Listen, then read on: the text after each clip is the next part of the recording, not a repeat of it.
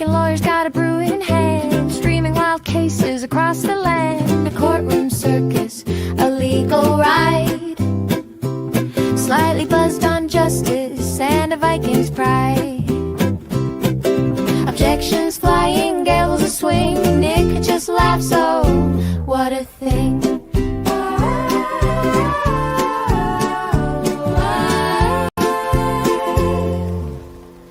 It's a slightly buzz Friday lore show, where the weirdest trials steal the show.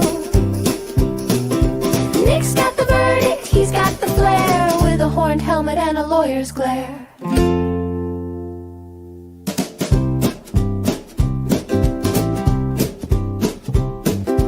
Mugshots rolling like a movie reel, a pizza thief or a banana peel. He calls it absurd, he calls it wild.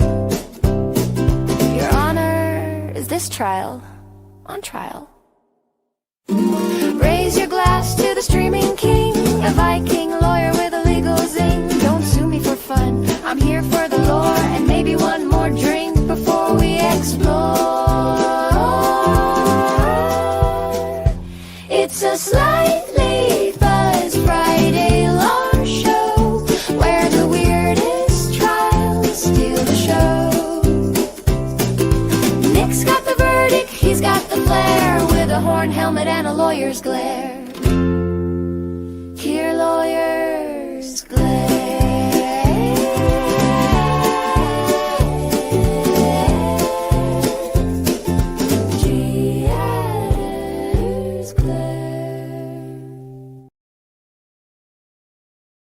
Hey! Yeah, I just asked in chat, is it too early for Christmas theme? Apparently not. Well, Halloween is done. The pumpkins are down. And so I got myself some stuff. First of all, Christmas socks. Dun, dun, dun, dun, dun, dun, dun, dun, dun, dun, dun.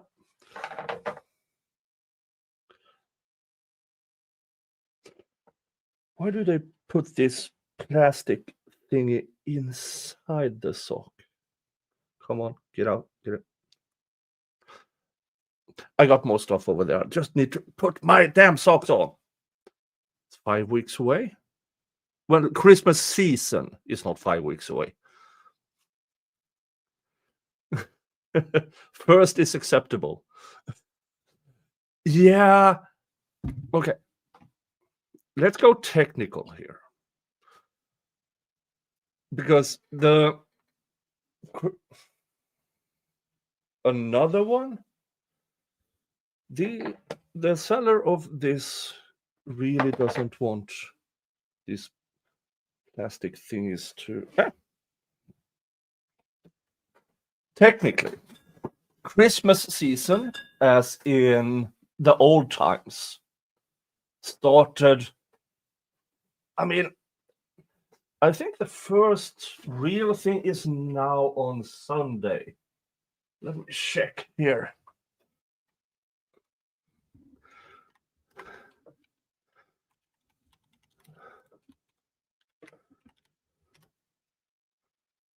Bum, bum, bum.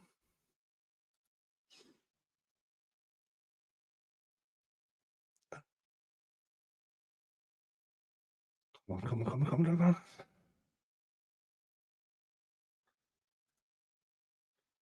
Let's see here. Well, Advent first is November 30th, but I think now on Sunday.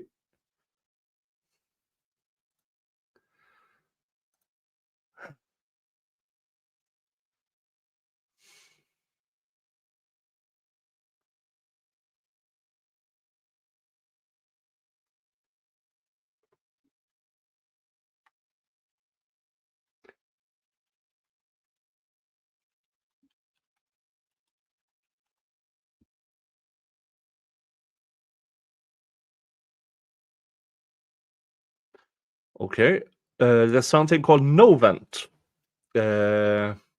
preparation for Advent. And let's see here. Dun, dun, dun. Well, apparently November 19th is the International Toilet Day.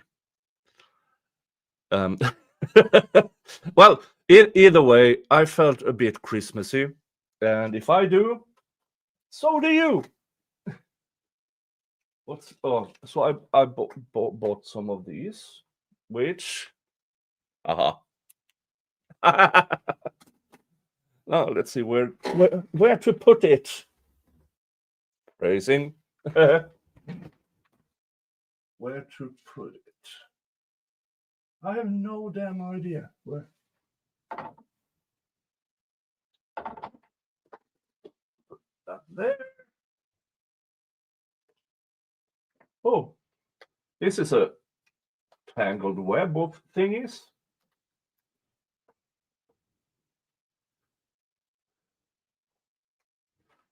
Yeah. Yeah, that's good. Oh, it turned into a heart, so of sorts. All right. In the eyes of the helmet, I will try to get one in the eye of the helmet.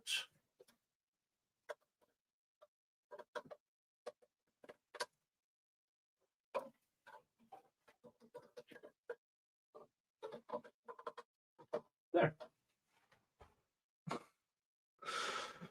All right. All right. Hello, folks. Hello, folks. Good to have you here. Good to have you here. Hello, guys at YouTube. Hello, guys at Rumble. And for the very first time, I did my trial on Twitch. It didn't go well. I mean, I got 8 followers in a month and a half. Yeah. So let's try out Kick instead and see if that is any better. If it's not, then I will return to the original 3. And which is YouTube, Rumble, X. And so we'll see if that works. Now, today, of course, we have the Wheel of Regrets. And but there's some new stuff here. There's some new stuff here. For instance, I have this. This is, let's see what the,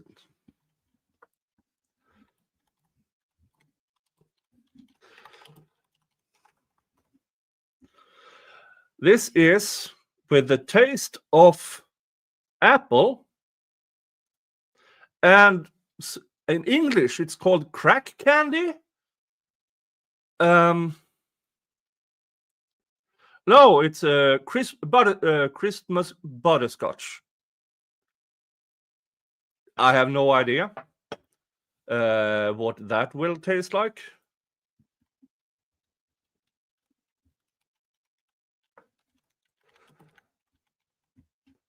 I also have marshmallow beer. Let's see if I can find it for you. Yeah, this is not only marshmallow, it's Santa marshmallow, which has some of maybe strawberry kind of thing. Crack candy. That's the direct. And also saffron and orange. None of these flavors are traditional cider or beer. So it goes on the Wheel of Regrets.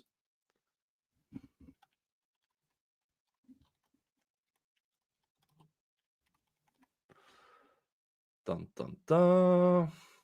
Just dun dun.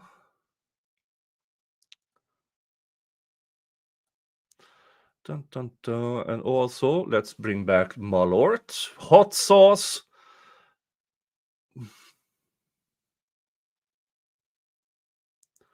bourbon, vodka, sonju. Let's see, what am I missing here? No, I think that all right. Let's just show it. Let's just show it. Let's just show it. Dun dun dun. Dun dun dun.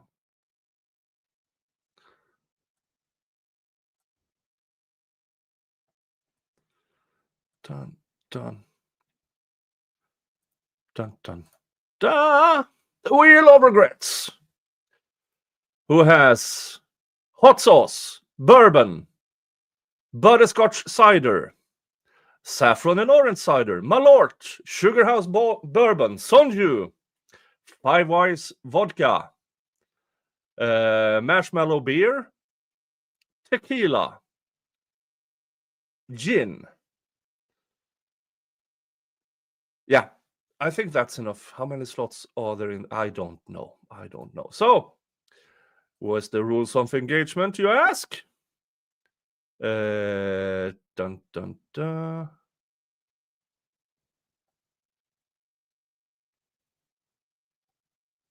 Where's my banner?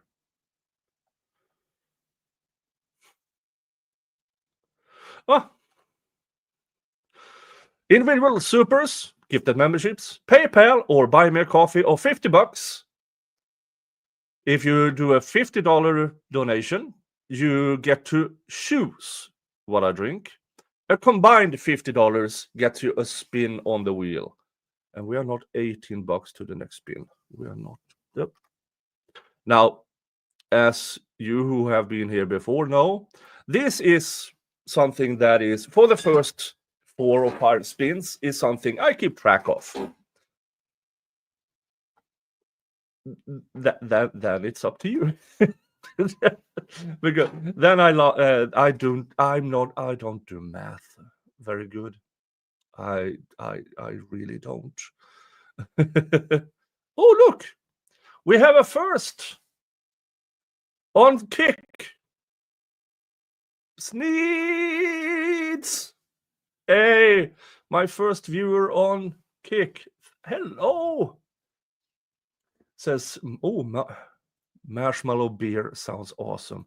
Yeah, I mean, I don't mind. But this is, of course, also a slightly buzzed law show. So I got a Christmas ale.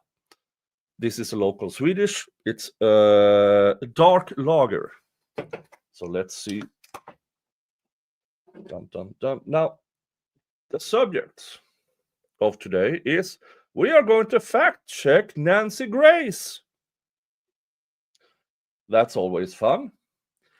And then we are going to go into the hidden true crime cluster F, because Jesus Christ, this supposed stalker thing, I've been informed of a few things regarding that cop friend of theirs. I got informed who,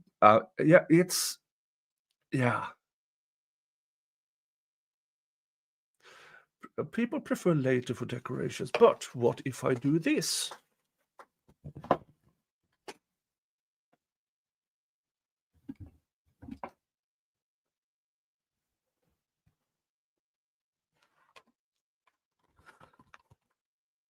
Hey, how you?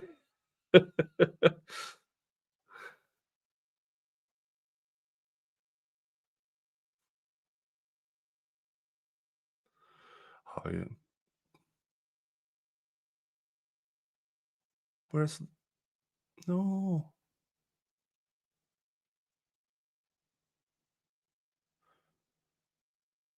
I lost a thing. Well, ho ho ho, says Santa Claus. Maybe I should do that one instead of. Where is it? Where is it? Where is it? There. Let's just do one of these instead of the full. Dun dun dun. There. There. Is that better? The background is really depressing. there, or that one. Do I have anything other? The same but white. I'll go with this one. Hello, folks. Am I Santa or Krampus? Depends if you be naughty or nice. Oh, yeah. So welcome to the show. It is a slightly buzzed, which means it's Friday. We have survived another week, folks. We have survived another week, another work week. It's Friday. It's after 5 p.m. Eastern time, at least. It's after 11 p.m. my time. Oh. Hmm. Okay, Sneed says over at Kick app is acting like ass today. So if I vanish, that's why. I'm very, very happy that you are here, my first viewer over at uh, Kick. I hope I can gain. Now, over at Kick, I am known as Big Nik Starow. And why that name? Well, it's because of Cat Not Williams. Because there's a lot of Nicks out there. I mean, you have the one who can't do this anymore. You have a few in the different trials. So to differentiate everybody from that, I became, according to Cat Not Williams, Big Nik Starow. So that now, why big? Well, let's just have your imagination run wild there. No, just joking. I'm I'm just under 6'4" and about 280. So yeah, that it kind of fits. It kind of fits. All right, folks. Let's go into the first thing. Let's see, where is it?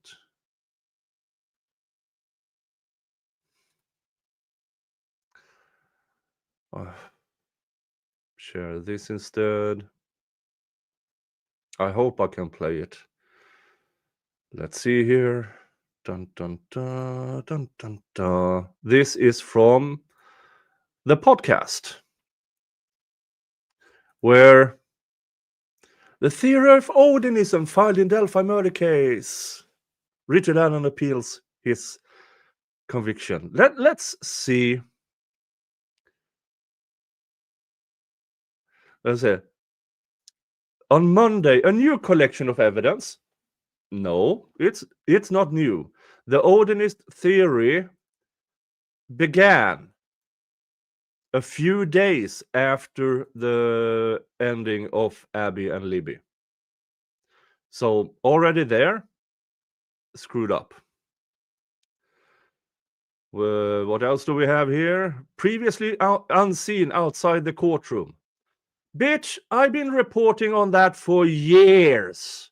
The Odinist report, the Frank's memo 1, 2, 3, and 4. Many people have reported on this and showed the papers. And it was submitted as part of Richard Allen's efforts to overturn his conviction. Sort of. Because court reporter Jody over at the who was the court reporter in the trial was ordered about a month ago to produce the actual evidence, because they only submitted the transcript, which is seriously lacking. I mean, the entirety of the third-party culprit defense in the Delphi trial was originally scheduled for 3 fucking days. At the end, they got not even half a day.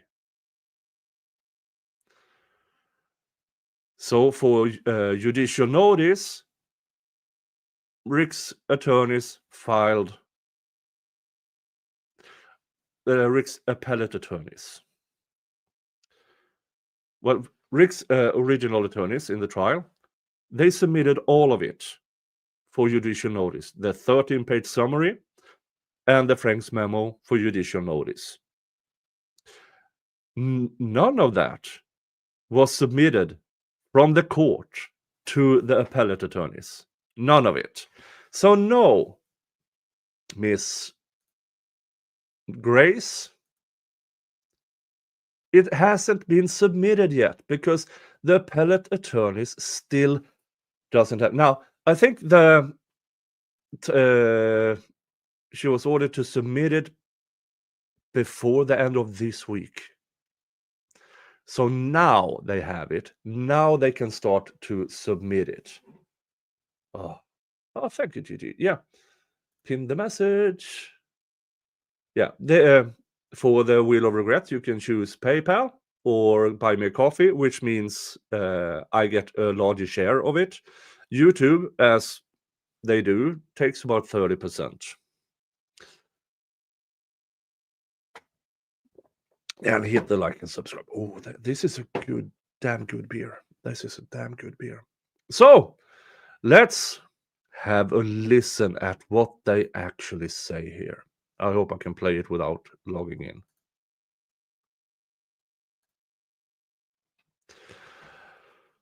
Crime Alert, hourly update, breaking crime news now. Okay, that's the voice. That's the voice. Nicole Parton on Monday, a new collection of evidence previously unseen outside the courtroom was Again? No. It is not previously unseen. So, or a bit of history here. Nancy Grace chose to attend the Delphi trial for a grand total of somewhere between 30 minutes and 45 minutes one of the days. That's it.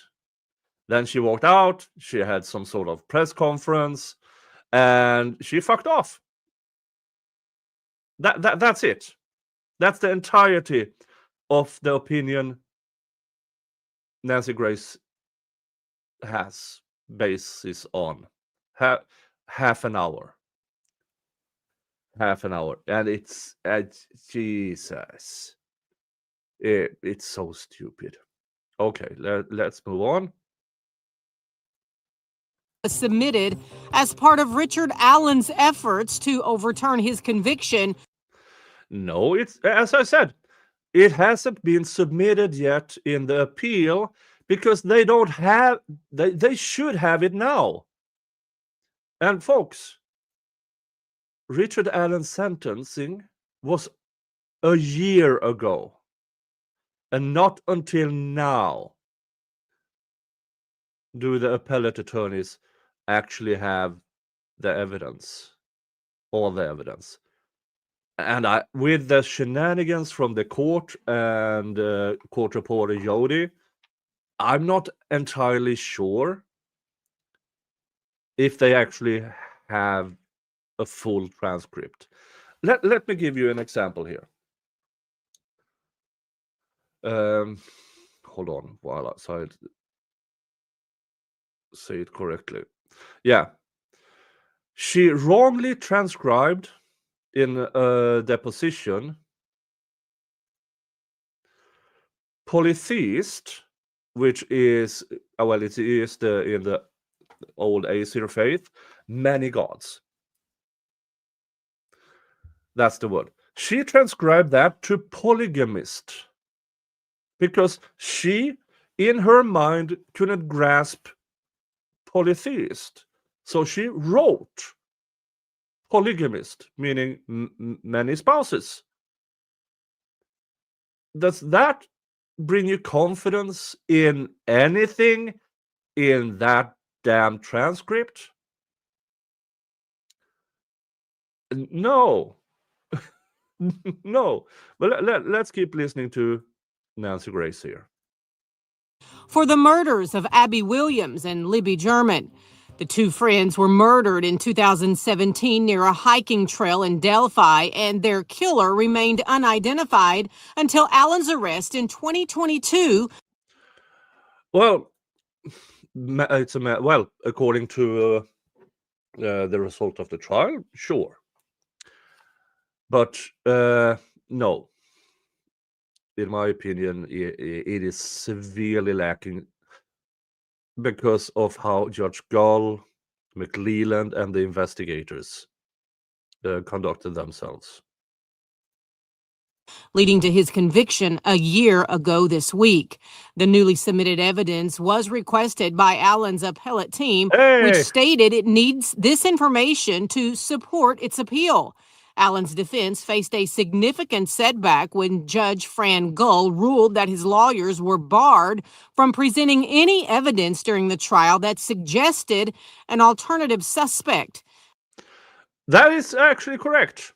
Judge Gull barred the defense from putting up a third-party culprit defense. This despite two other credible confessors, despite Rick Allen's DNA, there was unknown male DNA on the girl's private parts. That unknown DNA was tested enough to exclude Rick Allen. And it was never tested against anybody else. None. The excuse from the prosecution was it could have been transferred through the laundry. Really? Transferred through laundry. So why only on the private parts of the girls? And if it was a family member who is male, what male family member only washes the girls, both girls who are not related, only friends, both girls' underwear? Hello, Mr. Jingles. Hey. Hello, folks. This is Mr. Jingles. He runs the show. He's the actual owner of this channel, and so yeah. Hello, Mr. Jingles. Mr. Jingles has a few favorite things. One of them is to boop me with claws, which means my shoulder is sore 24/7, but it's done with love, I think. Oh, hello, Mr. Jingles. Hello. So yeah, she denied the third-party culprit. And here's the thing with Indiana case law. One, because she claimed it was no nexus.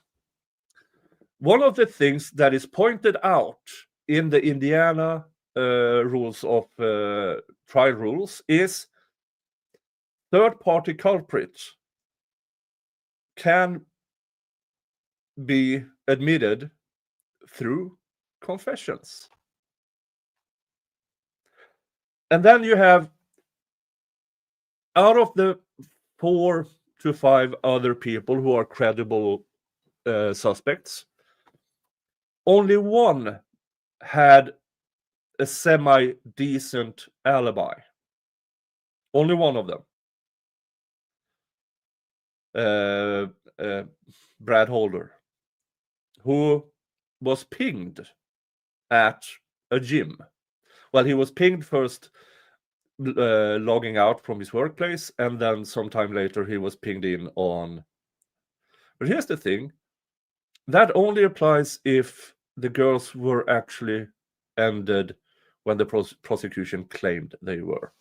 But I have done so many streams on this. Let's keep going here. The defense had intended to argue that the girls were victims of a ritualistic killing by individuals practicing a religion called Odinism. However, it's not actually called Odinism. It's called Aesir. This is one of the things that got me interested in this case, because apparently in Indiana and throughout parts of the United States, there are these diaper Nazis who think they are Vikings. Folks, this is Viking.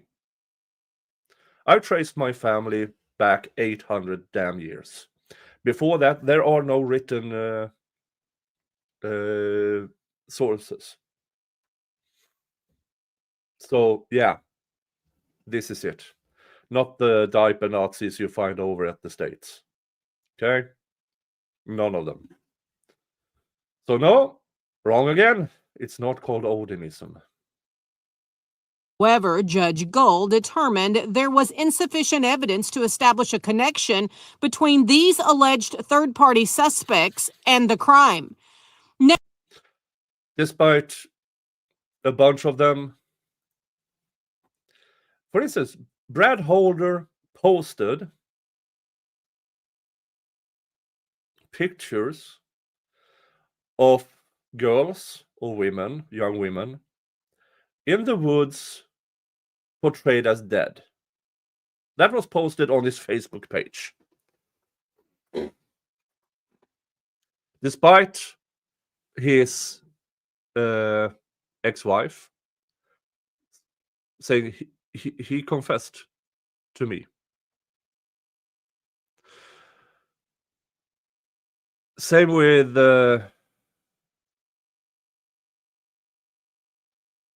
I believe you have the guy, I don't remember his name, who after the interview with law enforcement, they drove him back to his place of living. Then he turned around and said, if my spit is found on the girls and I can explain it, am I still in trouble? Yeah. But that's no nexus. That's no connection. And he had no alibi. Then you have the Keegan Klein, who, according to Jerry Holman, who looked at his Keegan Klein's phone, saw CP, saw that he had scheduled to meet up with the girls on the day of the murders. But they cleared him because one of his phone was at the time downloading CP. Because according to Holman, you can't automate downloads. So they just cleared him. And then they let him go, despite seeing he was an active PDF, despite all the CP on his phone, on everything, despite knowing he groomed minor girls. They let him go. They didn't charge him with anything of that. For 3.5 years, they let Keegan Klein roam free, grooming and other things to minor girls until he was caught in another district. But that's no nexus. That's no connection, according to Judge Gull. But no, the girls were not SA'd, according to the medical examiner. They did find seminal fluid. So how do you get jizz on the girls but no SA?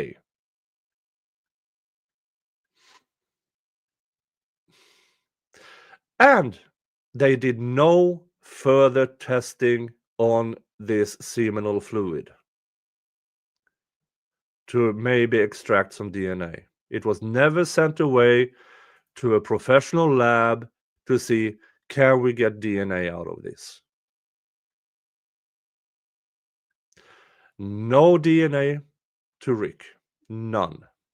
No fingerprint, no traces, no DNA, no nothing of the evidence collected on the girls were from Rick. None of it. None. But having a person saying they spit on the girls, having a known PDF, meeting up with a scheduled meeting with them that day, not a connection, according to Judge Gull. And that was never allowed to be presented to the jury. Let's keep listening. Now, the 12,000 pages of documents released on Monday stem from the Franks hearing conducted in September. Oh, you stupid woman. Oh, you stupid. You stupid woman.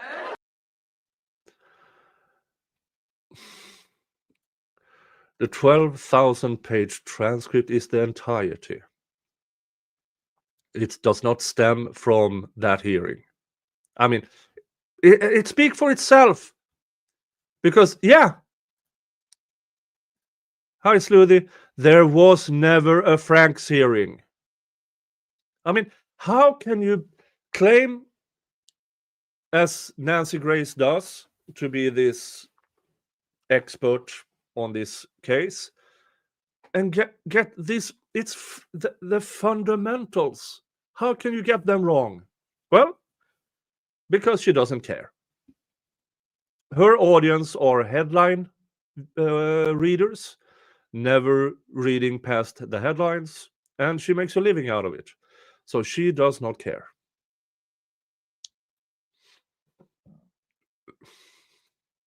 And includes substantial evidence related to the Odinism theory, along with depositions from key investigators.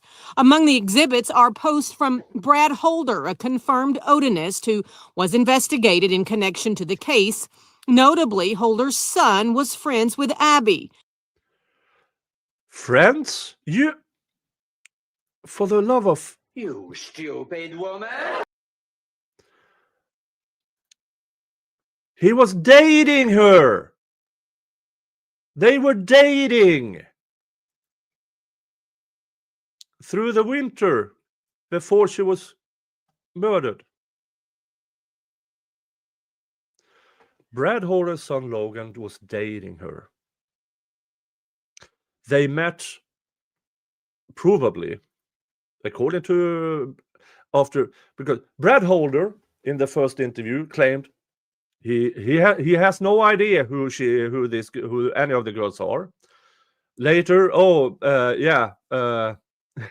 when it was revealed, Logan was brought in for questioning. He knew. So he went from having no idea to, I met her once or twice, to met her several times. Why would you lie about such a thing? Why? Why would you lie about such a thing? No, his son was not friends with her. They were dating. A 17 going on 18, dating a 13 to 14-year-old girl.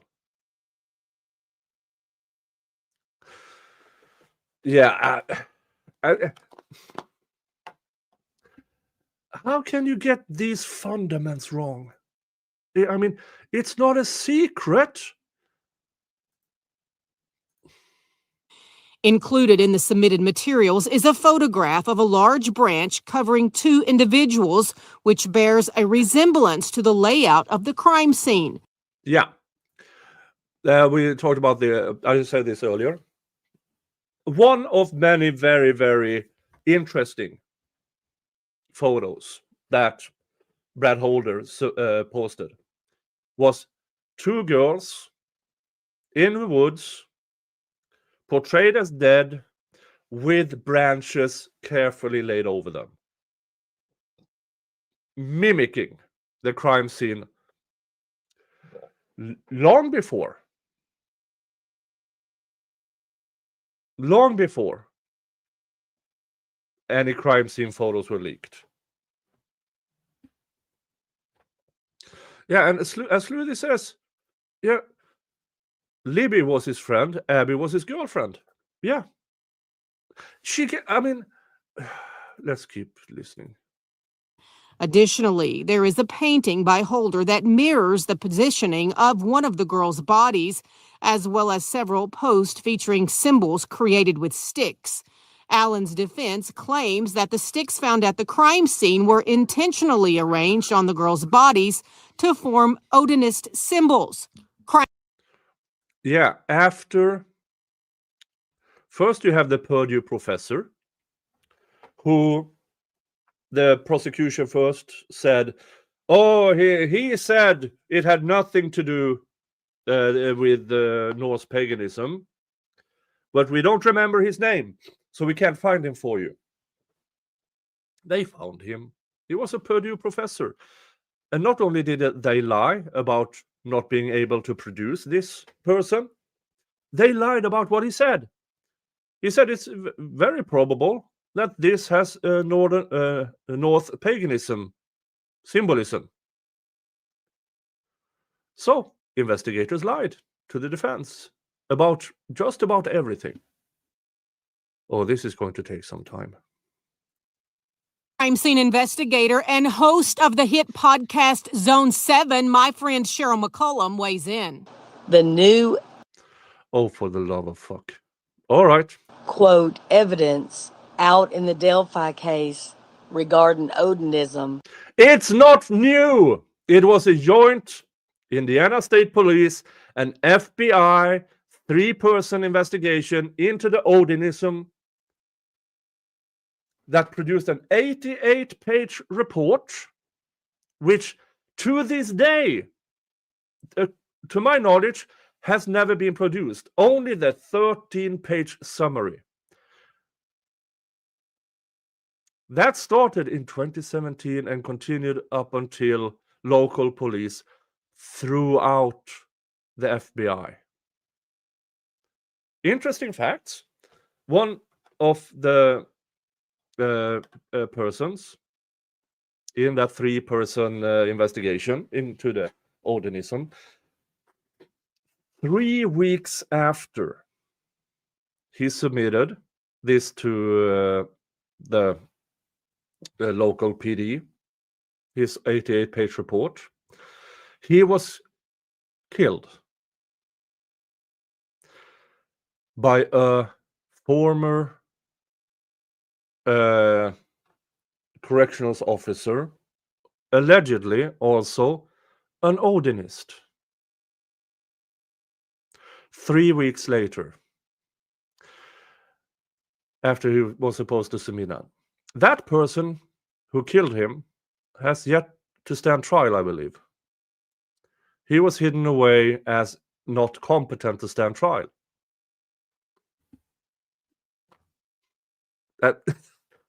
Oh, I'm going to show you guys. Yeah, your comments. Sneeds says, "Is everybody involved in that case a dumbass?" Oh yeah. Oh, you have a rabbit hole of clusterfuck if you want to go into this case. Let's just one thing.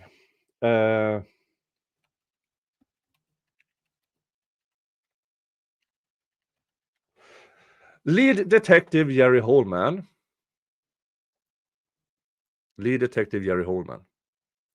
In his deposition, commented or was asked about 2 sketches that was produced by 2 different people. 2 different people.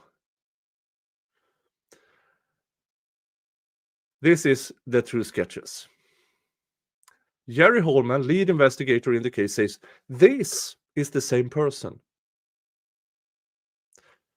The person on the left described as a middle-aged man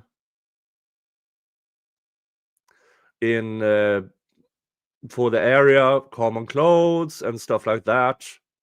And the boy on the left was described as 20-something, young boy with poofy hair, also described as beautiful.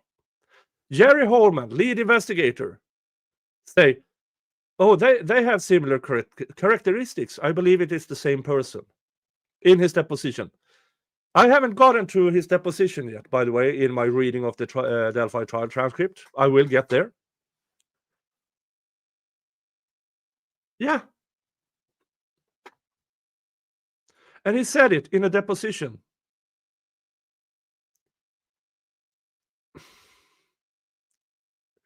This is the kind of clusterfuck this is. The investigators in this case lied, and lied again. They may, yeah. Yeah, that's just it. Hey, where were Justin Timberlake in 2017? Yeah. So yeah, this is the we joke around that the Karen Reed case and how Judge Gull was extremely biased and stuff like that. We wish we had Judge Bev in the Delphi case. We wish, because then at least the evidence would have been submitted. It would have been public. Nothing of this was public.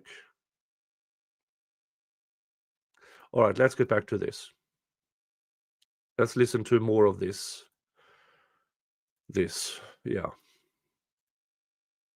Still does not hold up. Let's start with the most basic. White supremacists don't kill white children. Oh, you absolute whore. This person has never heard about the concept of race traders. Have they? White supremacists don't kill white people. You fucktwat. You moron. You cunt.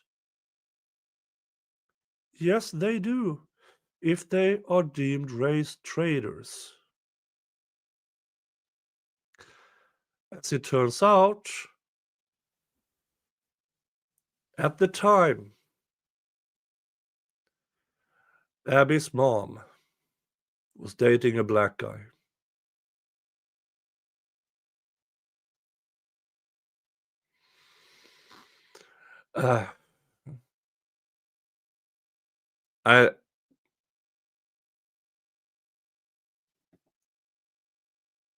Race traitor.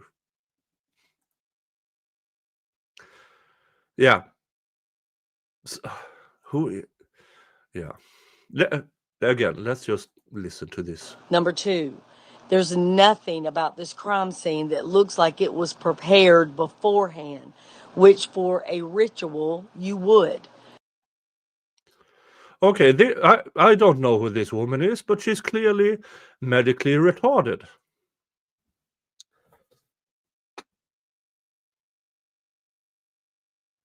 The area. Remember Down the Hill video? 43-second Down the Hill video?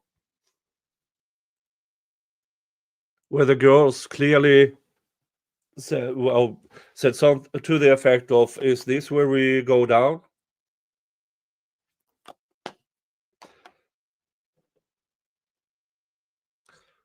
The area in itself was probably to some extent predetermined.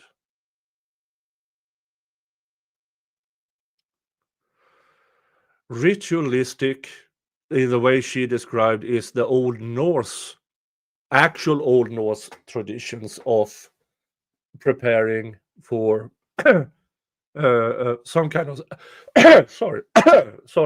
some kind of sacrifice. That doesn't mean it always is that way. It's I don't know who this woman is, but she's clearly medically retarded. The area, the crime scene of the area, had an area because this is a wooded area. This was enough room without any actual trees where things could happen. You had the tree stump, the so-called F tree. Everything about that crime scene says this crime scene was selected. And then the actions within the crime scene, when you actually look at it, how they were positioned. The F tree, there are multiple areas with blood that stuff happened. And how tree branches was carefully laid and displayed, not only over the girls, but in one of the pools, there was also a formation resembling a Norse rune. So I don't know who this chick is, but she's clearly not a smart one. Number 3, the symbols that they're claiming made out of the sticks are not Norse. You stupid woman! You have two, the Purdue professor and Miss forget her name, but who was supposed to testify at the trial. You have two experts on symbolism and Norse paganism who said, yeah, this is, one said it's probably, one say it's definitely about Norse paganism. And folks, again, actual Viking, of Viking descent. There are resembling of runes within those tree branches. I'm not an expert. It's just over here in Scandinavia, we are taught these things in school. I'm not. Now, I would probably qualify as an expert in the United States because the bar is very low. These are Norse paganism symbolism, in my opinion. This person, I forgot her name, she was mentioned. No, fuck you. There's nothing about this Odinist theory that has any facts to it. I can't play that. Defense attorney John Tompkins said in part, keep in mind, investigators initially believed there were two assailants releasing sketches. Oh, no. The investigative point was multiple, not two, multiple. Jesus fucking Christ. Sorry. Of them and soliciting the public's help to identify those individuals, neither of whom turned out to be the eventual defendant, his attorney said. Yeah, why is that? Why is that, you twat? How come none of the two original sketches was the defendant? How come none of the eyewitnesses at trial was asked by the prosecution, the person you saw at the trail that day, at the place that day, is that person the defendant? That question was never asked by the prosecution because they were afraid of the answer. And no, none of these are Rick Allen. And for you who are new to this case, these two sketches was drawn at the same time. The guy on the left was published quite soon after the murders and the investigation started. Then 2 years later, in 2019, claimed that person is no longer of interest. We are now looking for this young guy on the right.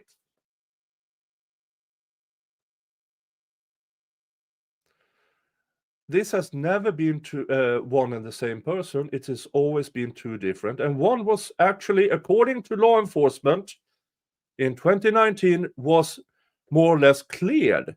Okay, but then who the fuck did you identify the guy on the left as? There's never been a name attached to it.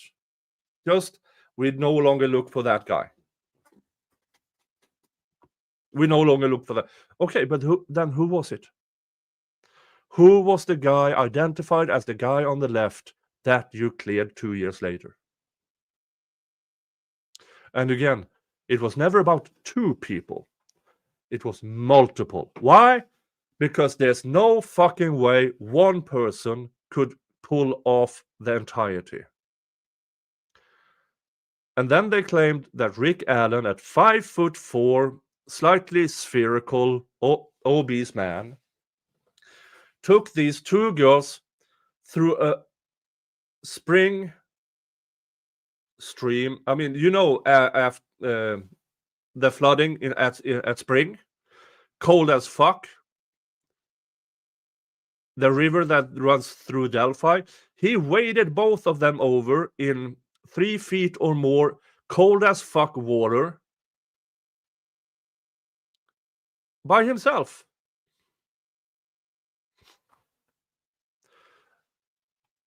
Abby, at the time, was about 5'4" and weighed maybe 80 to 90 pounds. And you want me to believe that one person could bring her through that spring flooding 3 feet or more high, waist high, belly button high, and she wasn't swept away with it? We have a spammer. We have two spammers. Over at Kick.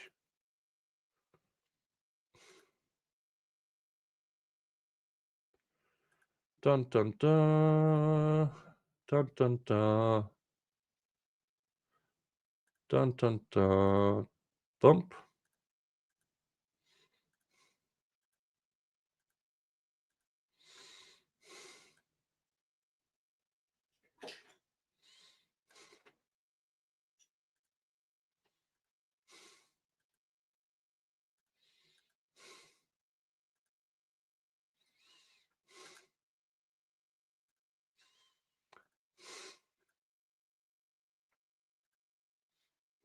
Bad.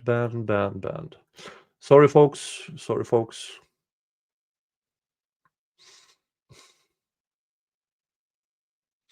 Yeah, folks. Spammers. Bots. Now, if you're sensitive, cover your ears. But people who program bots, spam bots, people who sell spam bots, people who buy spam bots do not have a human worth, in my opinion. They bring absolutely nothing of worth to humanity. Nothing. I do not, in any way, shape, or form, would care the least if all of them disappeared.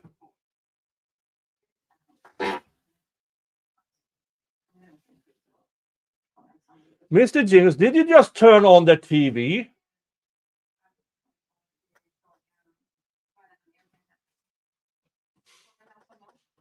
Hi, Cryptex.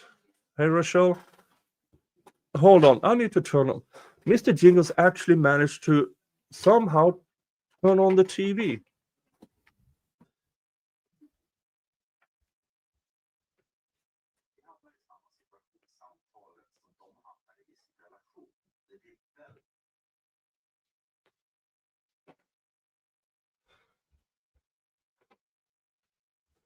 That's what you get when you leave the remote on the coffee table. You get a cat who sits on it. Mr. Genius or a ghost. He wants to watch his shows. Oh. All right, where were we? Yeah. And where was it? Yeah. As Rachel says, and if they walked bare feet, because their shoes were gone by then, why aren't their feet cut up?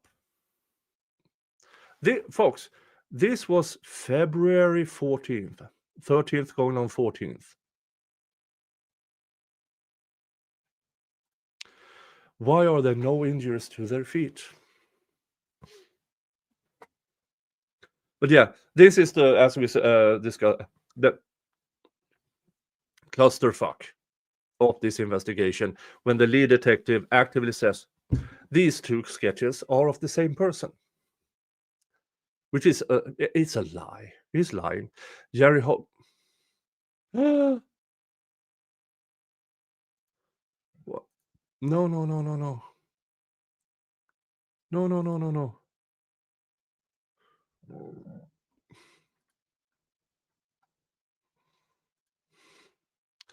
I have to find it again because it dropped it.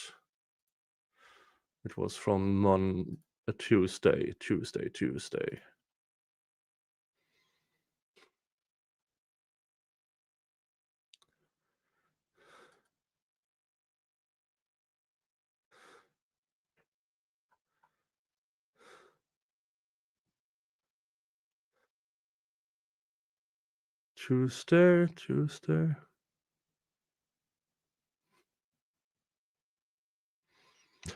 Oh, they pulled it. It's gone. They pulled the show. Folks, it's gone. They pulled the show. Tuesday the 11th. This was out. They pulled the show. Tuesday,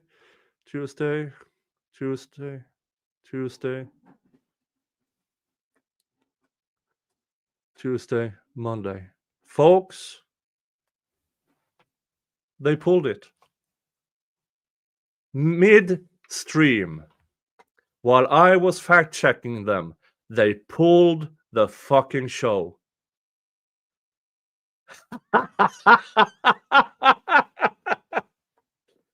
Oh, you twats. Oh, you two cunts.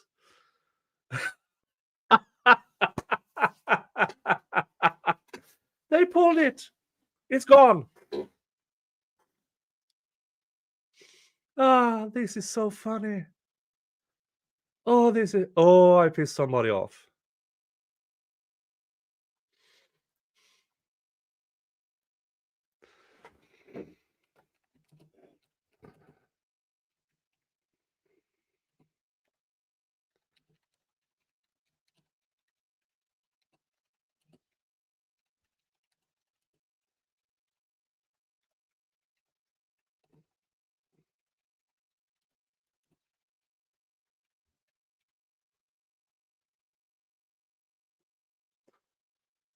Let's see if I can find it somewhere else.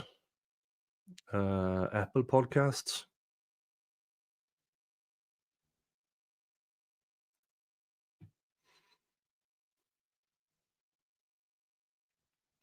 Let's see if I can find it. Or did they pull it everywhere?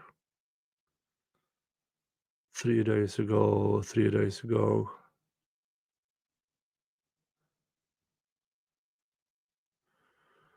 No, not on Apple. It's also published on iHeart. I have no idea what that is.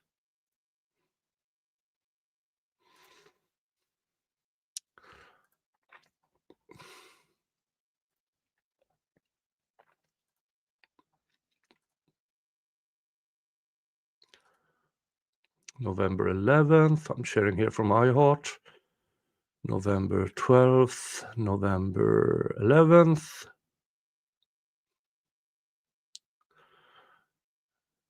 November 11th.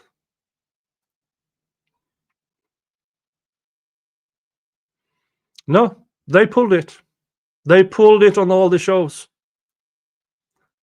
Mid my fact check stream, they pulled the show. It's no longer public.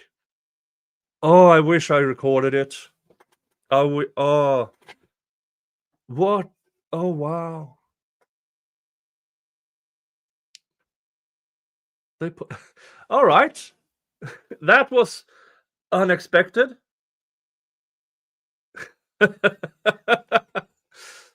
Yeah, folks. Mid fact checking Nancy Grace, they pulled their show.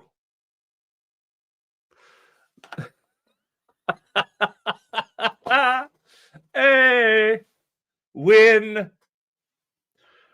Why do I call this a well? It's sad because I would love to do more, but it's a win because it's one piece of false reporting that is now gone.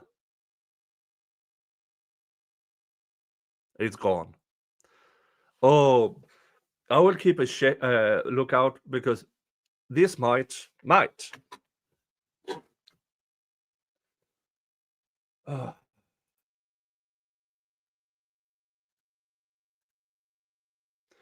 And another. I mean, look at this. Look at this retard who has no human worth. Follow my Twitter. I keep spamming you.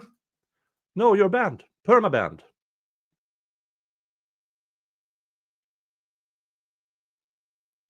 For all eternity. And Forex. Hi, Forex. I'm Nick. If I was looking at you while I saw you were... Now, I don't think you're a real person, so I can say this. If I watched you dying, I would not care. Because you have no worth. Yeah, she probably put stuff behind a paywall, but why that? Why I mean, you saw all the others were still up there. All the others still up, but that specific show is now gone.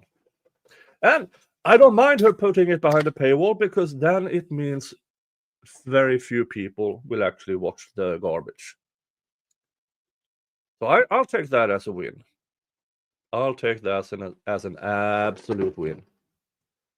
All right. Let's see if I can find...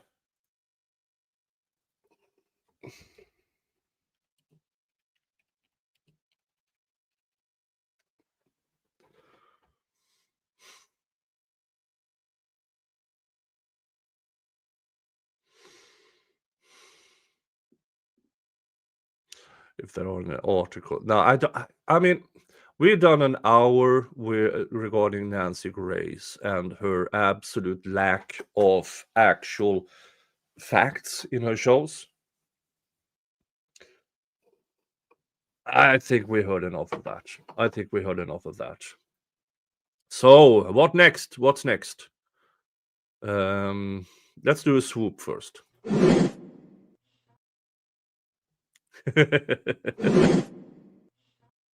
Yes, it's the Norwegian fire-farting dragon. You can't sneak up on that from behind.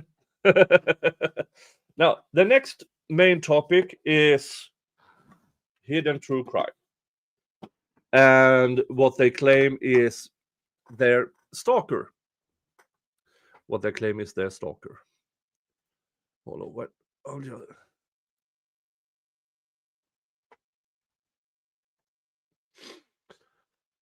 Now, I did a video a few days ago with what they claim is Lauren claims is their stalker, and there's a no contact order. What I found out since is that Lauren got police protection during the crime con because she learned that the stalker would be there. Here's what I've learned since then. Lauren didn't buy her tickets until after she found out her stalker was going. Who's the fucking stalker, Lauren? Folks, hidden true crime is, as I understand it, they used to be quite good up until the Delphi case, when they sold out their souls to the prosecution and the investigators. They had Nick McClellan, the prosecutor. They had Jerry Holman on their show multiple times. And it is embarrassing the amount of ass-licking, cock-gobbling, and ball-fondling they are committing with these individuals. It is embarrassing. Absolutely embarrassing. And now, since after the trial, they have tried to move on. But here's the thing. We haven't. We call out bullshitters all the time. And hidden true crime are bullshitters. Now, they might have thought that, hey, now the trial is gone. We got allegedly paid for our opinion. And so now we can move on. But we won't let them. That's not stalking, Lauren. That's criticism. Valid criticism, which you conduct lawfare on. You use the copyright system within the YouTubes to strike down on channels for reacting to, commenting on, doing parody, doing sarcasm on hidden true crime, which is all within the fair use doctrine. But they still do it. Why? Because even if they do a copyright claim, you object to it through the system, they still have 30 days to reply. Which means if you do anything while using some or parts of their stuff, they can pull it down for 30 days or more. Which means nobody gets to see it. You don't get revenue, and it hurts your the algorithm. Hi, Wanda. Good to have you here. Good to have you here. So, what to do about this? Let me just check if I have it up.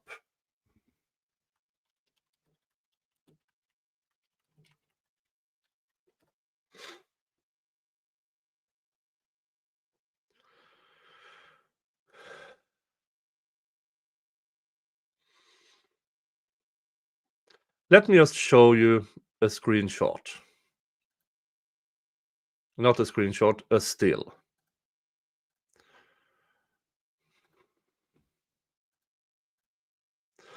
This is Lauren with murder sheets.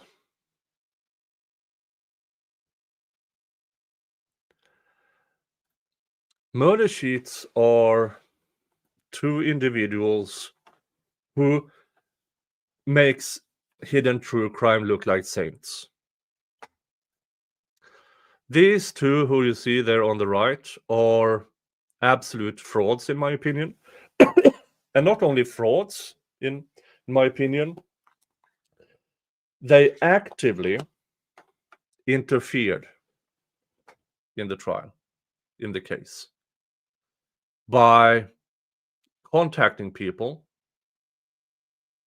allegedly threatening people. And was, in my personal opinion, involved in the leak of the crime scene photos. Oh, thank you, Rachel, for $20. Great content, Nick. Love the channel. I sent the PayPal too. Oh, wow. Let's see here. Yay! Oh, all right. Thank you for $50. $50. Yay! 70 combined. Rachel, this means you get to pick. You get to pick. Now, what do I have here? I have a shot of Bonneville bourbon, Five Wives vodka, Gonzales tequila, St. Augustine, Temple of the Moon Gin. What else do I have here? Well, so you get to choose between me spinning the wheel of regrets, or what do I take a shot of? Just a tall glass of pure H2O. We want to keep Nick, take no chance. All right.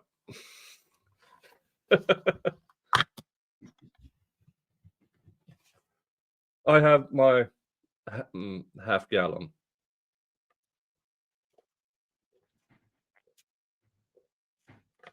All right.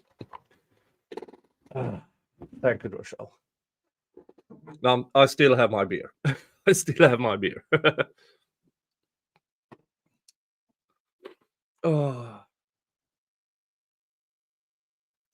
Yeah, screw the iOS version of that app. Yeah, Android not much better. Oh, pork sneeds. My first viewer on Kick having issues in getting logged in over at Kick. I'm so sorry. I'm just trying desperately to find new revenue sources. Now Twitch didn't work out, so now I'm trying Kick. Kick has fewer viewers, but also much fewer channels who streams. So maybe in a smaller pond, I can be a bigger guy.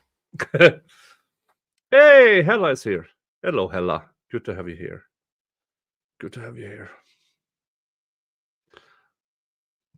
Now, yeah, Murder Cheats, who actively interfered in this case.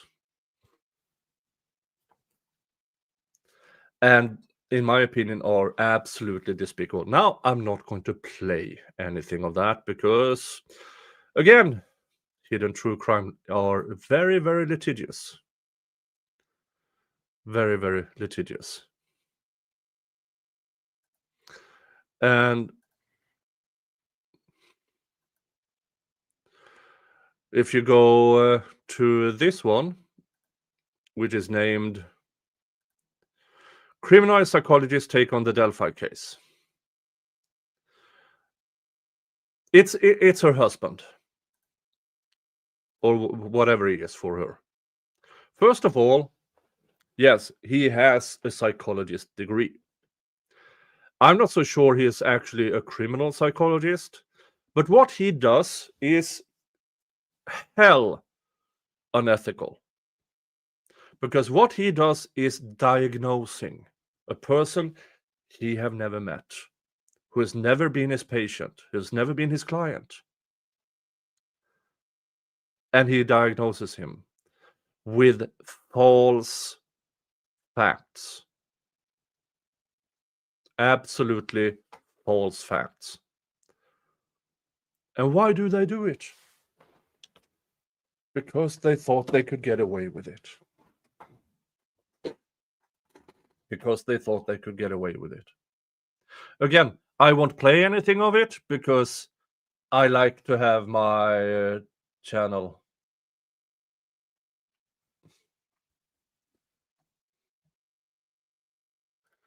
Hold on.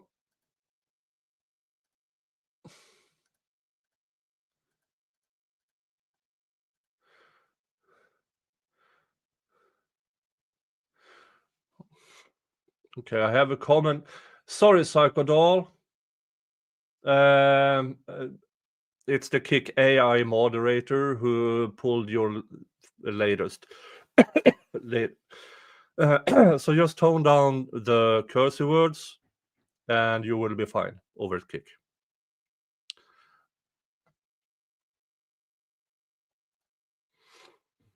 See, it says, I've learned that a clinical psychology isn't the same in different countries. No, they're not. They're not. Yes, Wednesday, it's a Peter Griffin lookalike. Kick doesn't like the game awards. Yeah, I know. It's the same over most of the platforms. Hi, Catherine. Finally up to speed. Hi, all. Hello. Good to have you here. Yeah, here's the thing. If he were a psychiatrist diagnosing, he would be in breach of the so-called Goldwater rule. The Goldwater rule came about when Senator Goldwater was running for president, and news organizations and talk show stuff had these psychiatrists on to more or less diagnose Senator Goldwater as everything between, the retarded to everything, every bad word. So the American Society of Psychiatrists, or whatever they are called, put it in their rules of ethics that you cannot, as a psychiatrist, diagnose somebody who is not your client. That is a breach, and it might get you to lose your license. Now, when it comes to psychologists, it's in the rules of conduct. Their ethical rules of conduct. You cannot diagnose somebody you don't actually treat. As Diana said, what would Dr. Fauci do? Yeah, you remember that guy from the Depp v. Heard trial.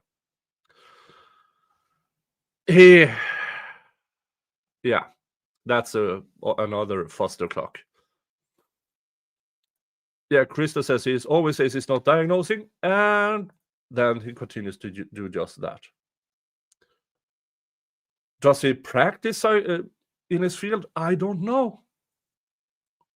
I hope not, because motherfucker should be nowhere near a human being. Yeah, these two twats pictured here deserve every piece of criticism. Now, Lauren, baby doll, cupcake, twat, you are not stalked. You're being criticized. And,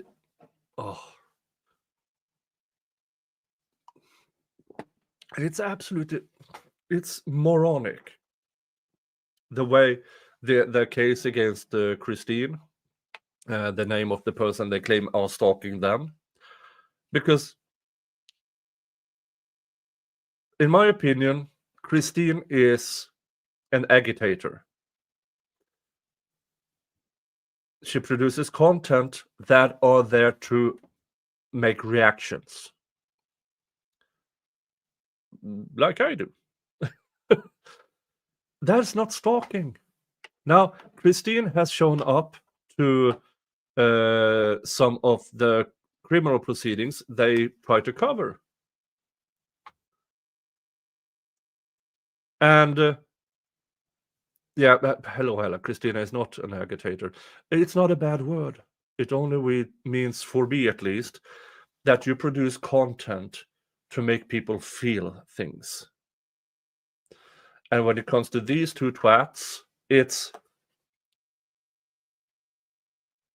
tragic comic. I mean, it's almost it's very, for me, it's dark humor, but it's also very serious because they have a lot of people who listens to them, who actually believes they are stalked. No, it's criticism.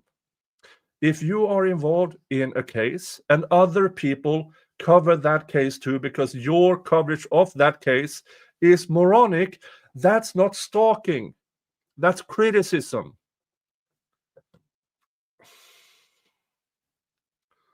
He works within the prison system? Jesus Christ.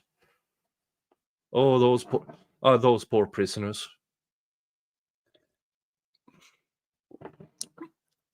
But no, and folks, we who are public, we boys, girls, men, women, or whatever you identify yourselves as, we who produce content, live stream, and stuff like that, we are public persons and we put ourselves out in public.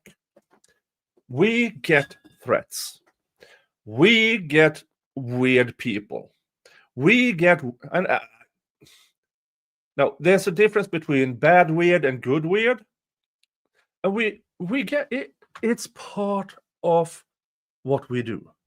We put ourselves out there. There will be people who hate us.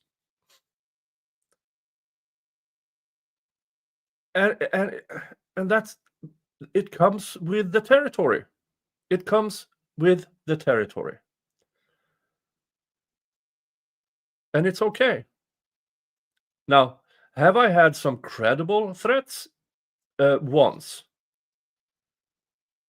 And I handled it. There are other threats. Yeah, sure. You go ahead and try from wherever you are situated to walk up on my farm and think that you can. Yeah. Shitheads, I have 46 acres and farm tools. There's no way in hell you can be a credible threat to me. But that's part of the territory. We put ourselves out as public personas. So does them. What? How many? They have over 300,000 subscribers. That's a big fucking channel.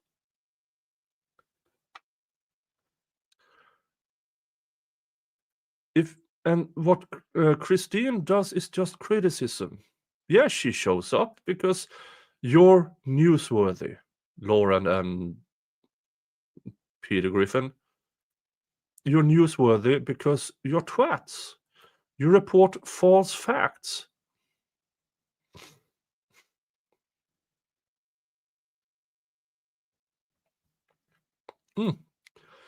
Dali, my favorite part was them making a huge public deal in front of Law and Crime hosts and then being outraged when Law and Crime found out about her hearing. Yeah. Well, in the segment of true crime, yeah, sure. 300,000. I mean, we are on the top percent of the top percent of YouTube. I have, how many do I have now? I have 19,510 subscribers. Which makes this channel a little bit noticeable. But 300,000, if I had 300,000 subscribers and those numbers, I could quit my job. For me, that means if you can make a living out of YouTube and the social media, you're big enough. You're big enough. Yeah, I know. Subs mean nothing. Views matter. Yeah, I know. I mean, 2/3 of my subscribers are from the YSL trial. So, in reality, I might be a 7,000 to 8,000 subscriber channel with the numbers I have on the other stuff I do. Yes, Mr. Genius returned. But 300,000 is still, once you get the silver plaque at 100,000 subscribers, you're recognized at least. Should I see their Patreon?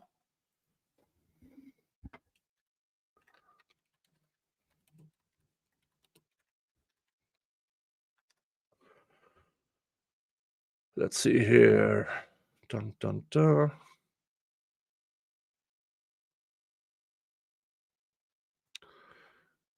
Can you see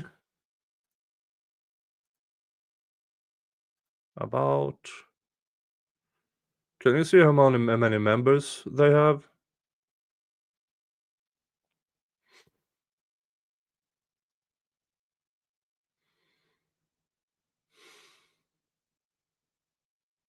Oh, they have an update on the. Yeah, they're 9-hour live, which was I won't cover it. Other people will cover it.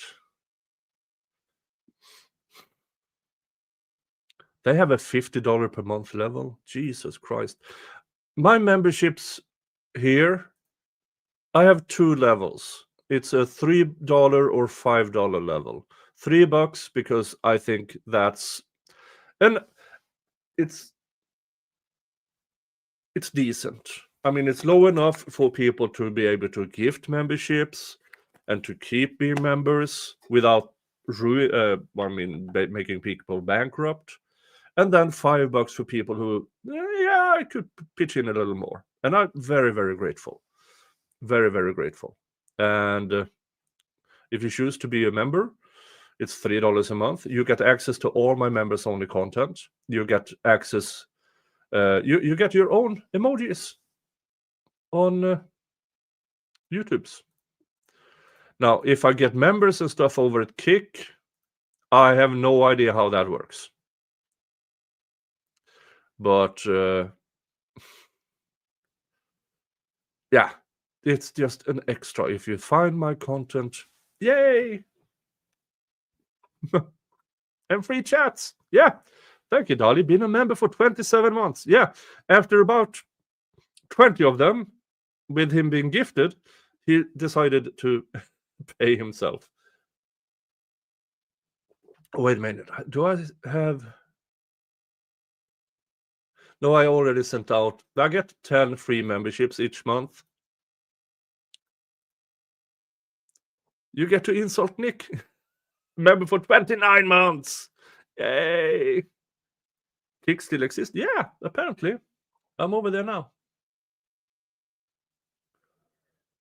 If you go to Social Blade and put in their name, you will get all the stats. Social Blade.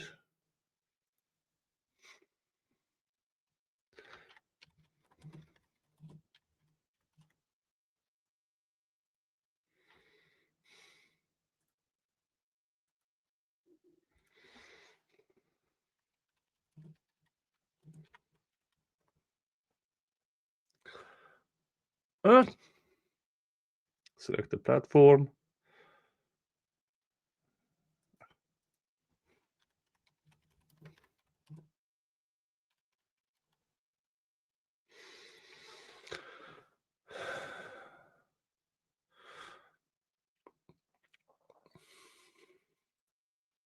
Let's see here. They are numbers 1,767 US ranked. Subscribers for the last 30 days, minus 6,000. Oh, 1.3 million views for the last 30 days. How many views do I have for the last 30 days? I have around 50,000 for the last 30 days. Yeah, that's the difference. I mean, if I had 1.3 million views a month, I think the average in the true crime segment is right around $3 per 1,000 views. I could make a living out of that. But I don't. This is a hobby for me. It's a way for me to express my opinions, cover trials, learn myself about the American system, and also teach you guys a bit about the American system. And my own system, the Swedish system. I have watched them since Laurie Dingwall days. What is the debacle? The Delphi trial. And how they have conducted themselves throughout it. That is the thing today. And the supposed stalking by Christine, which apparently, don't know if I said this, but the CrimeCon incident, which I made a video about a few days ago, where they got police protection in CrimeCon, which I don't think they paid for. It was by taxpayer. So the taxpayers paid for cops to spend a weekend in Denver protecting them. That's a fuck ton of, that's thousands of dollars of taxpayers' money for something that isn't real.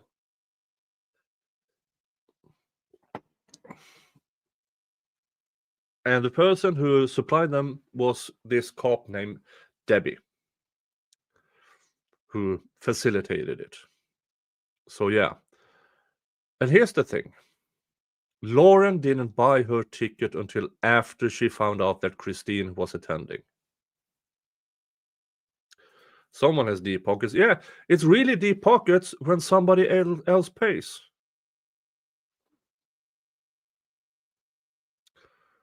Delphi and Reed a little bit is what made him go hide behind a paywall. HR didn't like what people were saying.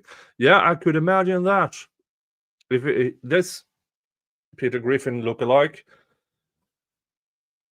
is making diagnosis online about somebody who is not his patient, then he's in deep trouble. Should be.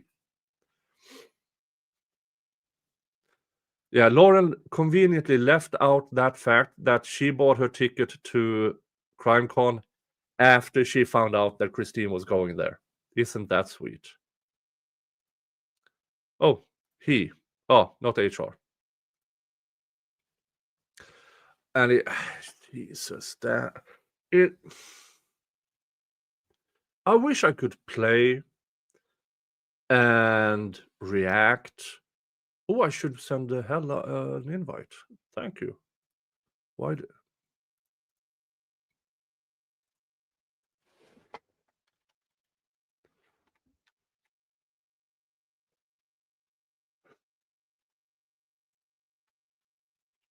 There you go. Hella got an invite. Hella is covering this a lot more than I have done.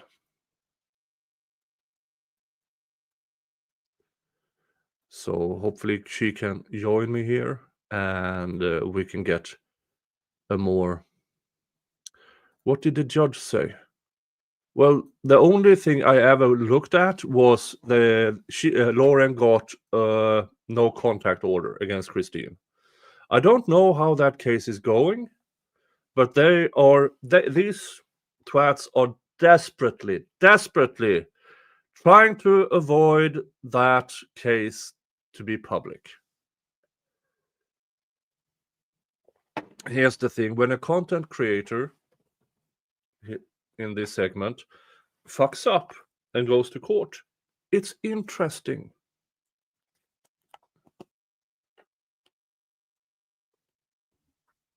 And it's worth covering, isn't it? Crystal says that you can't get a restraining order because your feelings are hurt. Well, it depends on the state. In Massachusetts, it might be enough because their rules are weird.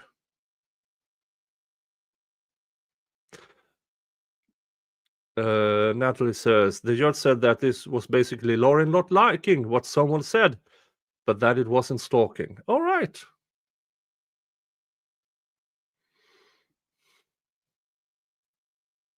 Rachel, Okay.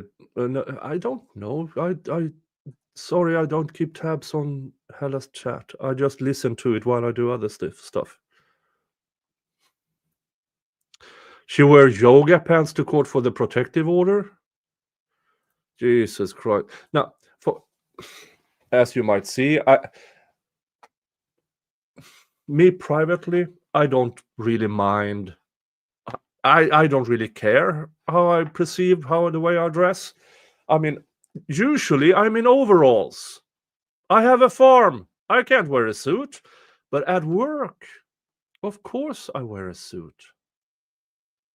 For you who don't know, hi, I'm Nick. I'm a jurist. I do labor and employment law. I'm contracted by a union to do labor and employment law. So my day-to-day work is law. Mm. So yeah, so when you go to court, you dress appropriately. It's respect to the system. Hi again, Wednesday.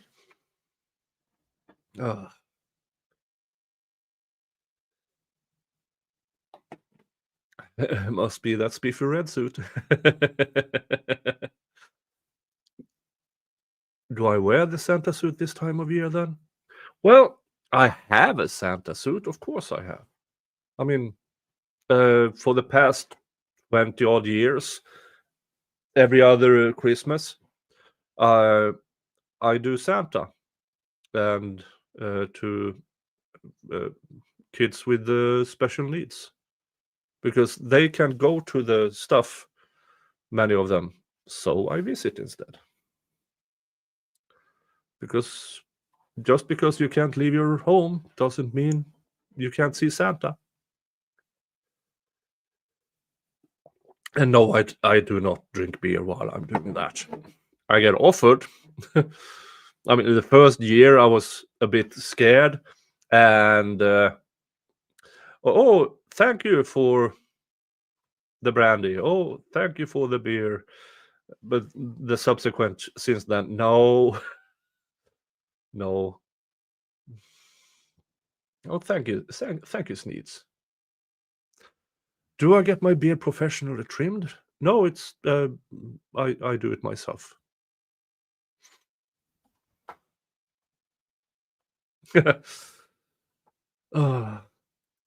Then I bake cookies. Oh, nice. All right.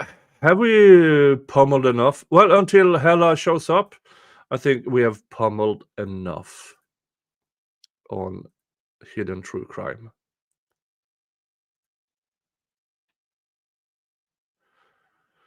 Do you have a subject you want to talk about? Oh, she will be here in 5.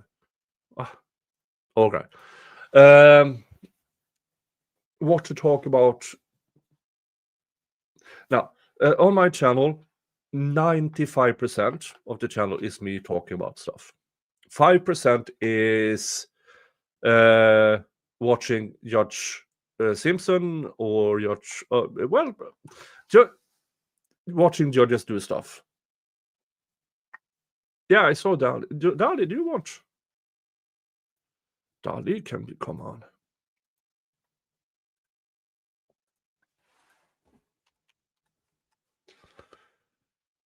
Da, da, da. So once in a while, I publish what Judge Simpson do. And yesterday, yesterday was such a good day. Yesterday was such a good day in Judge Simpson's court. And I published a video about an hour long, and it's amazing.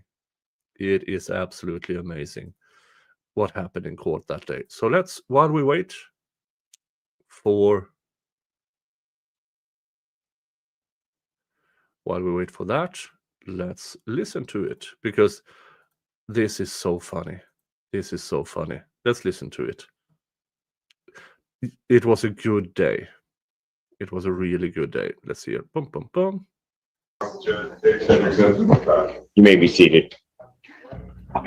Yeah. Court does call the case of the people versus Alan Rogers. Overwater Assistant Prosecuting Attorney for the People. Come on up, sir. Thank you again. This can. Yeah, can you call over for Miss Cannon? Can I call? Or run over for Miss Cannon? You find her. Thank you so much. Thank you, Catherine. That brings us $10 to the spin on the wheel. $10 to the spin on the wheel of regrets. Thank you so much. Cheers. Ms. Vidu, she's going to go check the office, see if she's there. Okay. Have arrived. I have Stephanie Cannon on behalf of Mr. Rogers, who is appearing to my right. Did you put your name in the record? State your name. Alan Rogers. So we called this case earlier. There's a violation because he hadn't appeared at community corrections. Hadn't contacted anything counsel, then sent him over to community corrections to test to try to get it back on track. Yes, Your Honor. We are attempting to get back on track. He was given new dates as to what do you have to do tomorrow? Have some paperwork that I have to fill out and bring them tomorrow. So he was given a bunch of paperwork that he's going to fill out and bring back tomorrow. Is he? Yes, he is. So just I don't know. Yeah, probably not so much. Counsel approach. Yes, Your Honor. Thank you, Your Honor. So probably the reason he hadn't appeared, you sent him over. He tested. We got the results back. Yes. And he's positive for cocaine, It's my understanding, Your Honor. Yes. which is a violation of his bond. We acknowledge that that is a violation of his bond. Yes, Your Honor. So you want an adjournment? Your Honor, I was going to ask for an adjournment for plea negotiation purposes. I would still ask for that adjournment. I understand that's probably not likely, No, I'll give you the adjournment. but I'll ask for an adjournment, Your Honor.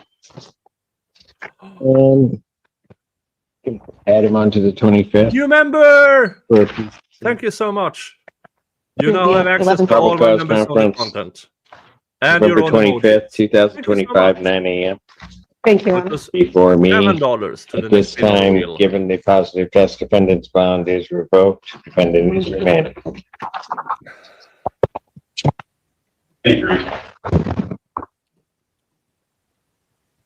Annie, you didn't think it was going to turn out that way. I really was hopeful, Your Honor. Yeah. It springs eternal. Court calls the case, People versus Owen Crane. Good afternoon, Your Honor. Your Honor, good afternoon. Joe Simon on behalf of Mr. Crane. And state your name. Good afternoon, Your Honor. Owen Crane. And we have a plea form, is that what we're doing? Yes, Your Honor. All right, plea form indicates that the defendant will be pleading guilty to two charges of attempted resisting and restricting a police officer to 1 year offense. Those are counts 4 and 5. Counts 1 and 3 would be dismissed. And there's a sentence agreement. Paladin, thank you so much. And he upgraded to Viking Raider. Oh. Yes, that is the you have Viking Crew at the $3 level and Viking Raider at the $5. Thank you so much, Paladin. Thank you so much. That is so nice of you. That brings us $5 to the next spin on the wheel of regrets. Yay! Yeah, I know. As the dear reader says, joking 1 second, revoking your probation the next. Yeah, Judge Simpson has this unique ability to treat each and every case individually. He can be extreme. I mean, more or less this entire day, he was in a good mood. Everything went smoothly. A lot of fun things happened.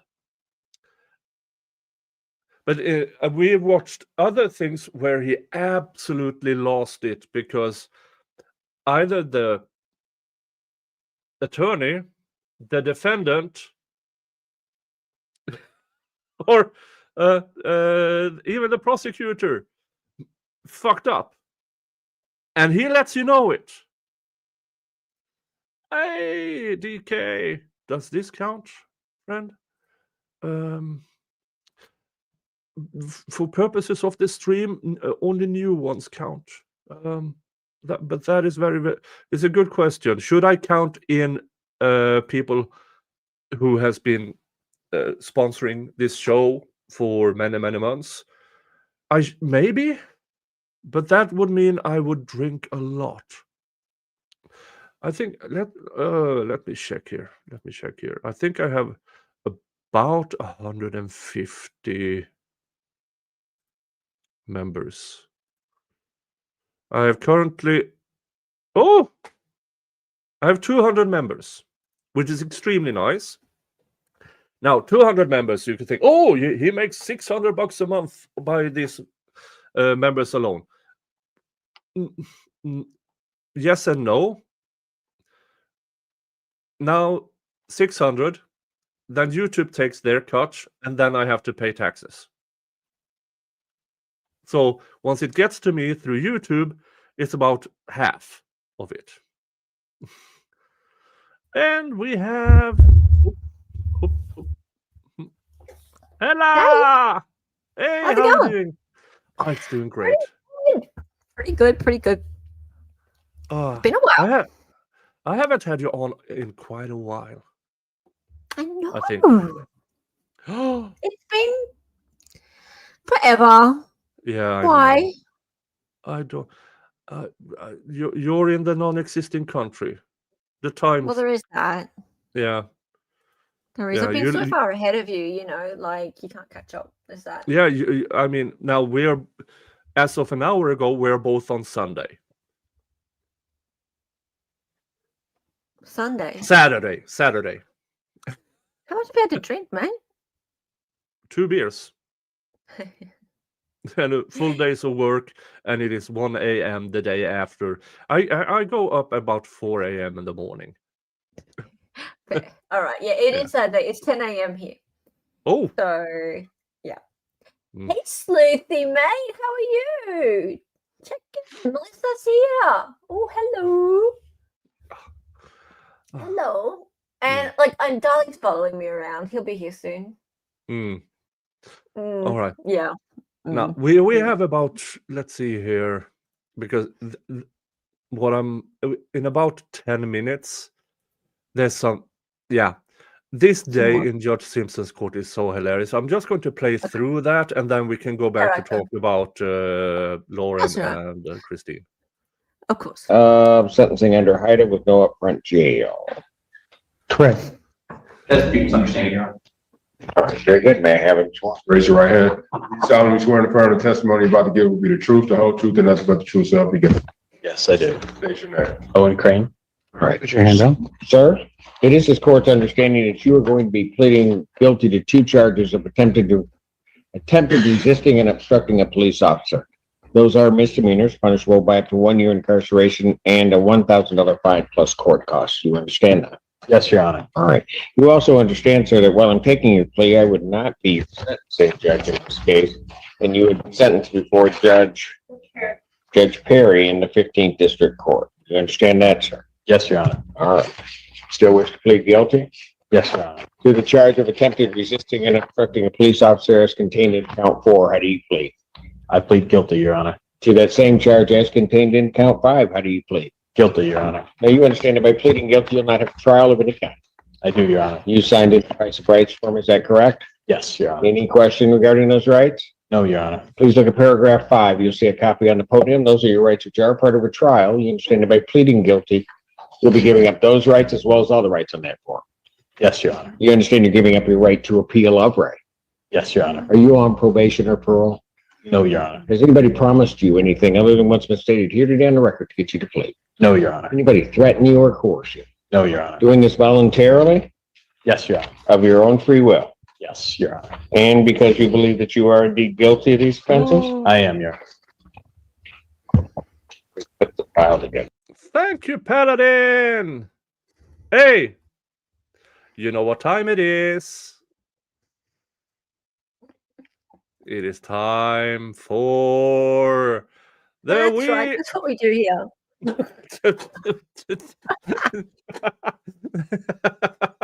The Wheel of Regrets.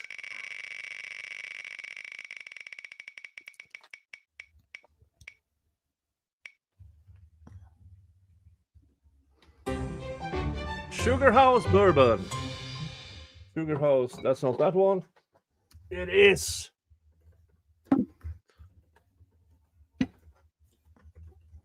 No, that's that. Where's my Sugar House? There it is.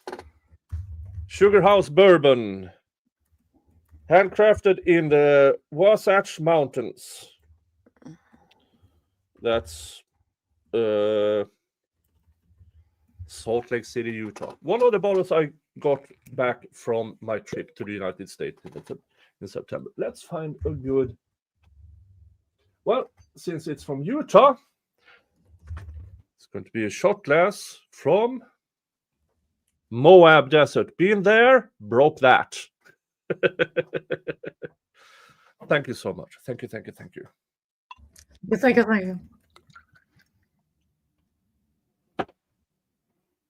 Yes, folks, this is the slightly bust, and it's all up to you if it's going to stay slightly bust. Just slightly bust. To Has blitz. Has Hella become American for the day? Look, people think I am American around here because I know more about American news than Australian news. Yeah, folks, we outside of America really don't have this freedom of information and freedom of speech thing. Nope. We don't have the Second Amendment or First Amendment. We don't have the second as well. But no, folks, we don't have the First Amendment. We don't have the protections you have. Protect it, because once it's gone, it's never coming back. Cheers. It's interesting you said it, actually. Cheers. Yep. Because I had a little rant the other day, or a week or two ago, actually, on a stream about this Laura Mathias situation. And I said, part of the reason I am streaming about this, that I'm angry about this, is because we don't have the First Amendment in Australia. We don't have the same freedoms. And you guys do. And yet this woman is trying to use a civil stalking order to stop someone from actually speaking on the internet. She's actually making it that broad. She's making it so that Christina is not allowed to be on the internet. Yeah. Right. That's what the ex parte motion was hoping for it cover for Christina. Yeah. Right. So you know what's happening in December in Australia? Under 16s are not allowed to use social media. Right. So we have what's called a e-safety commissioner here, and her job is to police the internet and take things down. They can just take down anything we say if it doesn't conform to what the government likes, right? Now, because we don't have the First Amendment, I won't go into that, but our lack of freedom of speech here is so evident to me, and Australians are just so used to it that we don't even notice it. I notice it because I am constantly dealing with American trials and talking with Americans, and you guys value your freedom of speech so much. Yeah. We don't have it. So it makes me so mad to see this woman just going, and her husband going, freedom of speech, like that. It's valuable. And speaking of stuff that should be off the internet, hi, Dolly.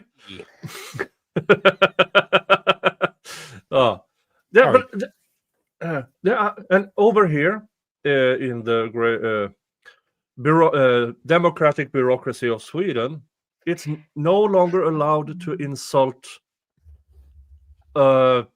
a government employee. There are currently about 150 cases where people have insulted cops, telling them pig, different curse words, and stuff like that. Now, some have been thrown out. There are still over 150 cases where people. But now, some of them are during raids when people say, you this and that, you shouldn't be here, this and that. And that in itself is a crime. Wow. And you have people who has been, okay, you were out drunk you were too drunk in the pub, so we had to take you to the overnight cell to sober up. And while doing that, you told this female cop that she looked like a pig. Now you're being prosecuted. What if he meant it as a compliment? Yeah, like pigs are pretty. Like especially the baby ones. Yeah. They're so cute. Yeah, but that's the state when you don't have the First Amendment. The politicians can do that kinds of things. And when it gets to Lauren and hidden true crime, that is the state they want. They want their freedom of speech. They don't want your freedom of speech. Oh no. And that is, folks, the definition of protecting freedom of speech is protecting speech you don't like. Unfortunately, yes. It's just how it is. You can't have some and not the other. Oh, didn't know you drank. No, did you miss it? I had. Are you new here? Are you new here? I had it. Well, I'll take it. Tiny, teeny wins more. Just for you. Just for you. Not counting. Thank you, Paladin. Thank you so much. I have no idea how close we are to the next spin on the wheel. Let me count. Now, I did get a $50 PayPal, but she only wanted me to drink non-alcoholic. Thank you. Thank you, Rachel. But I did count this into the next spin on the wheel. So that's 20 plus 20, 40, 43, 46. But then he upgraded to the $5. So which makes it 48 plus 20, which put us over, which means we are 18 over, 38 over. We are $12 from the next spin on the wheel of regrets. Thank you so much. Thank you so much. You're so good at this. You're so good at profiting from the trauma of others. And your liver. My physician is so mad at me. She's so, because the week after I do one of these streams, I go to a checkup just to make sure my body is still a temple for Buddha. And and she takes all the specifics and all the things, and yeah, my cholesterol is great, blood pressure is good, really, sugar levels are within normal. She hates it because I shouldn't be. Folks, I'm 280 pounds. I don't move around a lot because my knees are shut. I should be a wreck. But I'm fat, old, and healthy. Just need to amputate your head. That's all. Just dropping by to say hello, hello. Hey. Which makes it $8 to the next spin on the wheel of regrets. All right, but folks, I wanted to show people what I published yesterday with Judge Simpson. So we're going to play through that. Oh, not that one. It's another 7 or 8. You're going. Hang on 1 second. I'm supposed to have a paper in front of me that they don't. On the date of September 27th, 2025, location of 2120. With 3 people here, I'm completely covered by the Santa Laws overlay. Look at you. That's Oh, fantastic. that's so funny. Wait, I have to find another one. Oh, David, what are you talking about? Now I'm covering Dali instead. Oh, maybe no, darn it. That one. No, I'll just no one. 1 South Main Street, City of Ann Arbor, Washington County, State of Michigan. Did you come into contact with sheriff deputies or police officers? Yes, Your Honor. What happened? I was at the concert at the stadium. I had drank too much. They attempted to remove me and I resisted. Okay. You resisted in what He was way? drunk and stupid. I attempted to run away. And were they trying to take you into custody, or they were trying to take you into custody? First, they were trying to assist you medically. Is that true? Yes. They began medically, and I then resisted all help, and then they attempted to take me into custody. Assist you medically, like, don't throw up there, you bastard. Yeah, folks, be careful out there when you're out with your friends drinking. I mean, shit happens. Now, I don't know if I told this on stream, I might have, but when in my youth, a number of years ago, way past the statute of limitations, I got lost in a one-track train station. Yeah. Because you know these revolving doors. So I walked in, then I met a friend who I supposedly knew. And we started talking, and we did that, you know, when you talk and you just go around each other. And yada. And then I walked out again. And all of a sudden, instead of being at the station, I'm outside. I'm like, oh, this is not right. If I go to the right here, I should be able to walk around the train station. An hour later, I had to call a cab to get to the train station. Whoops. So yeah, I got lost in a one-track train station.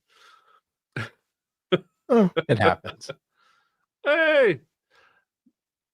Look at that. We got a new spin on the Wheel of Regrets. Hey-oh! It's a Wheel of Regrets! Dun dun dun dun dun dun dun.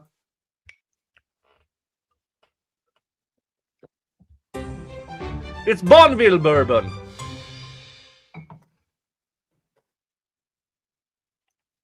It is produced and bottled by Salt Flat Spirit, also from Salt Lake City. Ooh, fancy. Yeah, which is from shot glass from Moab Desert. Been there, broke that. For those who don't know, I've been traveling through the United States 2 years in a row. Last year, I went south to north. Houston, New Orleans, Atlanta, Chattanooga, Knoxville, Indiana, and then up to Detroit. And I bought a shot glass from every state I traveled through or visited. This year I was in Utah and Miami, so I bought shot glasses from wherever I could find my way. So this is one of them from the Utah Moab Desert. But thank you so much, Paladin. Nice. Thank you so much. And with that, cheers!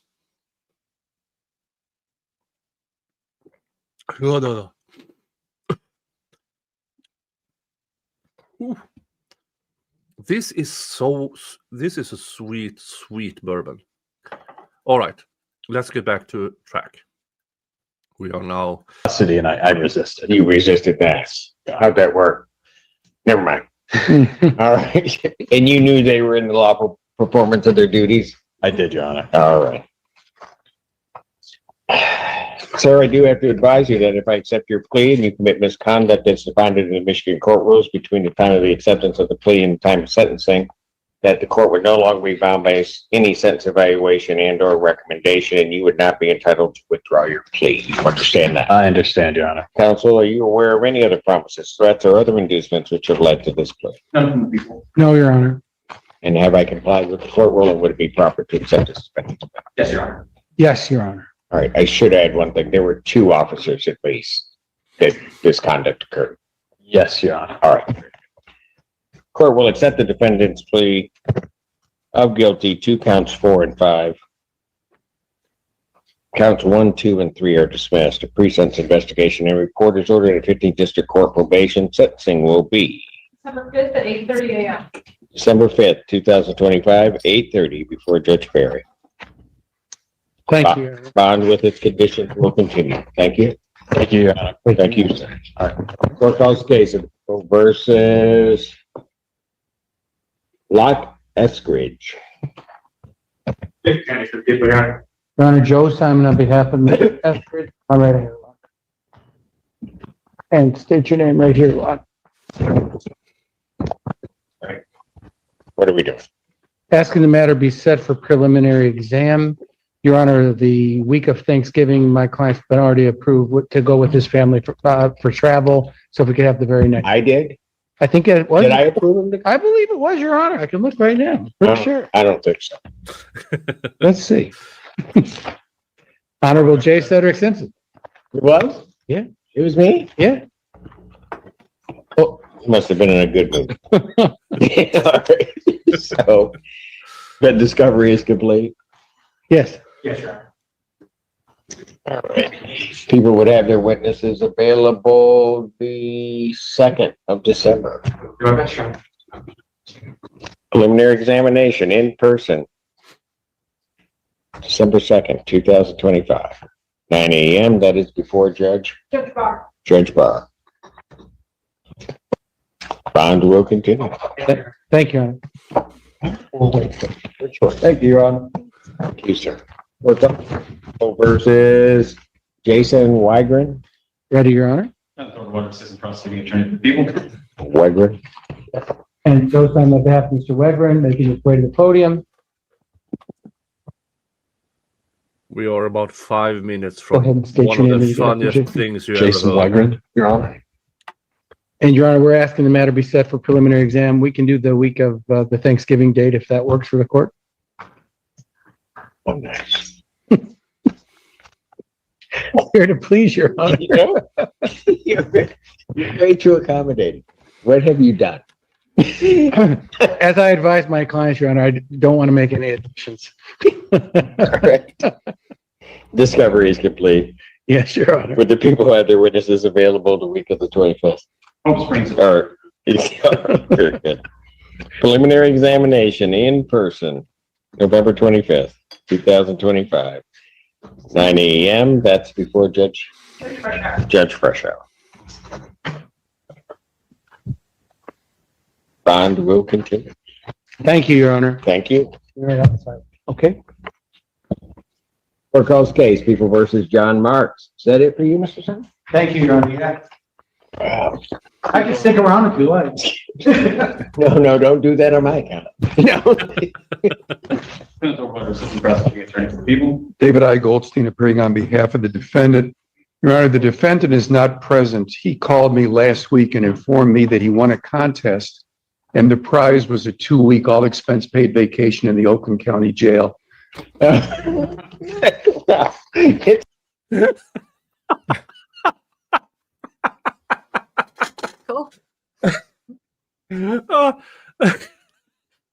That is an attorney who knows who he is in front of. Behalf of the defendant. Your Honor, the defendant is not present. He called me last week and informed me that he won a contest and the prize was a 2-week all expense paid vacation in the Oakland County Jail. It's a winner. All right. So I'm asking for an adjournment, Your Honor. He said Oakland County. Oh. At least for 2 weeks, is that what you're? Yeah, Your Honor, you would have something for me this morning on the 4th, I think it was. Yes, That'd be fine. that'll work. Yeah, this attorney has been in front of Judge Simpson a bunch of times, so he knows when to pull these things. What? Who vacuums the floor there? Like, look at it. It's crap. I think there are outlets where to put the. You have an Yeah. outlet there, and then you have where it is supposed to be, so they can move this thing around. But they have Okay, marked right. because Judge Simpson records everything, and for the cameras, so they have pointed out these are outlets to if you need TV, if you need a computer or stuff like that, and where to position everything so it fits within the camera angle. Okay. It looks really bad from out here, but fine. Yeah. But I mean, this attorney, I mean, seriously, what a build-up. What a build-up. What a prick, sorry. I hate prosecutors. Probable cause conference, December 4th, 2025, 9 a.m. Bond continued. Thank you, Your Honor.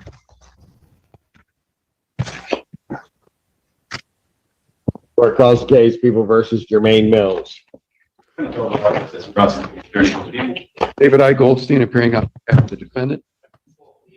Mr. Mills, state your name, please. Jermaine Mills.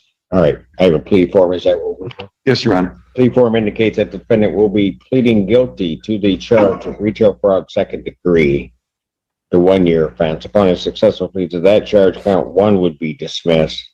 That is the court's full understanding of the agreement. May I have him sworn? Raise your right hand. You solemnly swear affirm the testimony about the whole truth and nothing but the truth. Yes, sir. Jermaine Mills. Sir, it is this court's understanding that you're going to plead guilty to the charge of retail fraud second degree. That is a misdemeanor, punishable by up to 1 year incarceration, a $2,000 fine plus court costs. The fine could be increased to 3 times the value of the property taken. If that's greater than $2,000, that would become the maximum fine. You understand that, sir? Yes, sir. All right. You also understand, sir, that while I'm taking your plea, I would not be your sentencing judge, and you would be sentenced before Judge Balvo in the 15th District Court. Yes, sir. Understand that, sir? All right. Still wish to plead guilty? Yes, sir. And to that charge, how do you plead? Guilty. Now, you understand that by pleading guilty, you'll not have a trial of any kind. Yes, sir. You signed any advice of rights form? Yes, sir. Any question regarding those rights? No, sir. Please look at paragraph 5. You'll see a copy on the podium. Those are your rights which are part of a trial. You understand that by pleading guilty, you'll be giving up those rights as well as other rights on that form. Yes, sir. You understand you're giving up your right to appeal of right. Yes, sir. Are you on probation or parole? No, sir. Has anybody promised you anything other than what's been stated here today on the record to get you to plead? No, sir. Anybody threaten you or coerce you? No, sir. You're doing this voluntarily Yes, sir. of your own free will, Yes, sir. and because you believe that you're guilty of this offense? Yes, sir. June 12, 2024, at the location of 318 South State Street, City of Ann Arbor, Washtenaw County, State of Michigan. What'd you do at the 7-Eleven that makes you think that you're guilty? Reached over the counter and stole lottery tickets. Okay. And you didn't pay for those lottery tickets? No, sir. Store was open to the public at the time? Yes, sir. And these items, these lottery tickets were offered for sale by 7-Eleven. Yes, sir. All right. And did you take lottery tickets in an amount in excess of $200? They were worth millions, Your Honor. Potentially, yes. Potentially Did you worth take more than millions. $200? I guess we're doing this on value. Yes, sir. Yes, sir. So the amount of the tickets that you took prior to scratching them or whatever was worth over $200? Yes, sir. All right. And you didn't have anybody's permission to take those items, did you? No, sir. All right.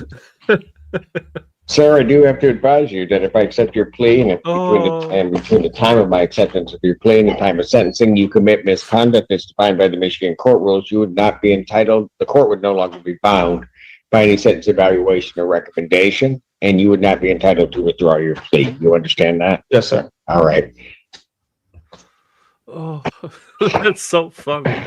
Not worth millions. Counsel, are you aware of any other promises, Millions. threats, or other inducements which have led to this plea? No, Your Honor. I'm not, Your Honor. All right, and has the court complied with the court rule? Would it be proper to accept this defendant's plea? People are satisfied, Your Honor. I'm satisfied, Your Honor. Court will accept the defendant's plea of guilty to count 2. Count 1 is dismissed. Pre-sentence investigation and report is ordered at 15th District Court probation. Sentencing will be December 2nd at 9 a.m. December 2nd, 2025, 9 a.m. before Judge Valvo. Bond will continue. Thank you, Your Honor. Is there one of those sheets that has the probation? I don't know. No? Okay. I don't know if we have any. Do we have sheets that have probation information? Or, no, but I can 50. give that information to court. Okay. We can get that to you. Okay, thank you. Court does call the case of the people. All right, that was the two things I wanted to show because this entire day. Now I have a 54-minute video of this entire day, and it's just Judge Simpson having fun. He was in a really good mood that day.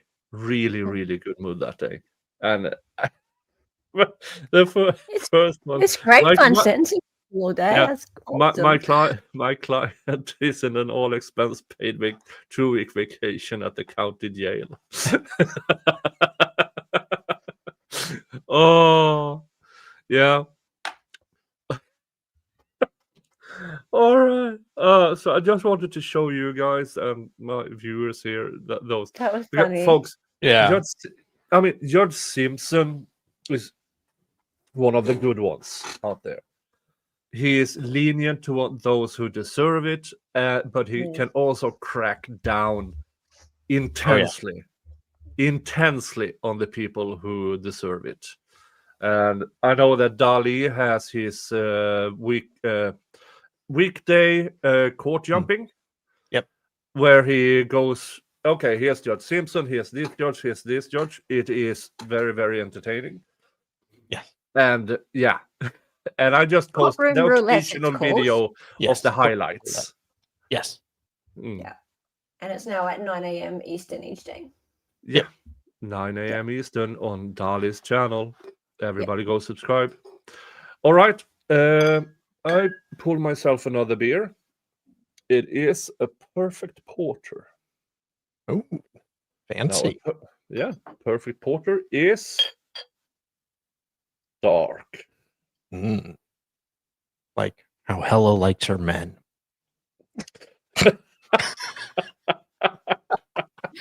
That's no secret. I'm not dark, but I'm not called Big Nick for nothing.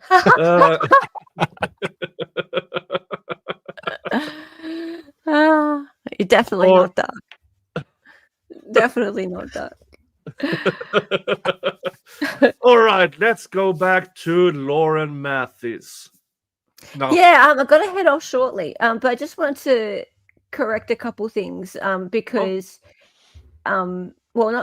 just get a couple of points clear because so the detective in question over at Aurora PD Bobby. in Colorado, her name's Bobby Jo Olson, and she's a homicide squad detective. So she actually spent her time. You saw the email, right? Mm. The email was goddamn long. It went for 2 whole pages. And she spent her time sending that out to everyone and their dog and their dog's tennis partners. To all the worker bees. She called them all the worker bees. And she said, Lauren is a great supporter of law enforcement. And she's going to be speaking at this event, CrimeCon, between the 5th and the 7th of September this year, which she's not, by the way. She was not speaking at the event. She was not a speaker. That's a lie. And would you mind making sure she's safe from this Christina, who received a temporary restraining order on the 4th? Well, she didn't receive it yet. She hadn't been served yet. This is the interesting part. Well, one of the interesting parts. Lauren actually sought the restraining order, the temporary restraining order, on the 4th of September, knowing full well that Christina was going to CrimeCon from Utah to Colorado on that 4th of September, to arrive there and register to be there for the weekend from the 5th to the 7th of September. And I think we all know that judges tend to sign off on a temporary restraining order just to be on the safe side until a judge has the time to sort of look through the evidence and be 100% sure that it's a proper restraining order, like in case the person's really in danger. Yeah. Right? So Lauren knew leading all the way up that she could have put in that TRO application long ago, but she waited until the 4th of September, knowing full well that Christina was on her way to Colorado, so she could be ambushed. And there would be that TRO with that judge's signature on it.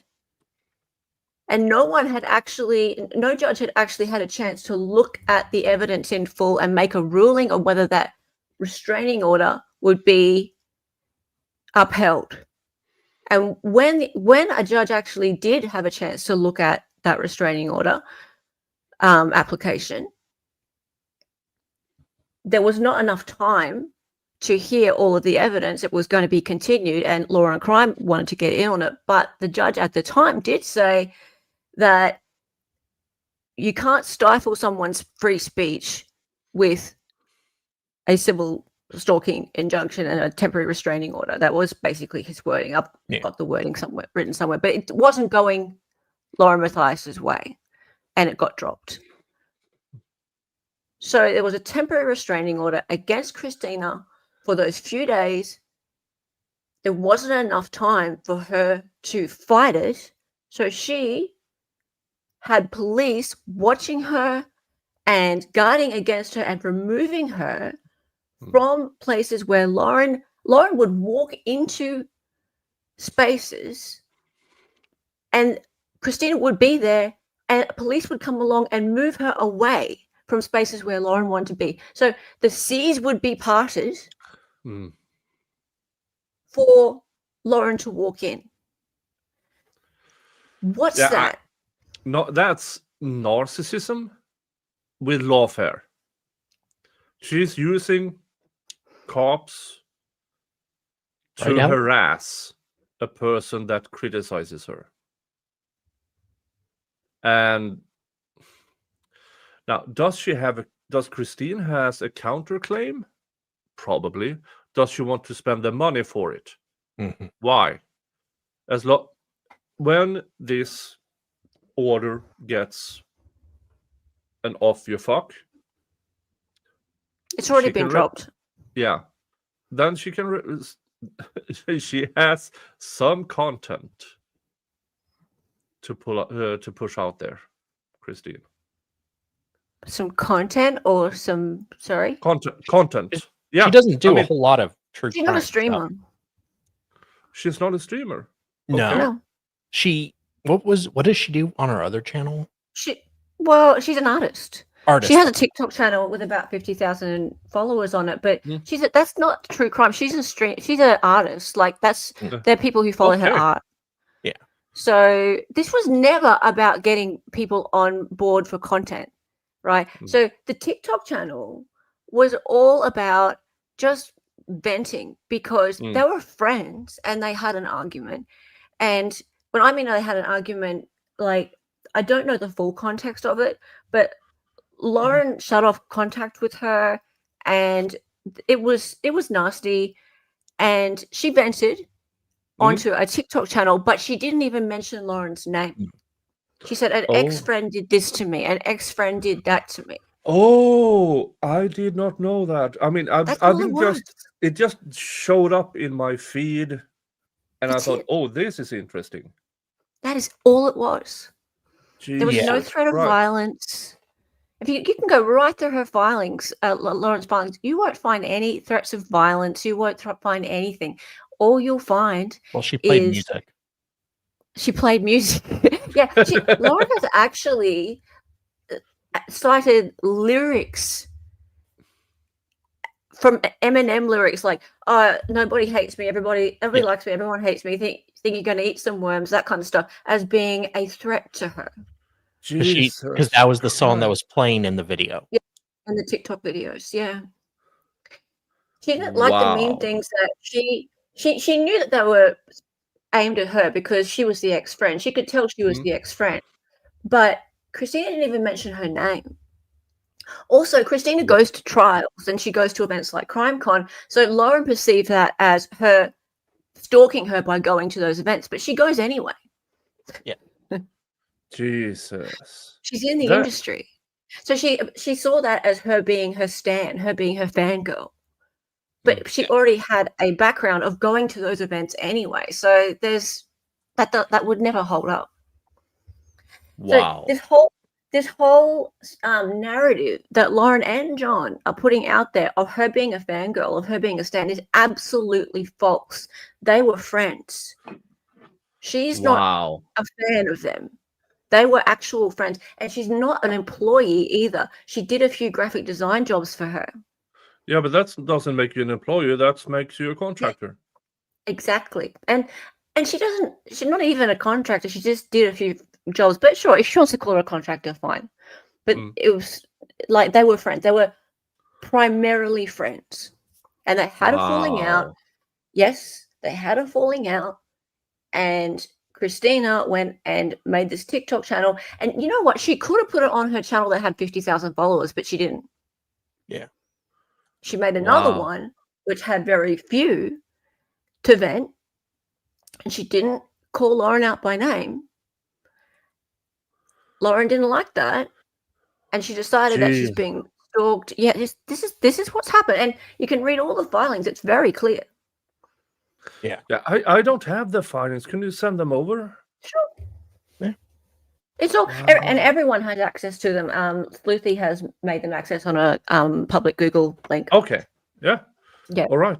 Then I have stuff to do next week.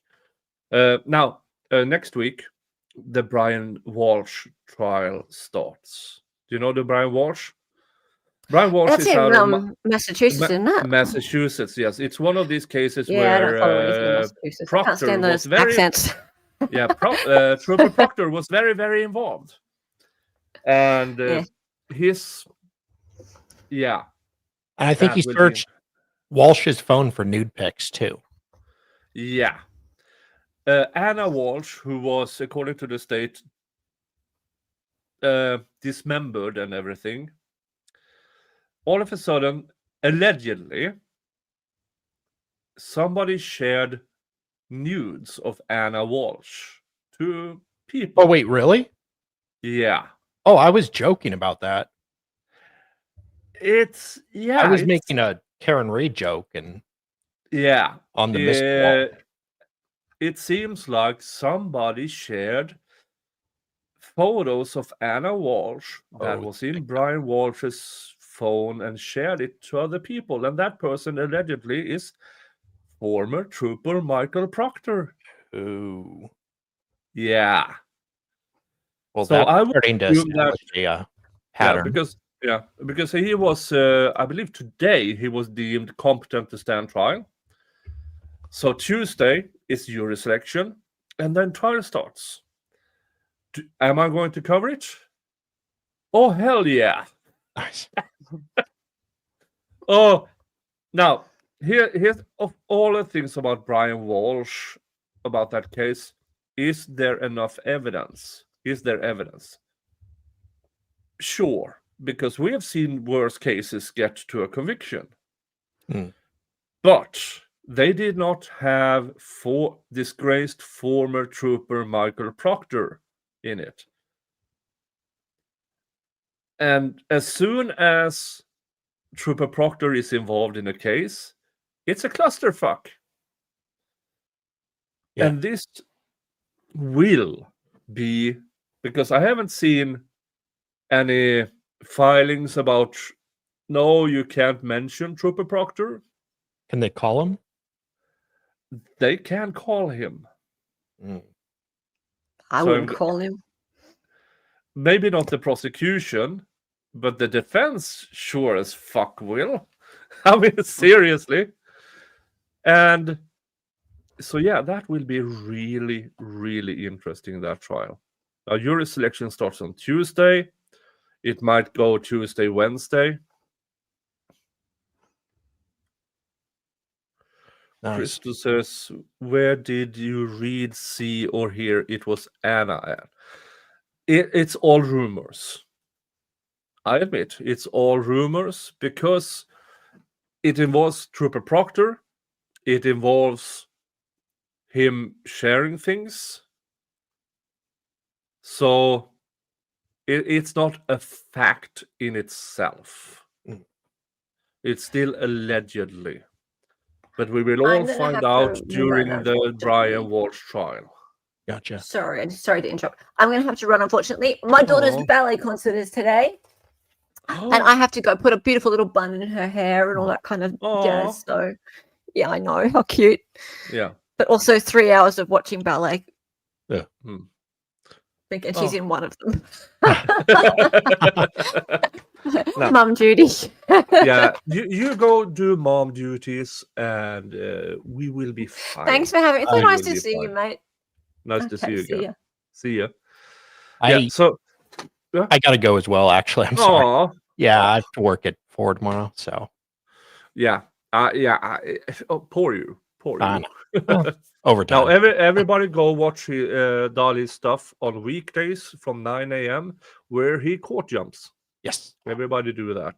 Yeah, it was great seeing you, Nick. Good to have you back here. Good to have you back here. I'll see you later. Have a good one. See ya. Bye. Bye. Hey, and then there was one. Now I can put up the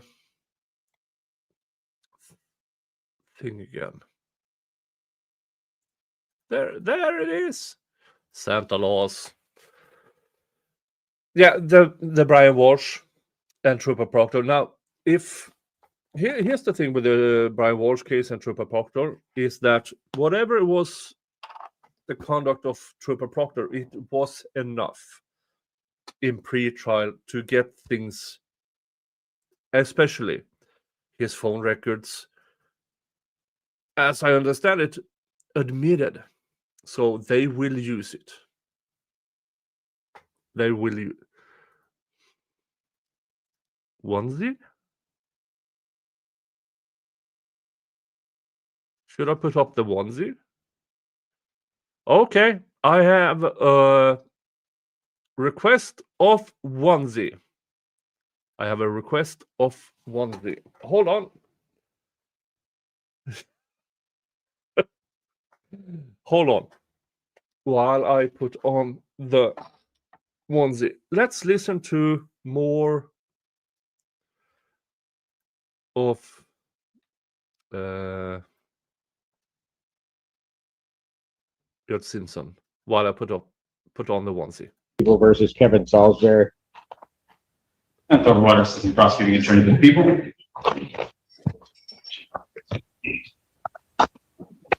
Good afternoon, Your Honor. David Chan, behalf of Kevin Salisbury, who's a Kevin, state your name for the record.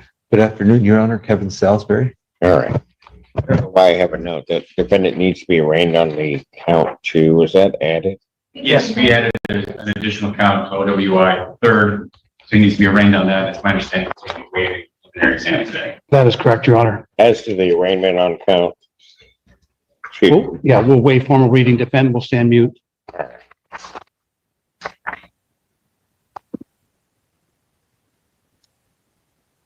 And this was expected, Your Honor. It was just miscounted when it started. Got it.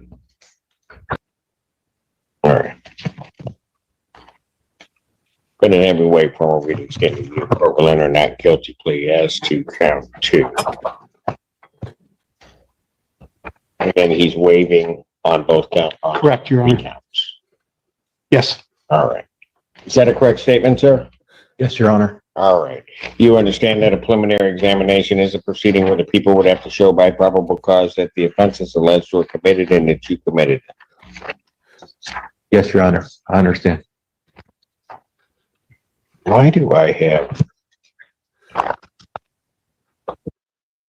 I got a request of the onesie. So here it is.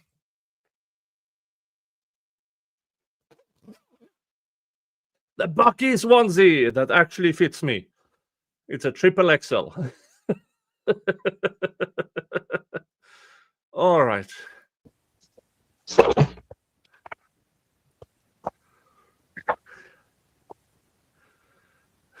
Got it. Now, you understand you'll not have that hearing and you'll proceed to circuit court for further resolution.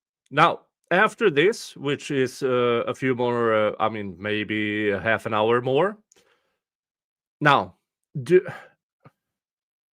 you all know, maybe you don't know this, but Ian Runkle of the Bailey, is doing his fundraiser. And it starts at midnight, his time, which is 8:05 my time. Well, you're not a small man. No, I'm not. This is the why I so much love to go to the United States. You have my size clothes. I don't have to go to specialty stores. You guys have my size. For normal prices. For normal prices. Yeah, that's like in 4 hours. Now, we will continue to watch this. Then we're going to play Vane. Vane is a zombie survival game that I play for amusement and stuff. So what we will do, if I have the energy for it, I will play and then you will get redirected directly into Ian's stream at 8:05 or at midnight his time, which is about 4 hours from now.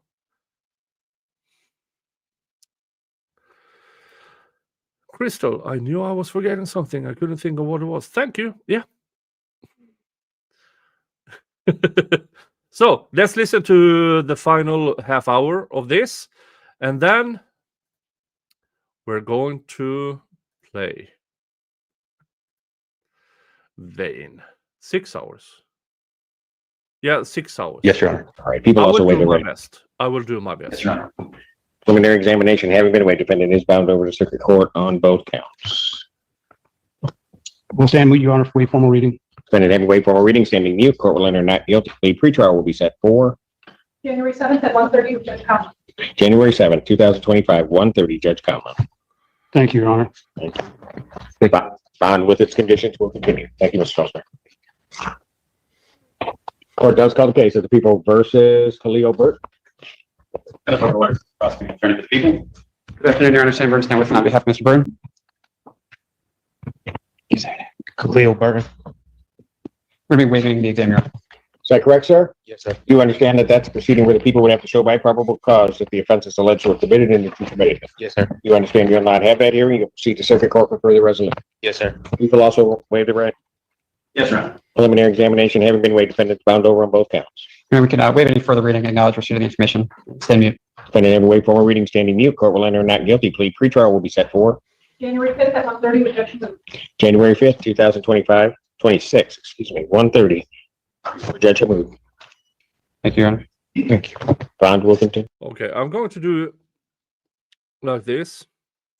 The Ian Runkle fundraiser, which is now pinned on the top of the YouTube chat and the Kick chat and the Rumble chat.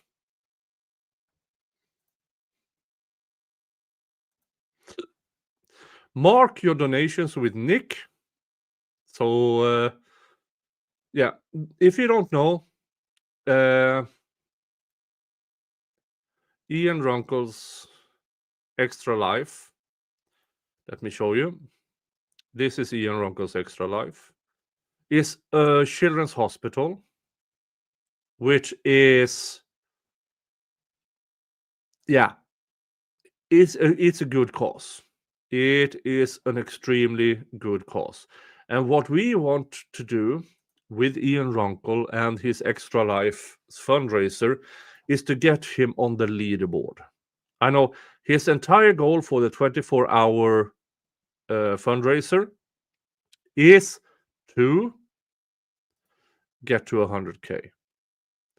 So what I will do now is for every $500 to this fundraiser marked with Nik, I will spin the wheel.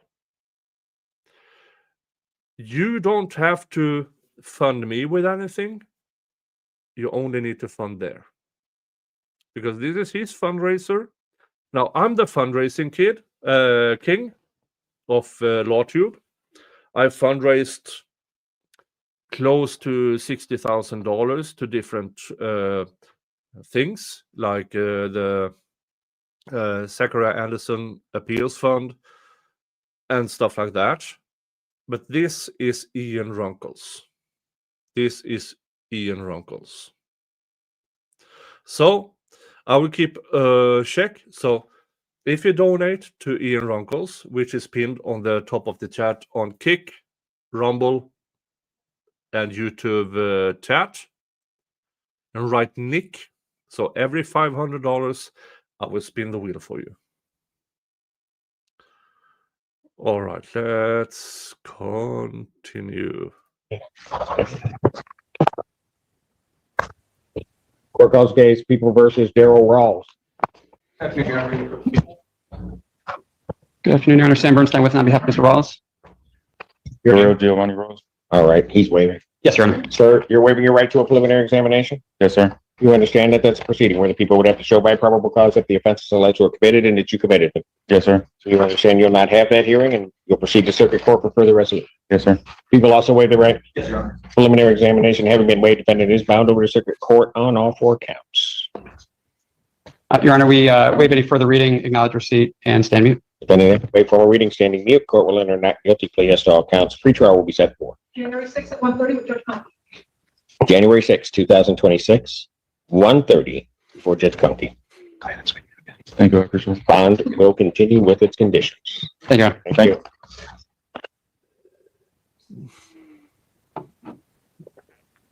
Court does call the case, People versus Anthony Alfaro. Yes. Judge calls for the people vote matters. Attorney Zach Bonham on behalf of the defendant who's joining us by Zoom. Sir, state your name. Anthony Alfaro Callejas. All right. What are we doing on these cases? Yeah, I think there's one video that's still outstanding. Other than that, I think that I'm not sure what the plans are, but there is still one video that I'm working on. That's my understanding. So what do you want me to do? Turn it over? A couple weeks would be great. Thank you, Your Honor. That's fine with us, Your Honor. Proper cause conference, December 4th, 2025, 9 a.m. or as your invite indicates, bond will continue. Thank you. Thank you, Your Honor. Thank you, Your Honor. Thank you.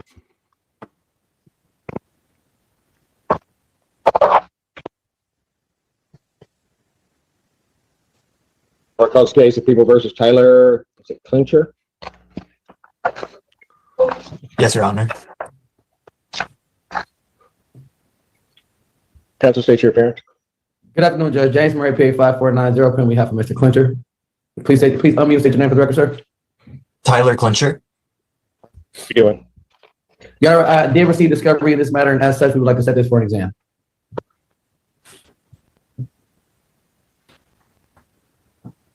People, other witnesses available the 25th. Preliminary examination in person will be set November 25th, 2025 at noon before me. Okay, that works. Thank you, Judge. Bond will continue. Thank you. Court calls case People versus Dylan Marshall. Good afternoon, Your Honor. John Dackmack appearing on behalf of Mr. Dylan Marshall, who's here virtually. We consent to these virtual proceedings. Mr. Marshall, can you state your name, please? Dylan Marshall. All right. What are we doing? Your Honor, I've had a chance to speak to APA Trevor Mayville. We have a resolution in the works. Mr. Mayville is out of the office. I believe he is sick, according to an email I received from him yesterday. We're asking for a brief adjournment so we can finalize the resolution and plead this matter out in the district court. Probable cause conference will be adjourned December 11th, 2025, 9 a.m. or as your invite indicates. Bond will continue. Thank you, Your Honor. Thank you. Have a good day. You too. Court calls case People versus Jeremy Shue or Scoop. Prosecuting attorney for the people.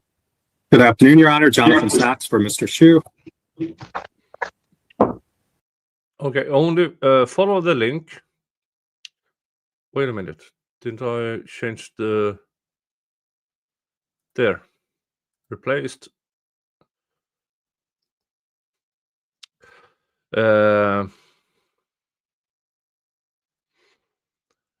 pin it on the top of the chat. You follow the link, and it will get you to the fundraising page. Thank you.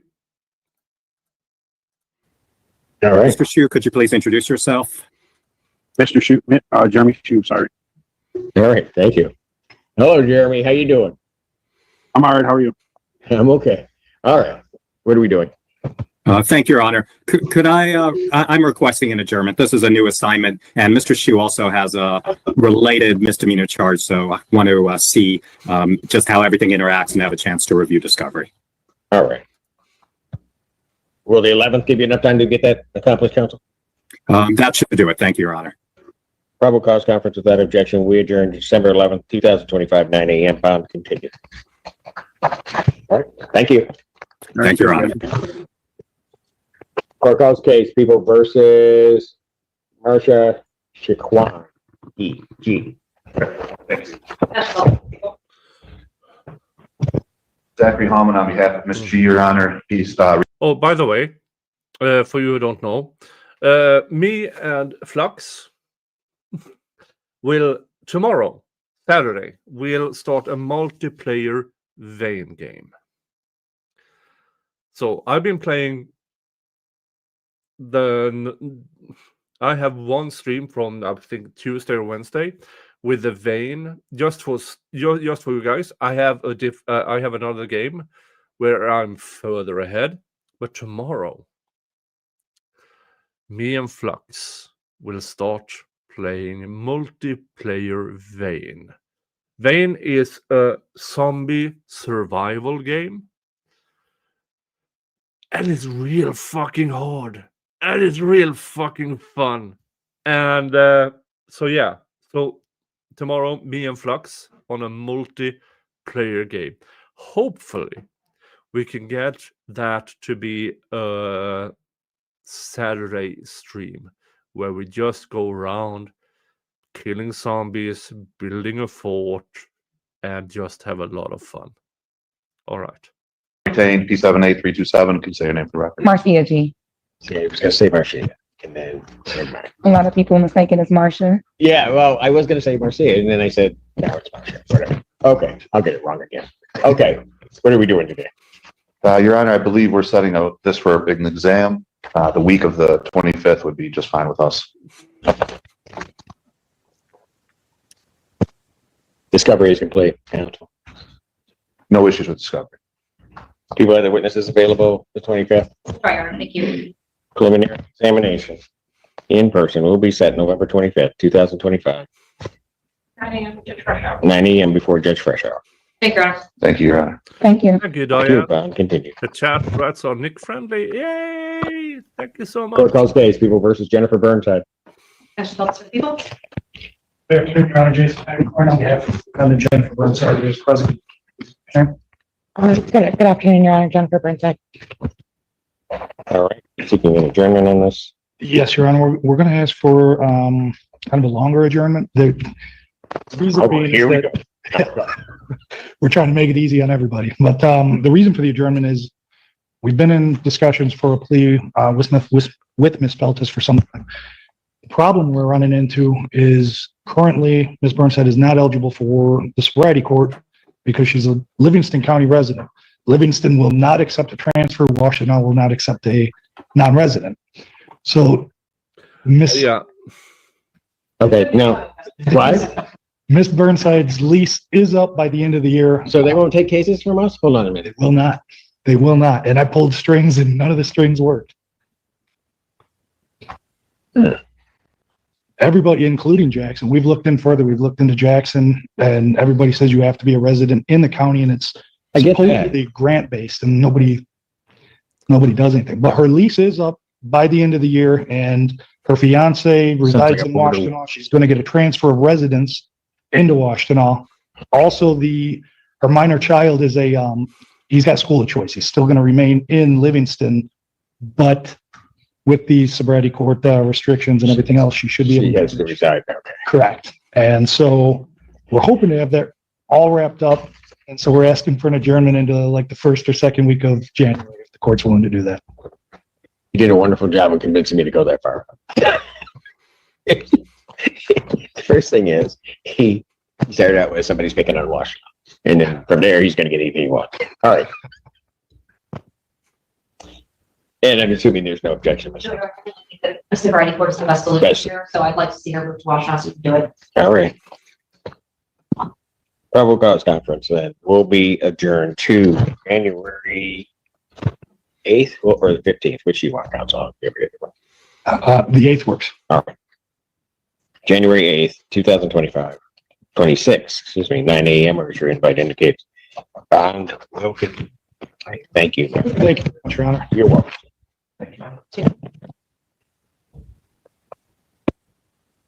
Court does call the case. People versus Alexander Sanchez Garcia.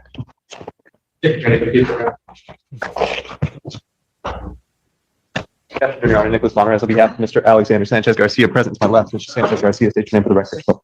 I'll switch. I'll be coming to take me back, Mr. Allen. Well, he might have. He didn't move.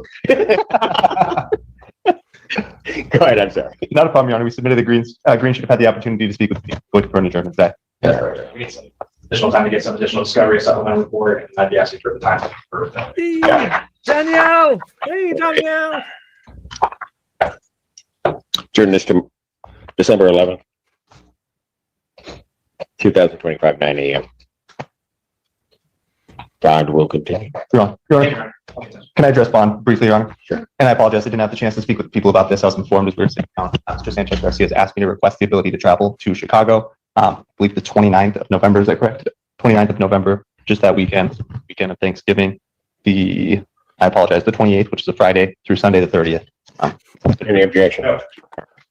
Defendant may travel to Chicago. We'll prepare an order to that. Got that? Okay. All right. Very good. All right. Thanks, Your Honor. Thank you. Court calls case People versus Lydia Revere Whitfield.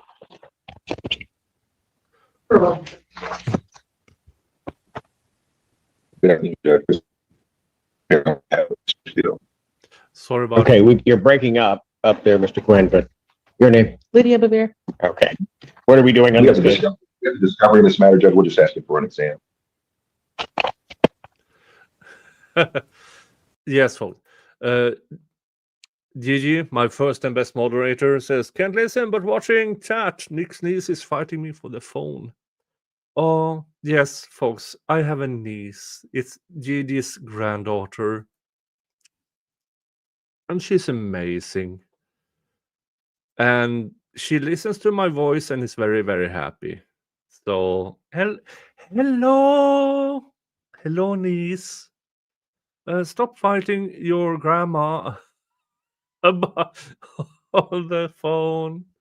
Oh, you sweet little baby. We will have the witnesses available the 25th.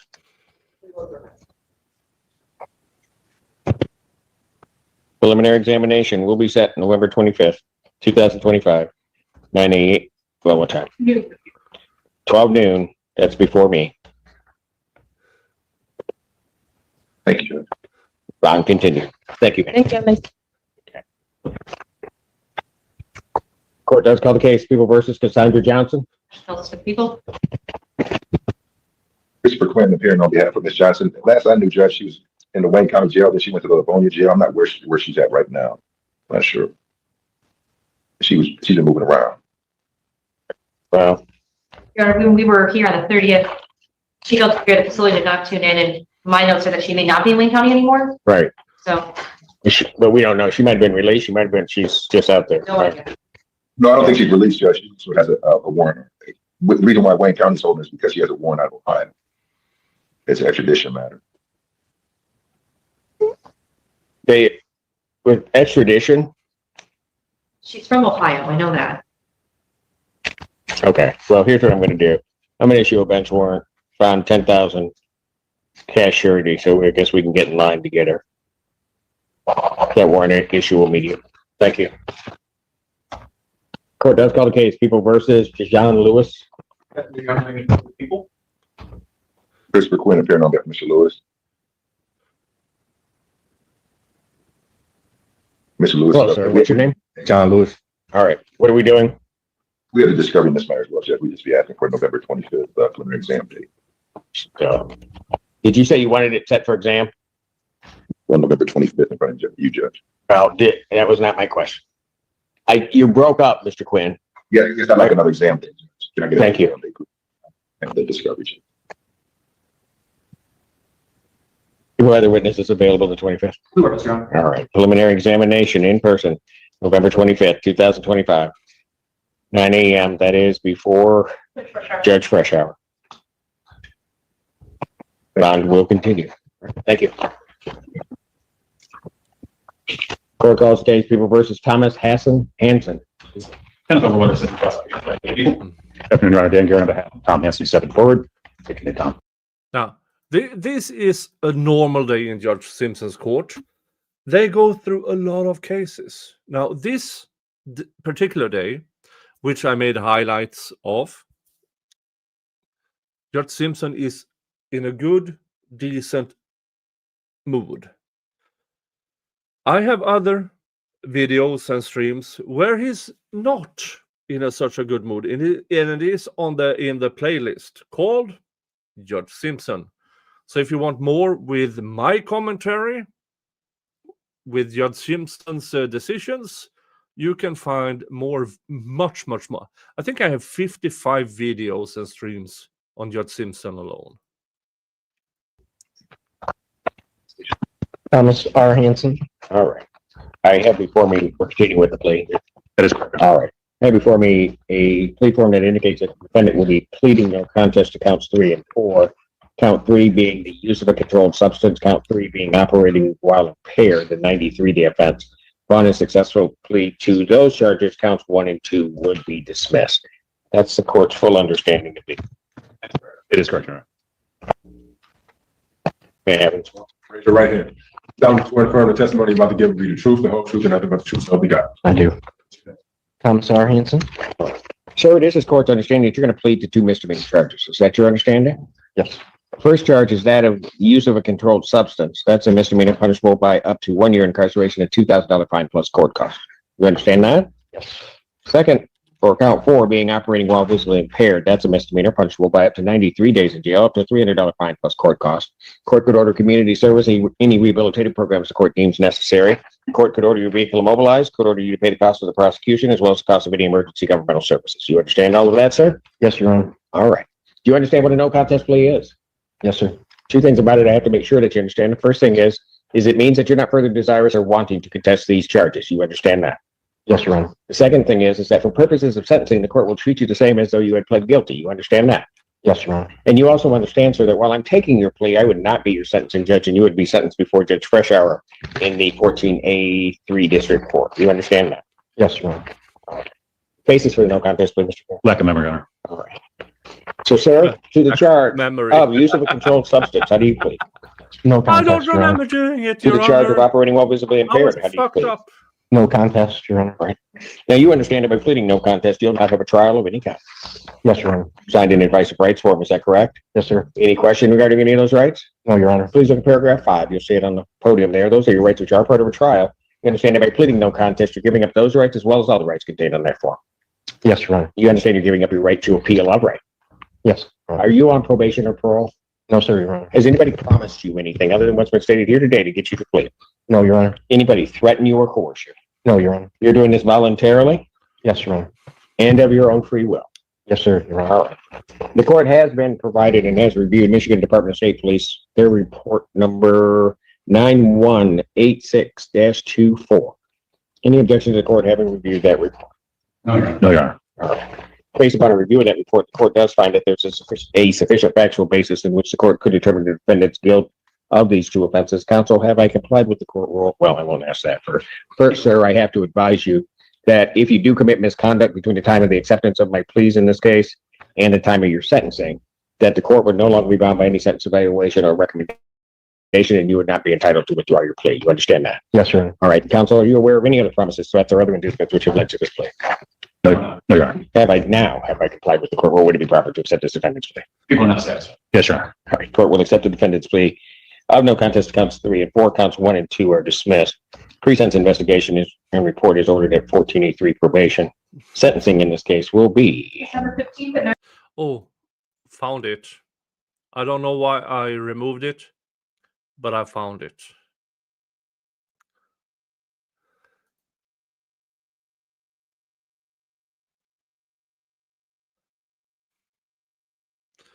I didn't get any sound on that in my headphones.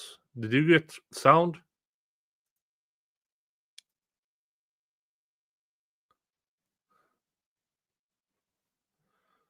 Let me know if you got sound on that one, because I didn't. No sound. Jeez, fork. All right. December 15th, 2025. Thank you. 9 a.m. before Judge I would try Threshold. to find Your it. court requires a evaluation with Matt Stat. I don't know if Your Honor can order that. And that I can order a screening and assessment. Perfect. So I'll order the screening and Thank assessment. All right. Bond, we'll continue with the conditions. Thank you. Bless you. Court does call the case of People versus Harrison Haywood. Good afternoon, Your Honor. Dan Garrett on behalf of Mr. Haywood. He should be here on Zoom. There he is. Mr. Haywood, can you identify yourself? Good afternoon, Your Honor. Harrison Haywood. Good afternoon. Your Honor, we're seeking an adjournment. Mr. Kennedy and I spoke yesterday. He needs some time to talk to the complainants about the proposed resolution. If we could have the 11th if possible. That's correct. December 11th, 2025, 9 a.m. Bound continue. Thank you, Your Honor. Thank you. Court does call the case of People versus Ming Yao Tao. Dan Garrett on behalf of Mr. Tao. Mr. Tao, please identify yourself. Miguel Tal. Good afternoon, Your Honor. Good afternoon. Virtually identical. Mr. Kennedy and I did speak on this case as well. There's some background information and referrals to counsel that need to be completed. I would ask for that same date. Probable cause conference will be adjourned December 11th, 2025, 9 a.m. Or as your invite indicates, bond will continue. Thank you, Your Honor. Thank you. Court calls case People versus Raul Fernando. Good afternoon, Your Honor. I dispatched on behalf of Mr. Raul Fernando, who is present via Zoom. Judge, thank you for allowing him to appear via Zoom. Yes. Sir, please state your name. Raul Fernando. Good afternoon, Your Honor. Good afternoon. All right. Judge, we're respectfully requesting this to be set down for a preliminary examination. I do have just one request. My client is, as you know, Judge, attending college in Baltimore. In Baltimore? Yes. Where? I'm on the west side. I'm in Bolton Hill at the Maryland Institute. What college are you attending? Maryland Institute College of Art. Sweet. Thank you. Yeah, Okay, he gets whatever he wants. Yeah, thanks. Dismissal of the case, while we're at it. Okay, might as well, you know. It's a Maryland. Yeah. If you don't know, that's Judge Simpson. That's where he attended. Okay. Now. Judge, so he does have a winter break from December 17th until January 20th. So if there's any way possible to have this scheduled between sometimes between December 17th to January 20th, I don't believe when he has to break. So the student gets What was the end of that? lenient. December 17th through So January 20th. January 20th? Yes, is that correct? That's his Mr. break? That's You got a month break? Yep. They're getting soft in Maryland. All right. I've got that. Yeah, discovery is complete though. I believe so, Judge. I believe I have everything. All right. And this way.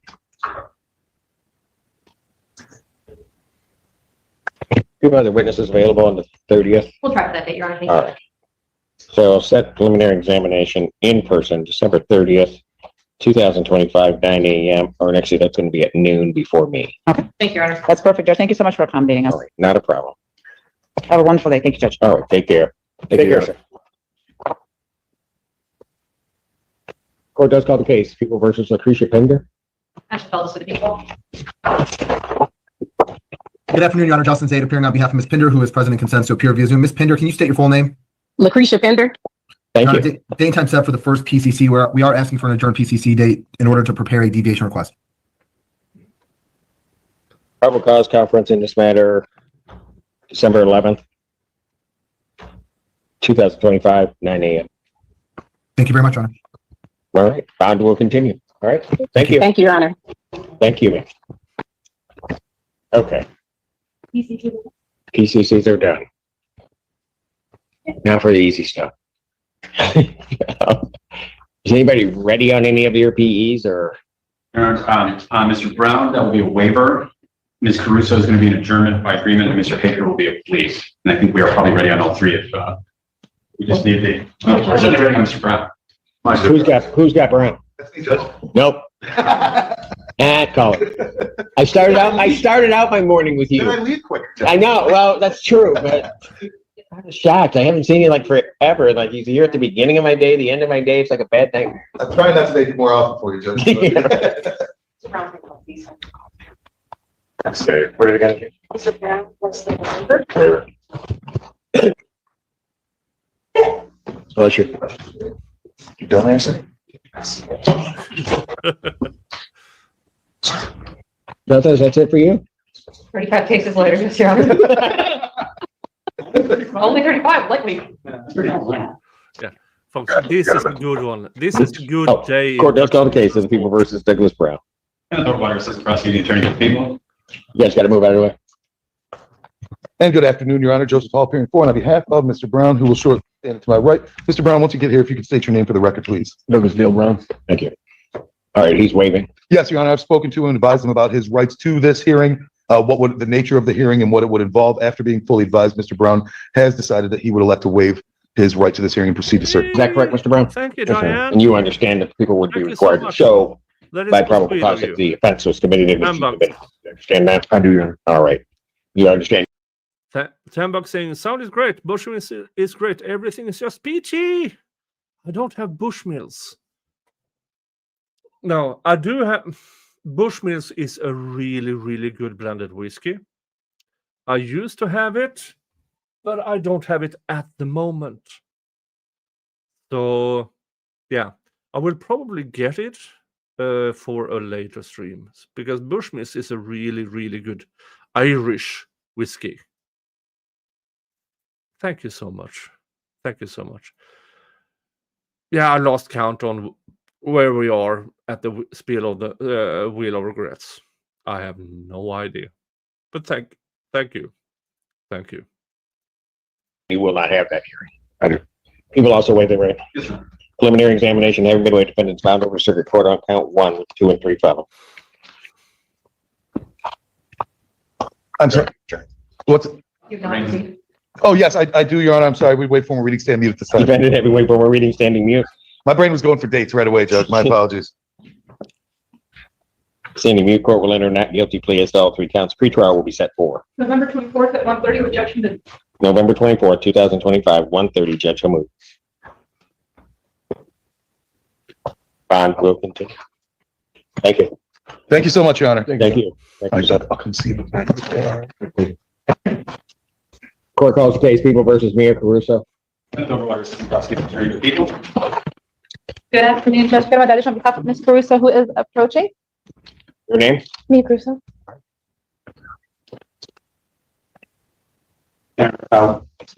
People are moving to adjourn the preliminary examination. The officer in charge is not available today. I did not find this out until relatively recently. I informed Ms. Hutter.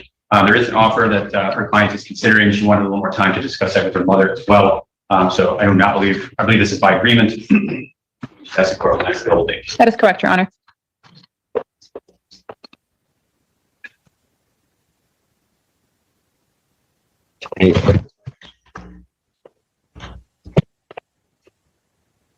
Preliminary examination in this matter will be adjourned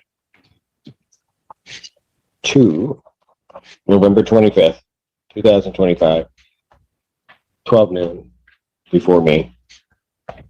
Thank you, Your Honor. Bond will continue. Thank you. Court calls case People versus Brittany LaFloria. Afternoon, Your Honor. Dan, here on behalf of Ms. LaFleur, stepping forward. Brittany LaFloria. Thank you. Same times of the preliminary exam, but unable to proceed as to count one and would ask for a remand. There'd be a motion to dismiss on count one. Of course, defer on count two, but I do have a request, and I don't know that I've ever made this. Can that be set for final settlement conference? If not, I would ask for pretrial. Well, I'll have to send it for a pretrial Fine, home thank you. because this is Judge Barr's case. Okay. So I'll continue a plea of not guilty to count two. Count one is dismissed. Pretrial in this matter will be set December 4th at 9 a.m. December 4th, 2025, 9 a.m. before Judge Barr.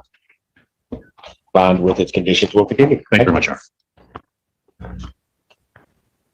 Court calls the case of the People versus John Hacker. Under Assistant Prosecuting Attorney for the People. Good afternoon, Your Honor. Edward Dukes on behalf of John Hacker was approaching. Take your hands on your back. All right.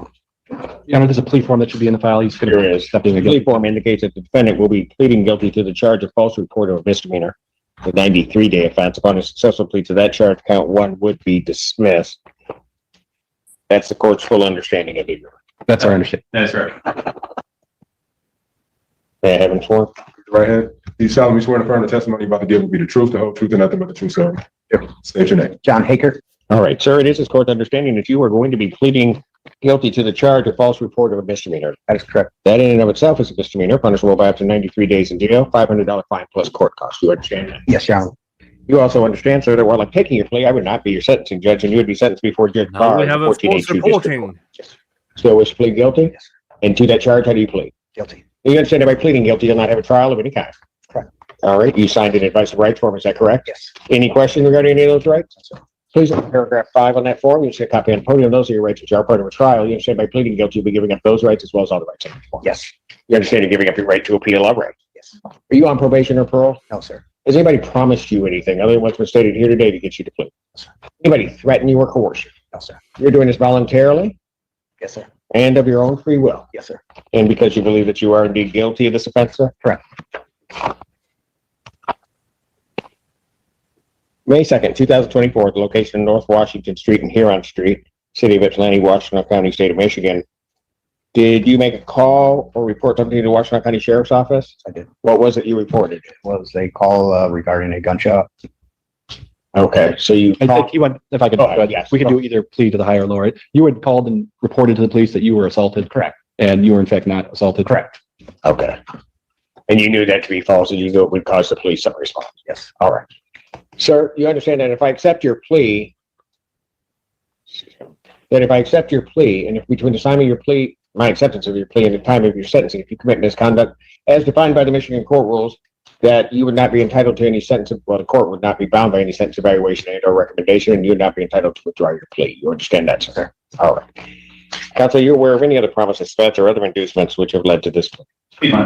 Defense is not, and I just want to confirm that I did go over the sentencing judge waiver. I don't know if I checked the box. You did. Okay. All right.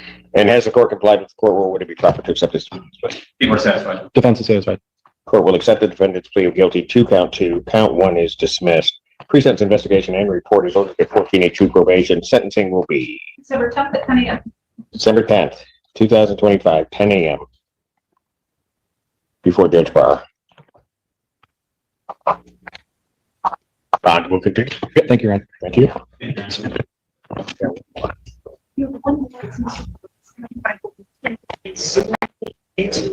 Judge. I think he's in one side. Who's on there? Bernstein and Mr. Kennedy. Oh, okay. Mr. Dowd, let me just go confirm. Huh? He backed up like you. Kennedy? Yeah. I think it's Mr. Dowling. Yeah. Okay. All right. Well, I'll step off. We'll wait. Whenever Bernstein gets out of whatever. That's all I got. Yes, sir. I am amazing. Yes, correct. All right. That was Judge Simpson. It was a glorious day. Now, from now until Ian Ronkel's fundraising stream starts at midnight his time in about 5.5 hours. All right. Here's what I'm going to do. I'm going to start up a completely new game of Vane. A zombie survival game. But first, I need to go to the big boys' room. So, let's watch something. I will play this one for 2 minutes and 45 seconds. And then we are going to, hold on while I share the screen.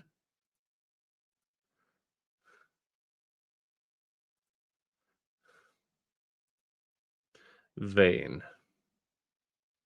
But I have to go, because if I'm going to do streaming for 5 hours, I need to relieve myself. So I will see you in a few seconds. Within.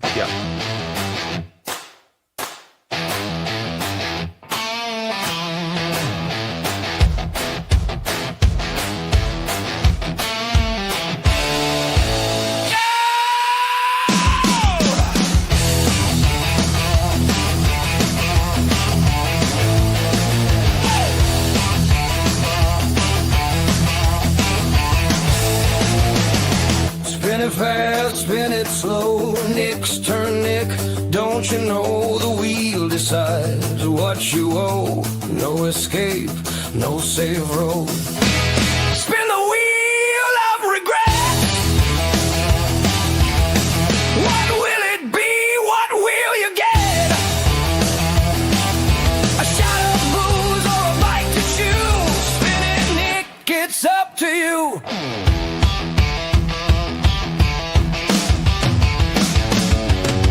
Pickled herring or something worse. Drink it down, lift the curse. Salt on the rim, burn on the tongue. It's night of fun, just begun.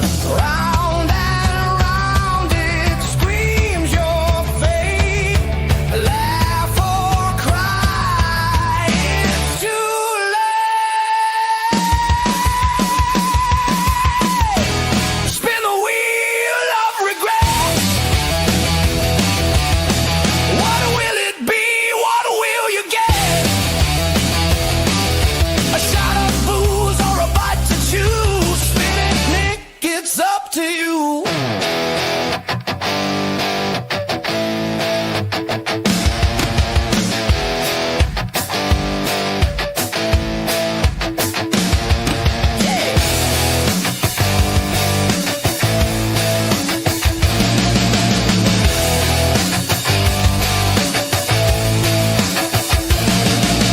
Solve a joke till it's not, till the wheel lands on the spot. Sweat drips, fear grips, Nick's got no way to slip.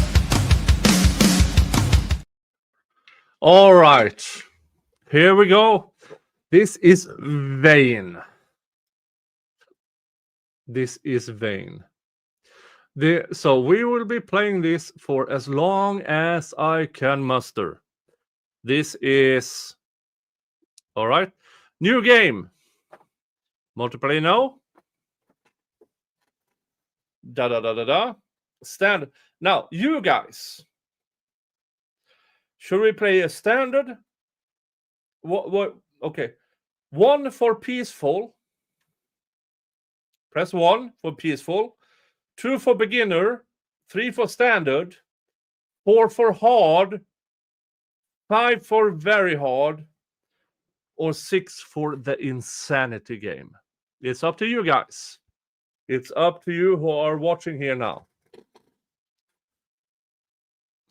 This is pre-Ian Runkle fundraising stream. And I will play what you tell me to play. So 1, 2, 3, 4, 5, or 6. It's up to you. Okay, we have a 2. We have a 3. It's all up to you.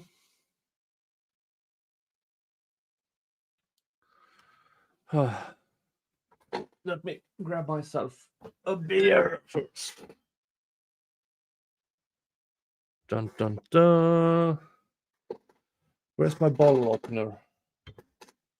Where did I put my bottle opener?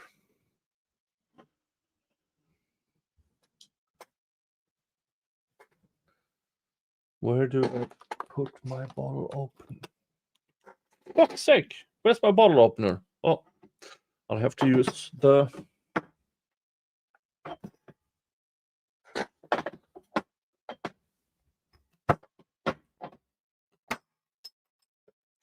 I had to use the desk. This is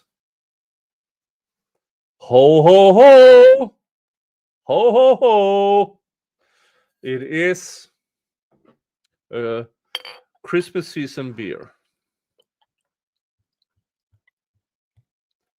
Jesus.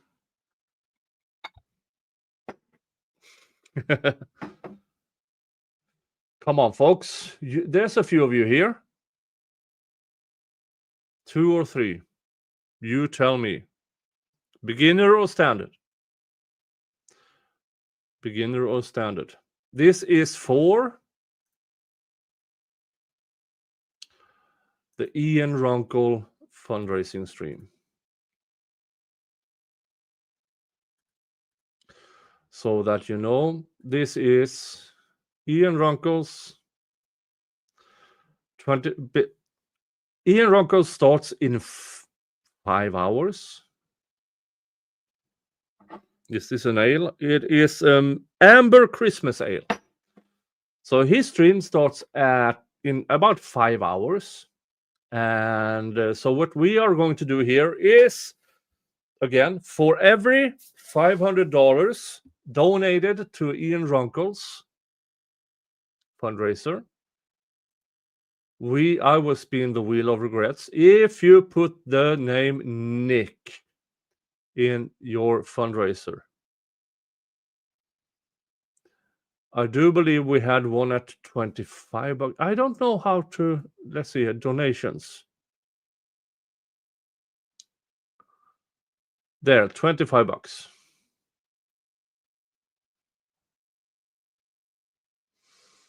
So, but what we are going to do is play Vane.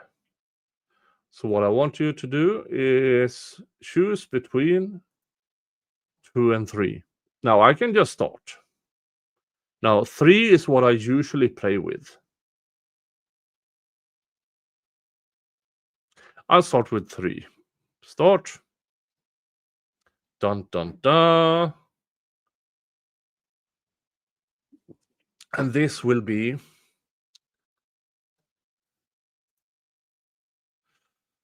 the fundraising stream. Now, the fundraiser is pinned on the top of the chat.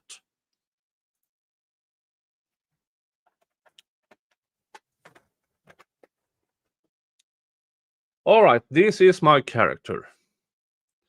Neutral, male, yeah. Norman Morgan.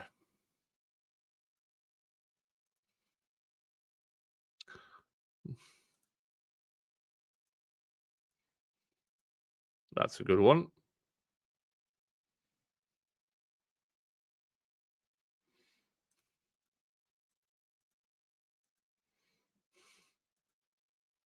Hair. That's good hair. That's a bad beard. Let's go red. Next. Stats. Here is the things I can put in. Okay, I get some plus things. I know that I need lockpicking. I'm going to go with strength so I can pull more loot. But then it's the next one.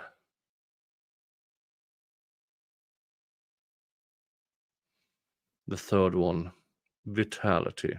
All right, we're going to do. Okay.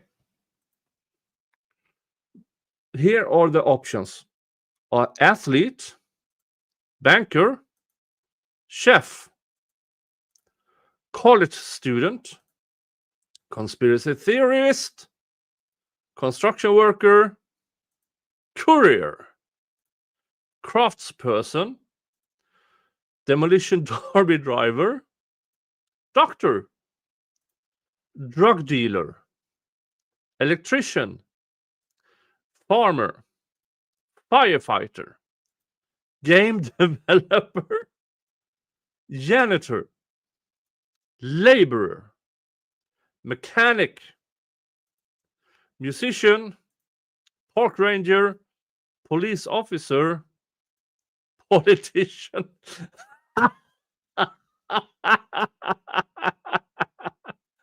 Religious leader, salesperson, teacher, thief, unemployed,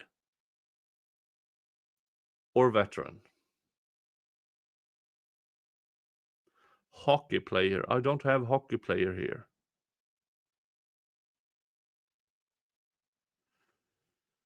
I don't know what the closest to the welder.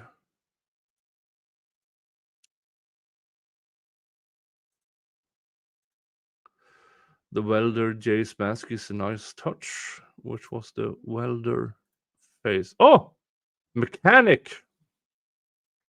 Which means I have plus 20 mechanic. I have a welding helmet, jeans, tank top, leather shoes, pipe wrench. That's a weapon.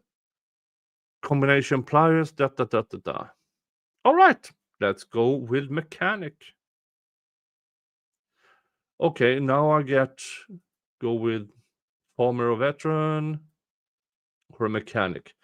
Okay, 1 for mechanic, 2 with farmer, or 3 for veteran. It's up to you guys. I will play what you tell me to play.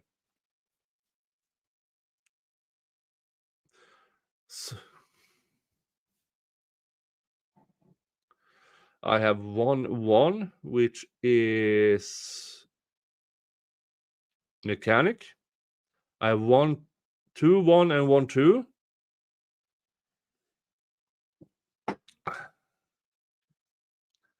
All right, it's all up to you guys. It's all up to you. I give you a few seconds. I have 3 1s and 1 2, which means, all right, we're going with mechanic. Let's go with mechanic. Then you have a bunch of these stuff that, hey, if you want deficiencies, but I don't want that. Now, where is my starting place? We have Dannemora, Leon, Redford, Saranac. So, 1, 2, 3, or 4, the starting place of my character. So, Dannemora is the big place. Leon is slightly smaller. Redford is really small. And Saranac has been more or less the thing of it's the, what do you call it? The standard place. So 1, 2, 3, or 4. Okay, I have 2 3s. Do I have any options? Do I have any options? Let me get this pouch in. Yeah. We're going to Redford.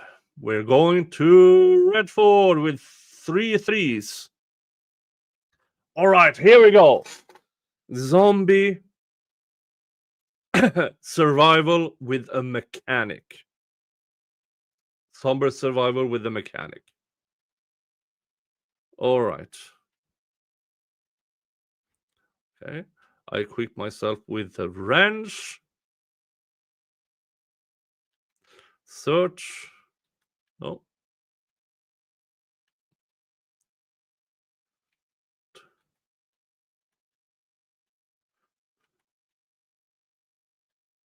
Bicycle helmet. Comic book.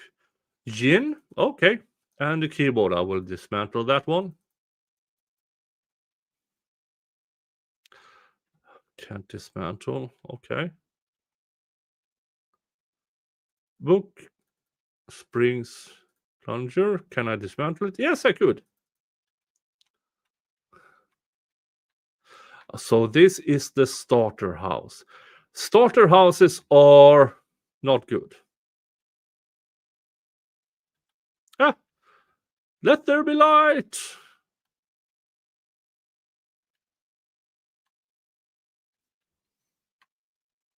Search.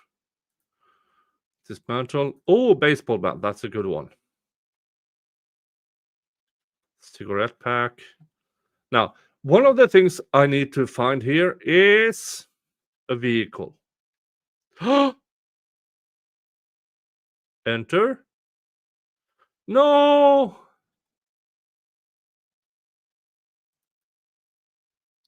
Oh, I need a screwdriver. Okay, I need a vehicle because I need to drive around. So I have no idea where I am. Ah, Redford.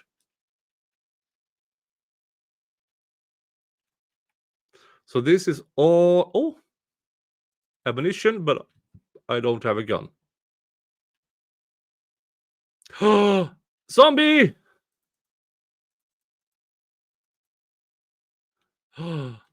What do you have? A thing of worth.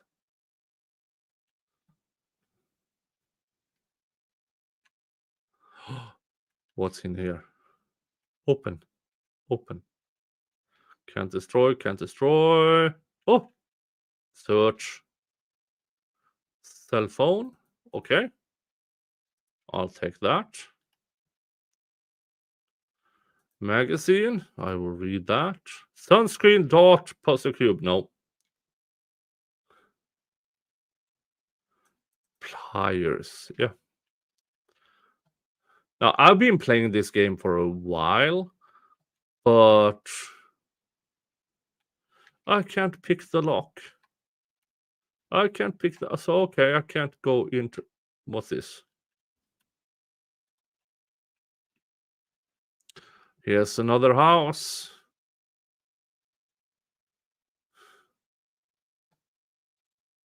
Ah! Zombie!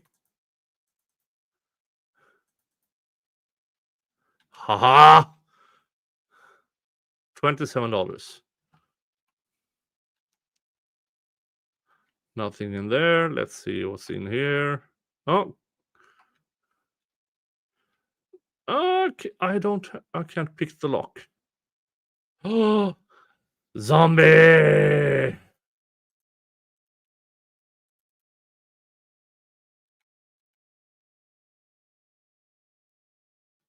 I have no idea. Open.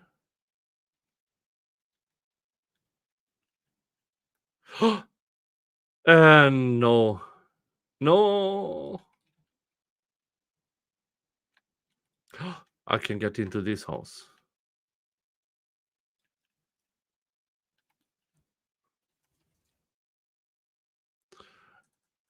Latex gloves. Shitting. What game is this? This is Vane. It's a zombie survival game.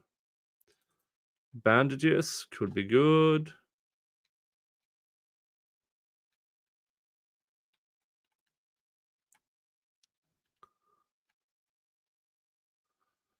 Car filter, I have no. Respirator, no. Paper scrap, no.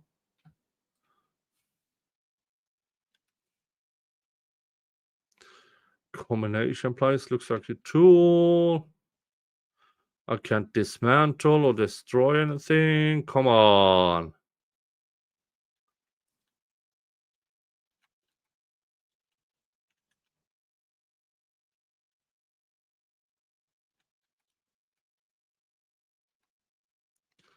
On.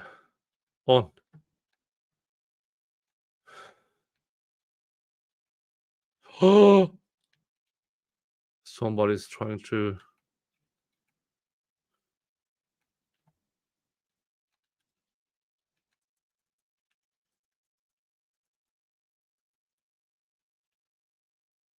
Zombie! Dress shirt, no. I need a vehicle.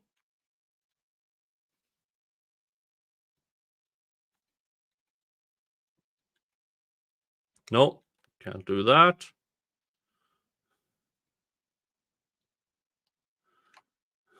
No, can't do that. I can't open the door. I can't pick the lock. Okay, this is fundraiser. This is for Ian Ronco's fundraiser. Can't pick that lock. Oh, we have a zombie. We have 2 zombies. Kill.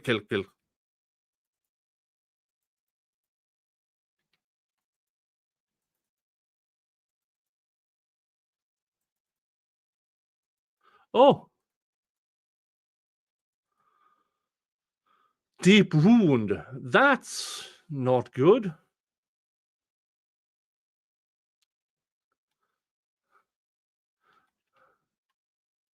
Oh.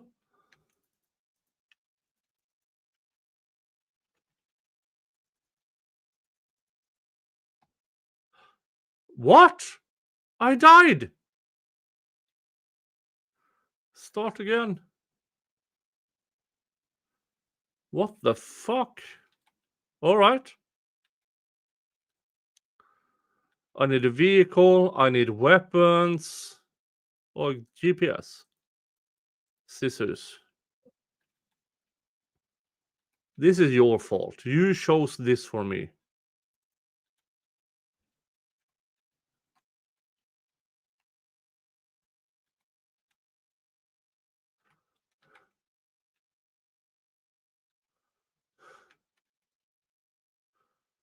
Okay, so I respawned somewhere. Stand lock. Yeah, okay.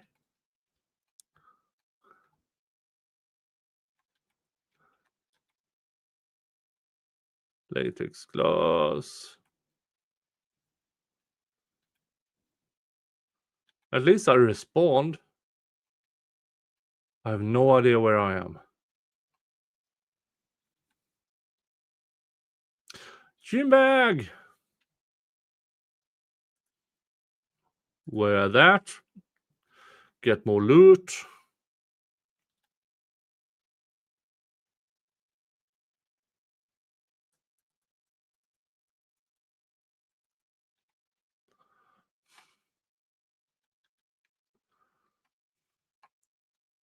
Where am I? I don't have any items equipped. GPS. Equip. Can't equip. I have no idea where I am. I need a vehicle. Hey.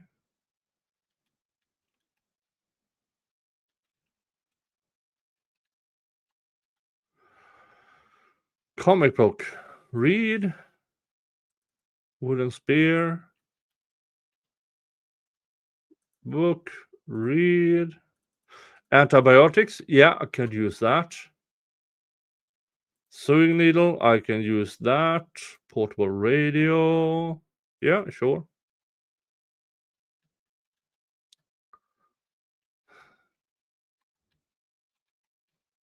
Oh, garage. Ah, let there be light. I need better weapons. A level. I have no idea.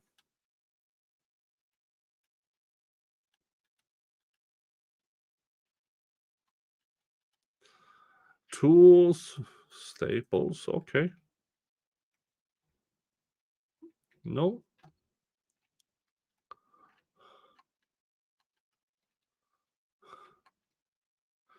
I need a car.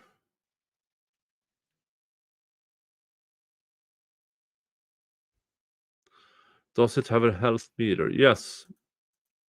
Medical. Slightly thirsty, comfortable, peckish. Oh, lockpicking. I have. Let's go with muscle memory.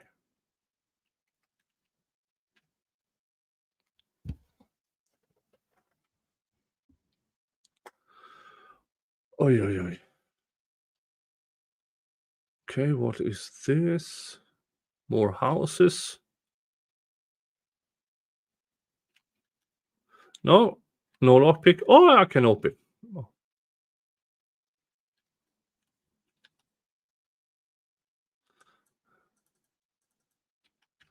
Tools. Tool.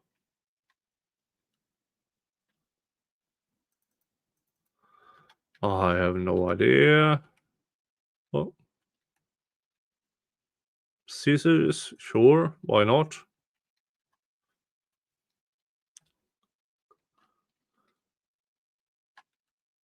Oh, Jesus.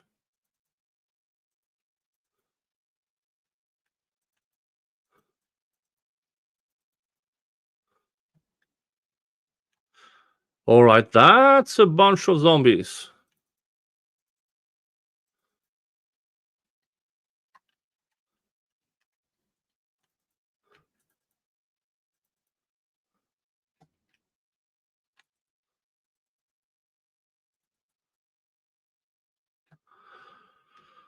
Oof.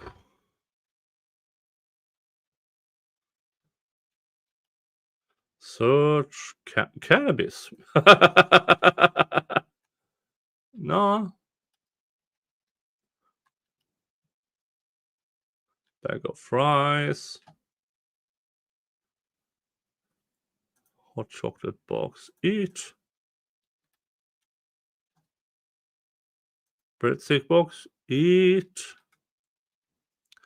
Let's drink something.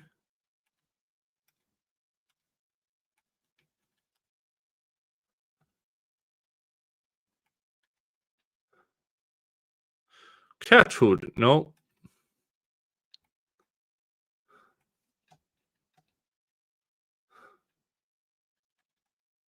Search. Oh, ammunition.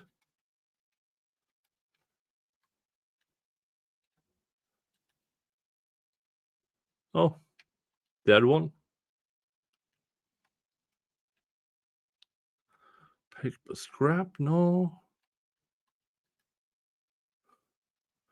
More ammunition. I need a gun. Oh, parcel. Nope. Bathroom.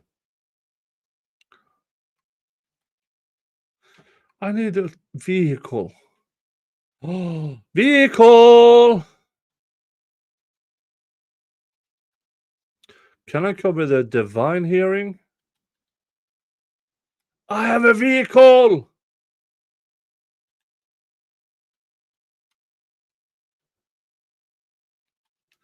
All right, where am I? Map. I don't have a map. Oh, GPS is turned off.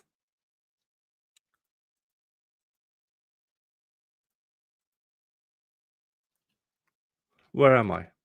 Oh, I'm here. If I haven't already, can you cover the divine hearings? Would love to the label or talk on that union dispute. I might. But now I got a vehicle.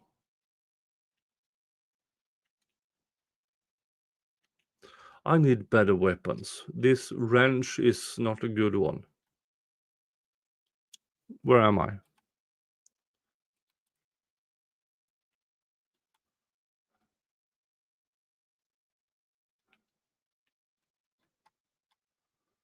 Dun dun dun.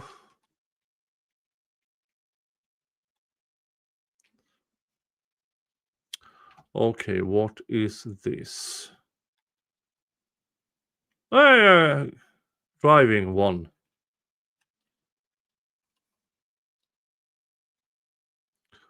Redford Post Office.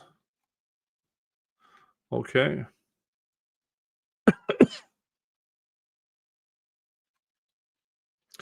I can't go in there because I don't have a lockpick.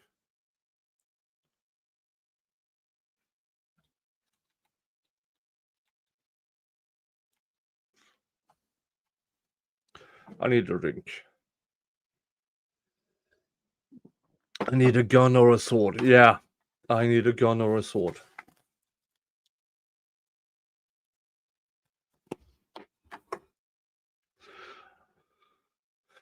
Dun dun dun.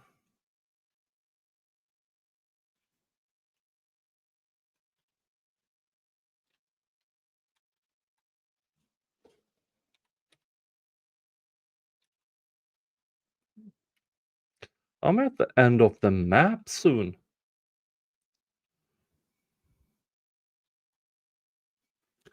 And according to the guide, it's dusk in the game.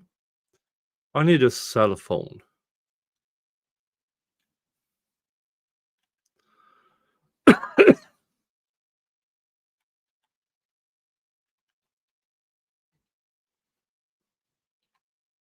No.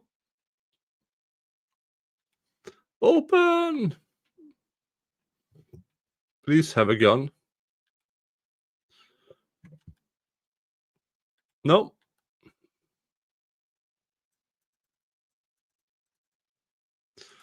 I'll just take that.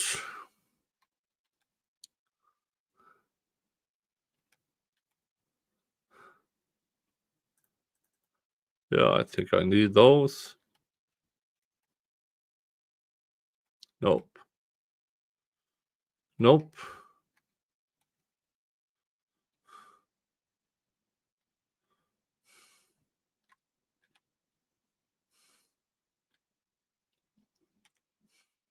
Lockpicks.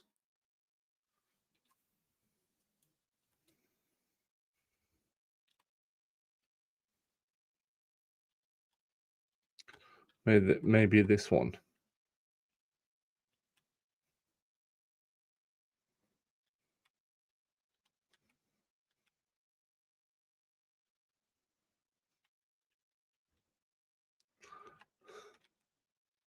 Nope.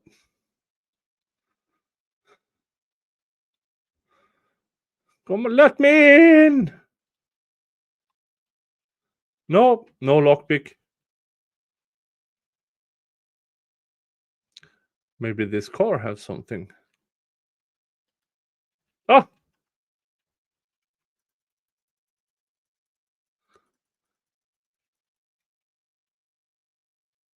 I have no... What the fuck is going on here? It's a wolf! I got attacked by a wolf!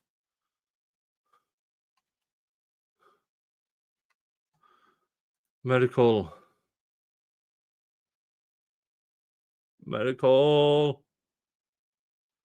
Elastic bandage, apply, and antibiotics. And I am in excruciating pain. Wow, that was unexpected.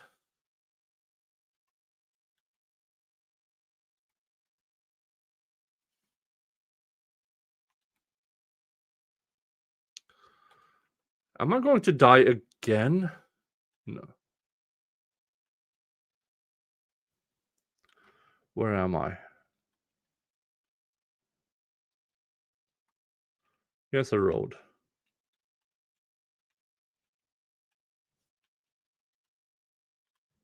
All right. What? I'm dead again?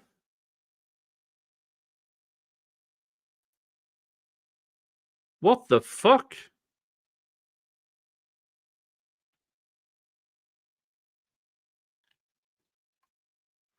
I need better weapons.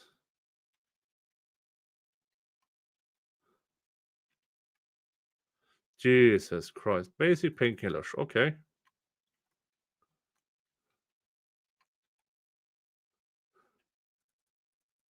I got a gun!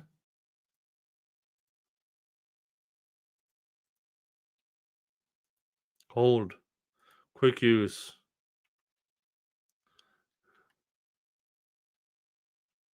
I have 8 of those. Okay, I have a gun! I have a gun.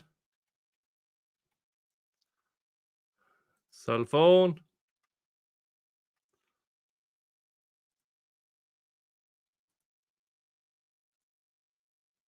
Turn on. No.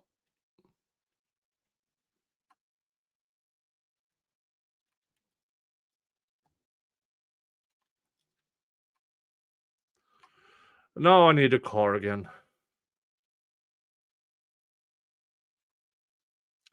And I don't know where I am. Ah.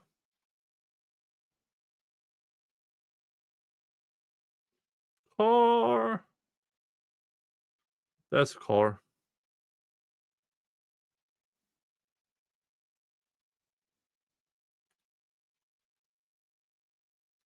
No. Can't turn that car on. Veterinary clinic. I don't care.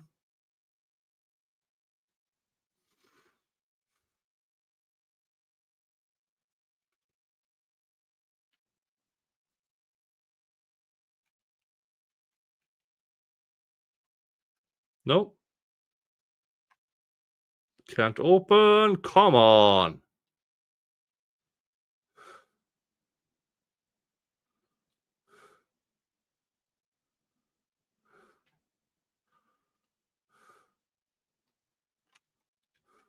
Open.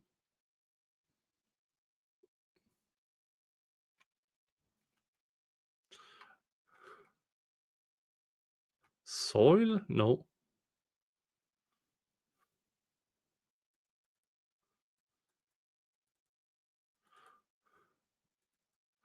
Can't piece. Okay. Can't destroy anything.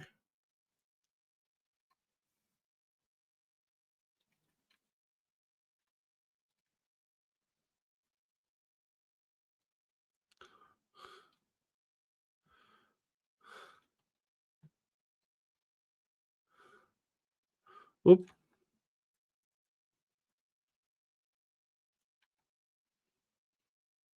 Gin.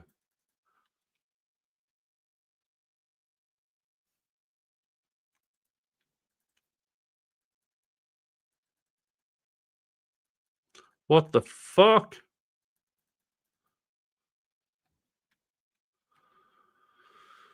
This is hard, folks. And you chose it for me, you bastards.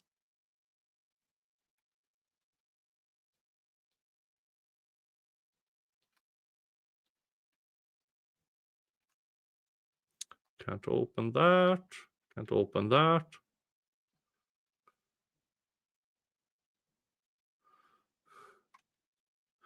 Can't open that. Can't open that. You assholes, you picked a really, really bad starting point for me. Oh, here's a lot of cars. 2 of them. Enter? Nope. Enter? Nope.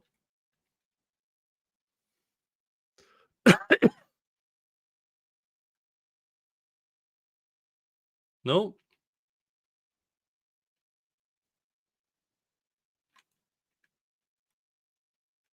Nope. For fuck's sake. Get me a car. Nope.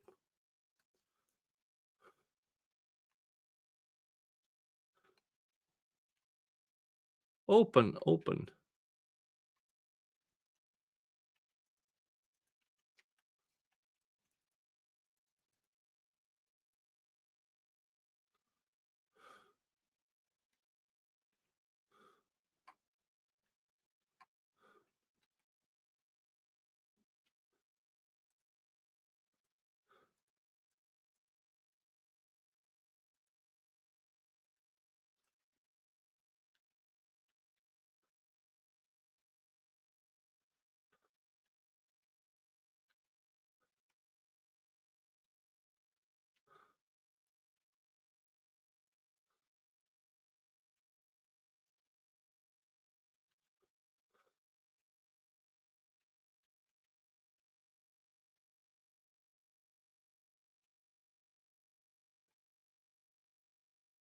Water bottle, yeah. Whiskey, yeah. But I need a car. Nope.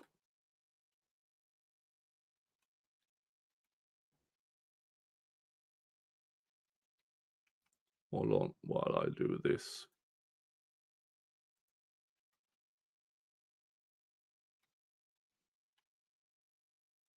Hot wire.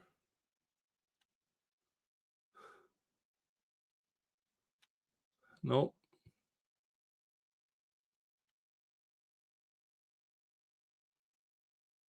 Oh, I got a car.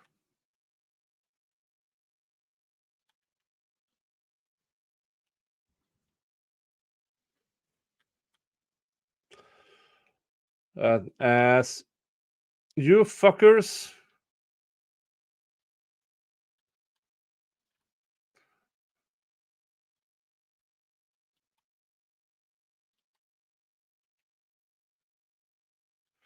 This is what you chose for me.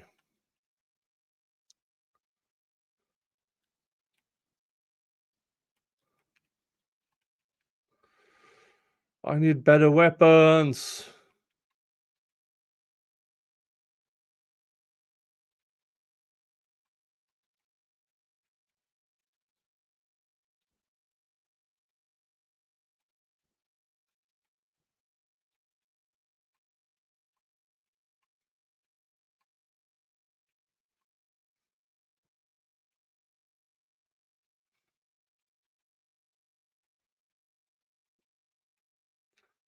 Cigarettes, no.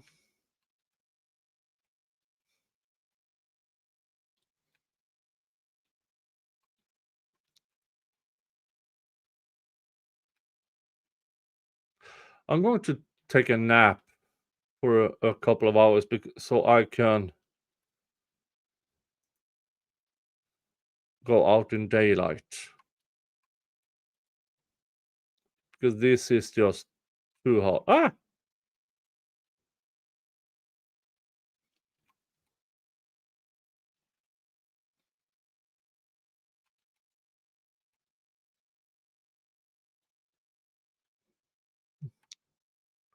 Come on.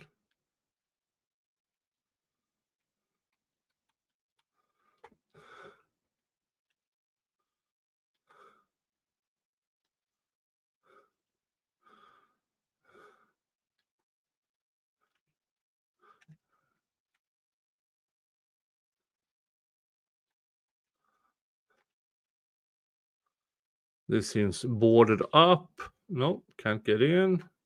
Hey, I can get in here.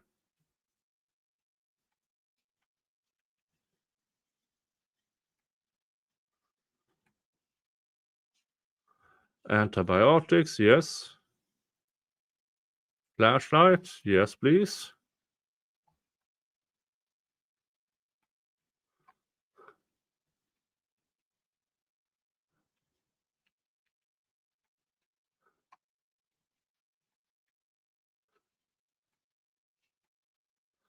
Dun dun dun.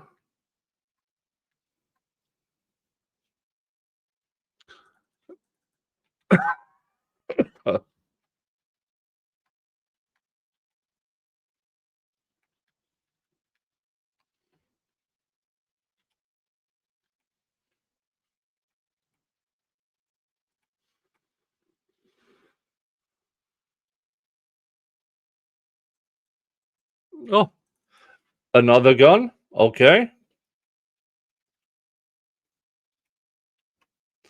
Let's see here. Gun. Gun. Ammo.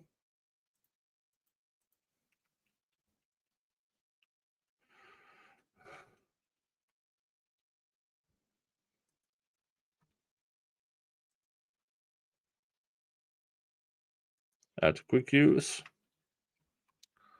So I have this gun and this gun. Okay. Now at least I have guns.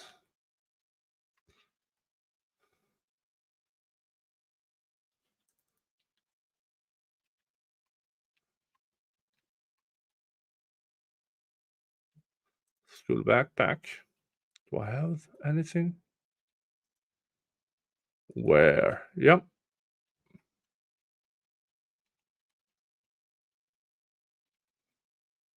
Tackle box, no.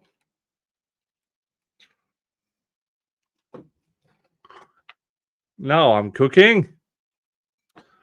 That's to say. Again, I will be playing tomorrow. I will playing this with Flux at multiplayer mode.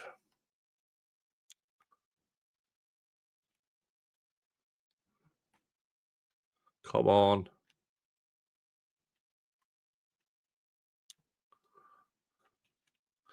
And I don't have a map. I need a map.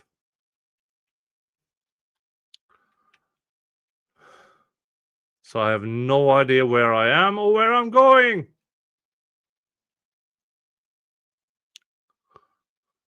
This is a main road.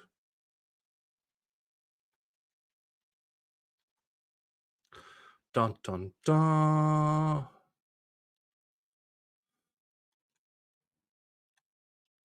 What's this? Everything about this game is about looting, getting weapons, so you can protect yourself.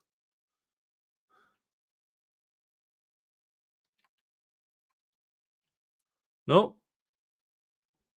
Darn it. I don't have.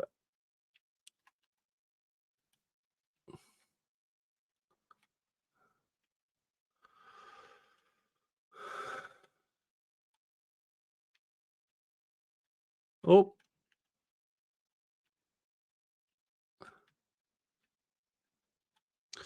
I need lock picking stuff. So I can get into stuff. So I need to loot every damn building I find.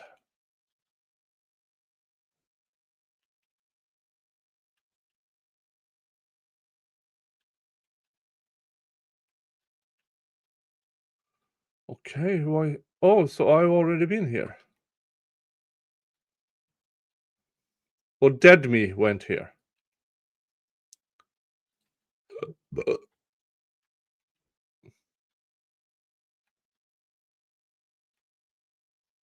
Come on.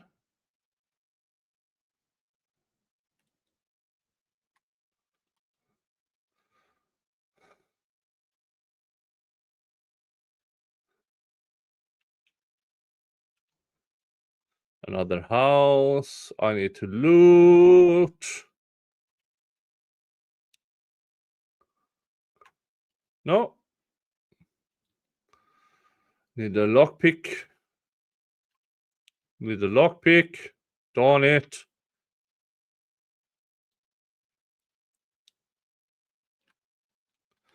Darn it. Yeah. This is not the usual game where everything is handed to you. Oh. You have to earn every single thing of it.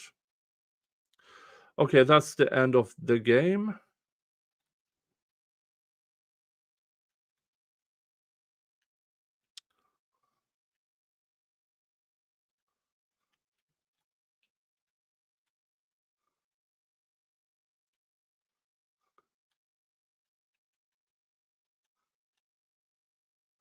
What's going on here?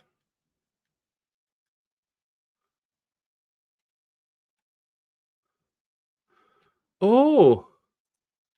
Oh, this is me. That was me. I found Dead Me.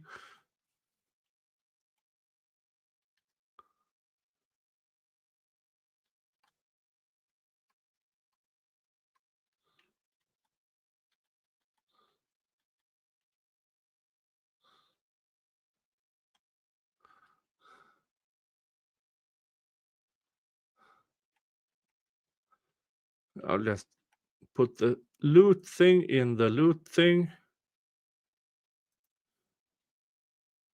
Let's just dun dun dun. Yeah.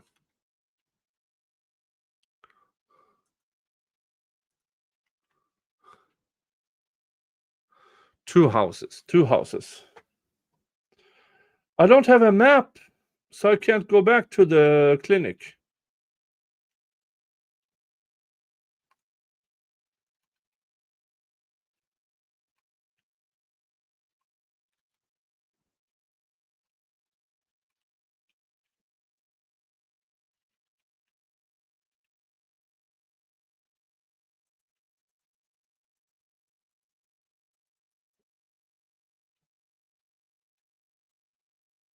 Hazmat suit? No. Come on, give me stuff. Come on, give me stuff. Gym bag? Metal brackets. Thread, yes. School backpack. Yeah.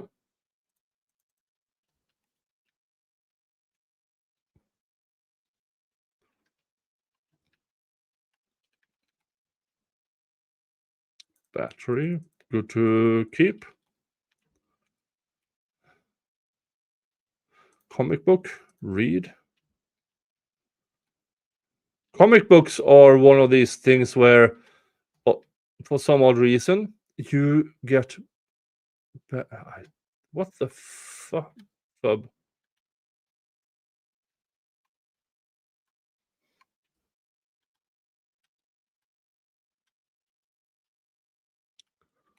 Okay.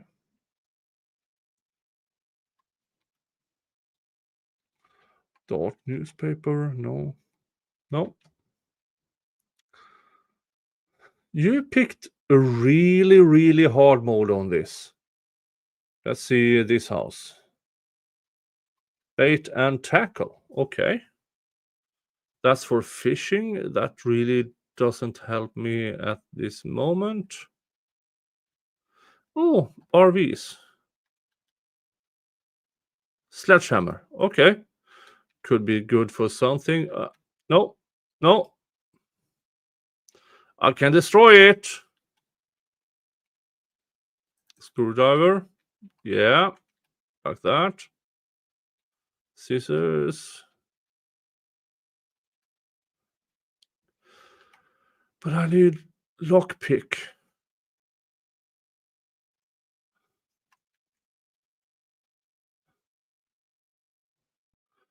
I didn't get any lockpick.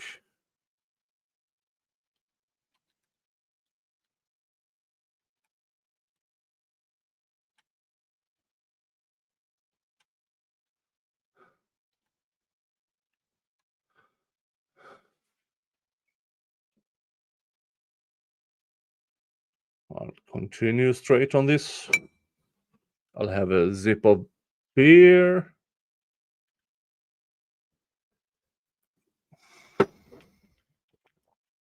Oh.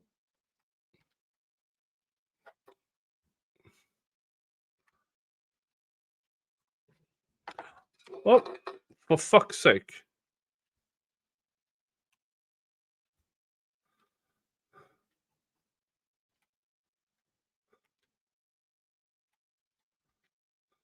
Come on. Give me stuff.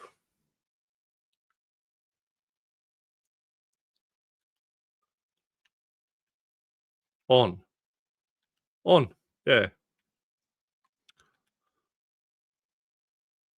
School backpack. Good to have.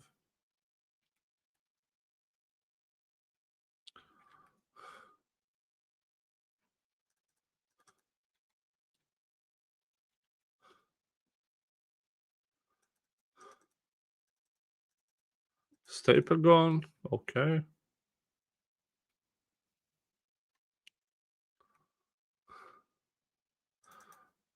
I mean, you need different kind of tools for different kind of dismantle.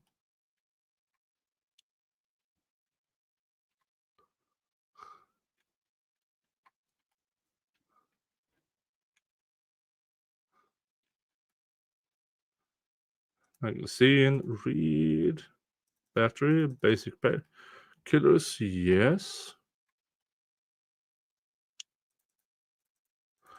Baseball bat, yes. Book, read.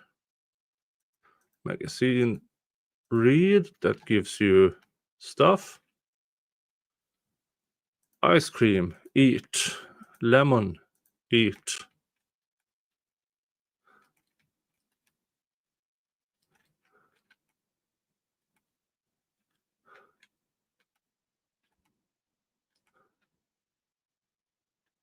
Pretzel, eat. Muffin, eat.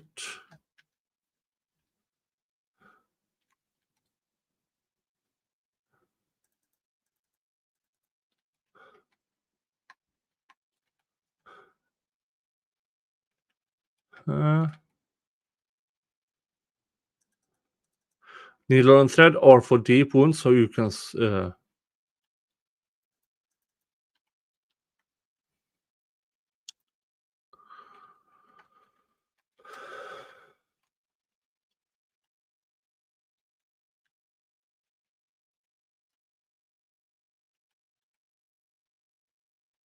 sweater, no. Thread, no.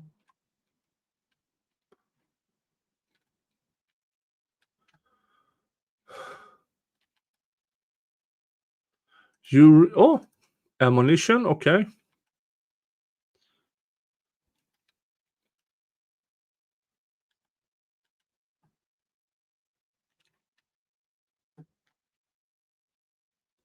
You guys really put me into no?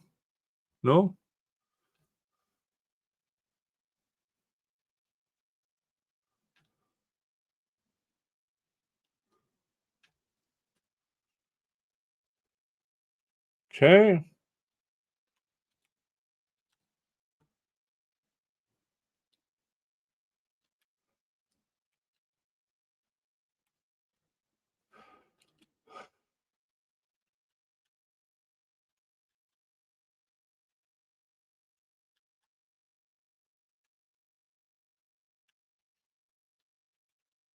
Oh, turn the car off.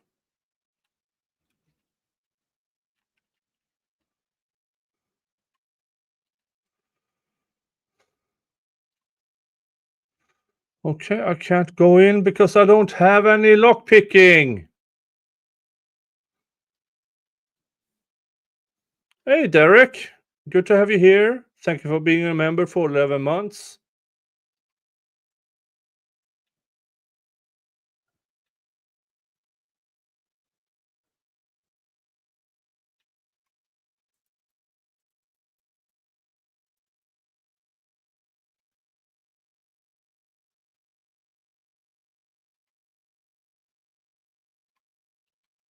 Okay.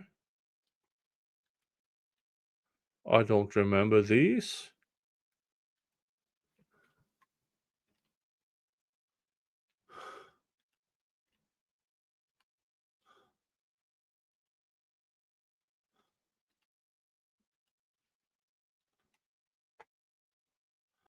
Ball clamp. Okay. Nails. Yeah.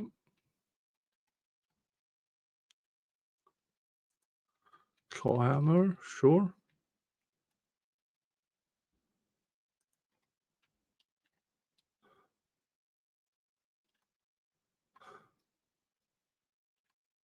Where's my car?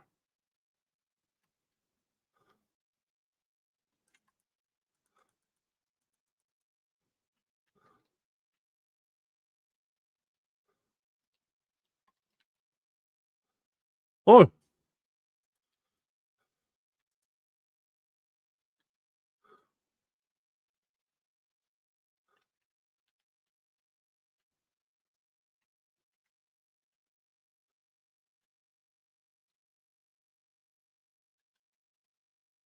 Where's my car? Oh, there.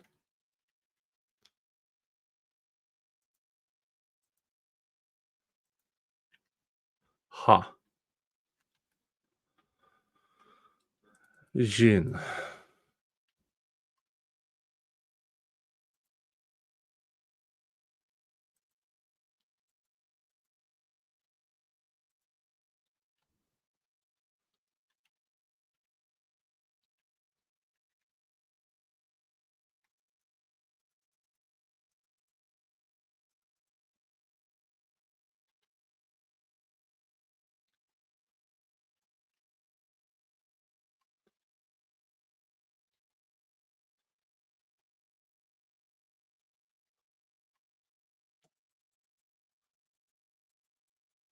Jesus, where do you all come from?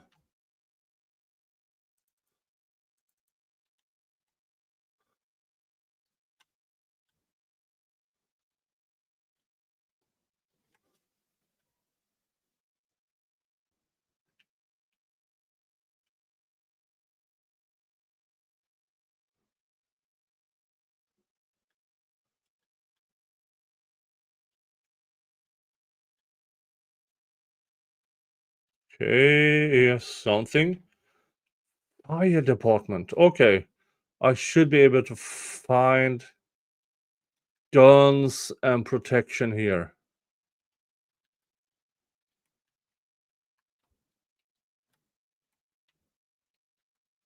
Come on. No.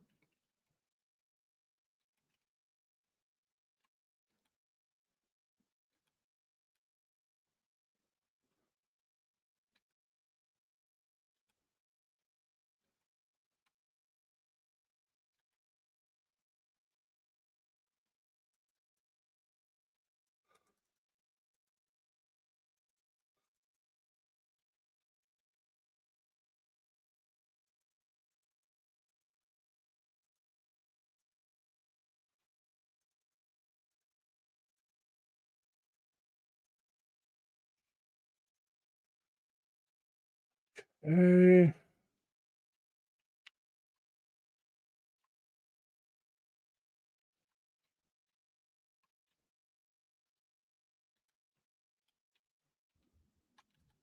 Come on. Oh, ammo? Comic book?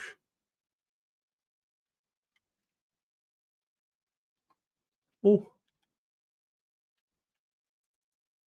Lockpick!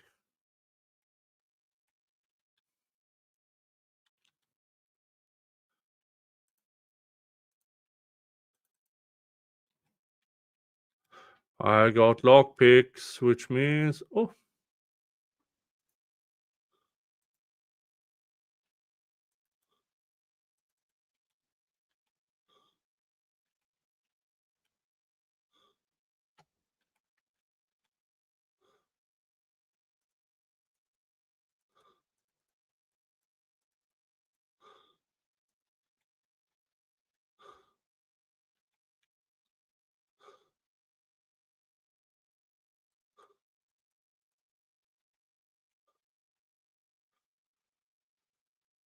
Battery, always good.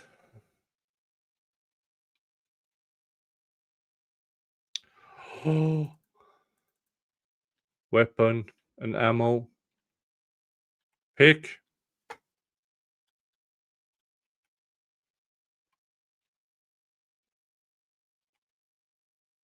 Oh.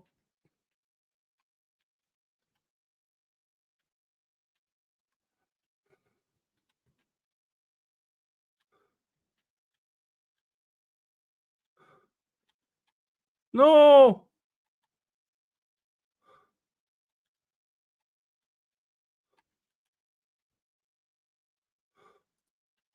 Clothes. Oh.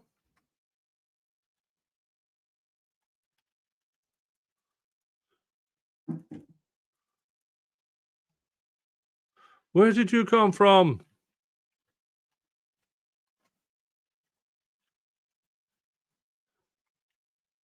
Medical. Needle and thread. Elastic bandage. Oh.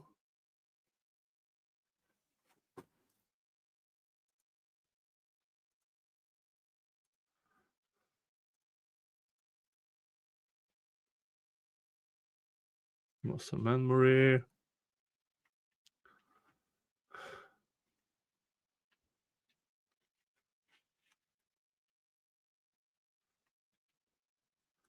Do I have painkiller? I have antibiotics.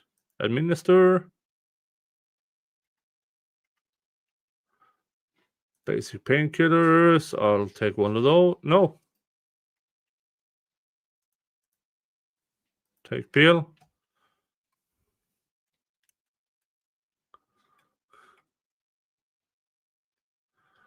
Take those.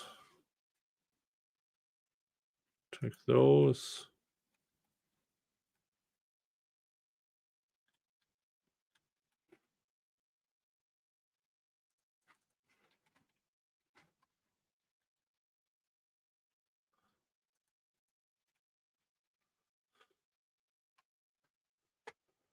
All right, it seems like I get better.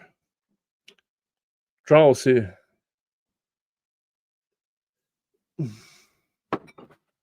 Is there a carrying weight? Yes, you can see it down here. Max weight.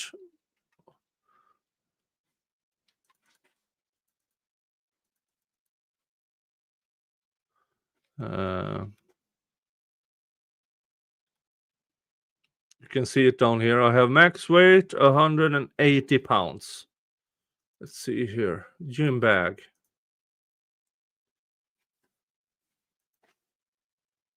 Where? And all of a sudden I have 205 pounds. Oh, for fuck's sake.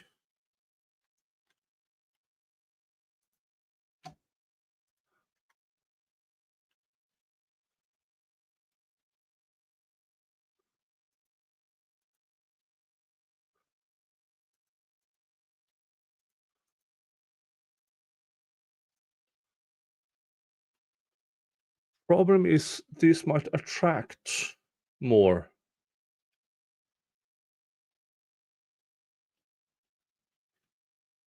Ah.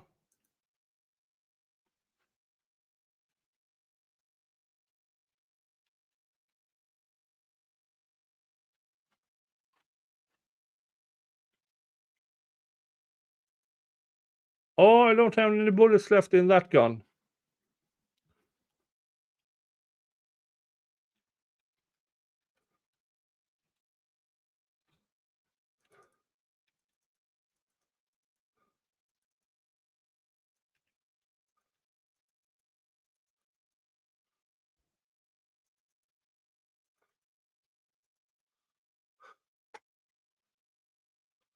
Jesus. Whiskey.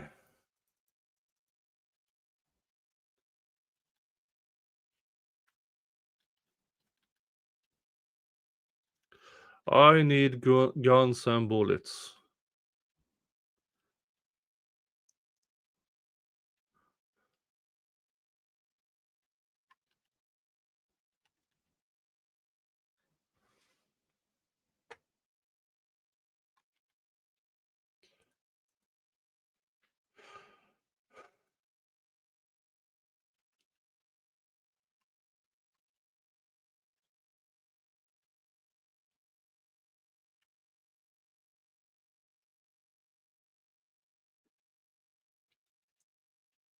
Wait a minute.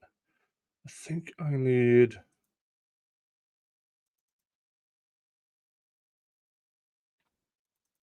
There. Lock that in. That. Lock that in.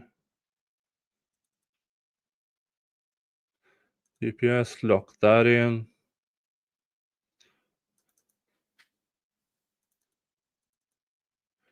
That one, lock that one in.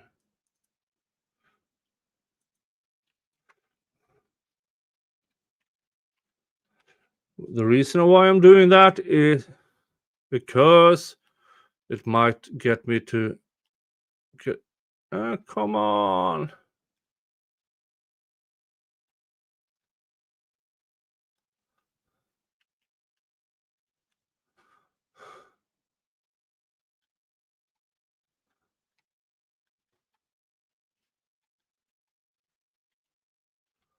Let's see here.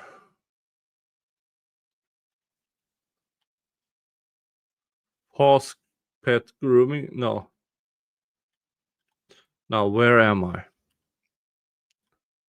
Why don't I have GPS?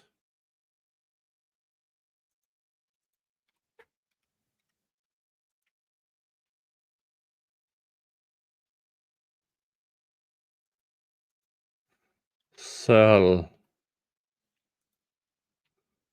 Equip. There you go. I have no fucking idea. Now, here's what I'm going to do. I've played this game before, and it's really fun. It's really hard.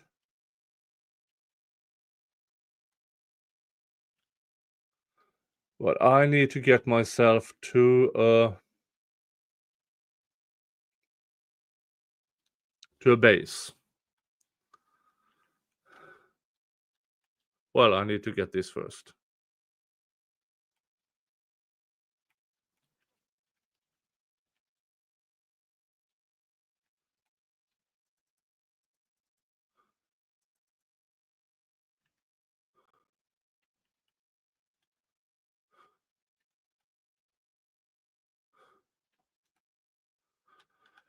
Towel, I need to, for reasons.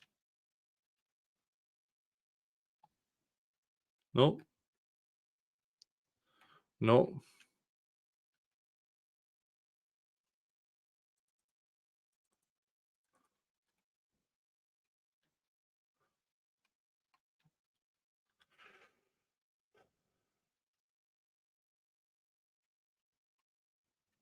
Just so I need to, for fuck's sake. No, this doesn't have weapons or ammo or anything.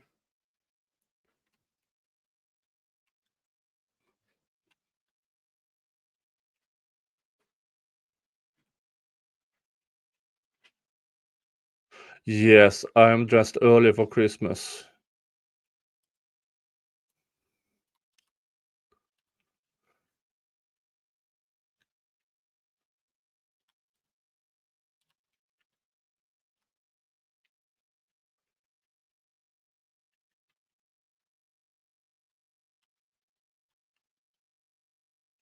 La-di-da-di-da.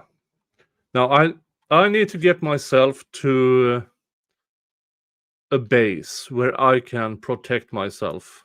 And I know exactly where it is because I played this game before.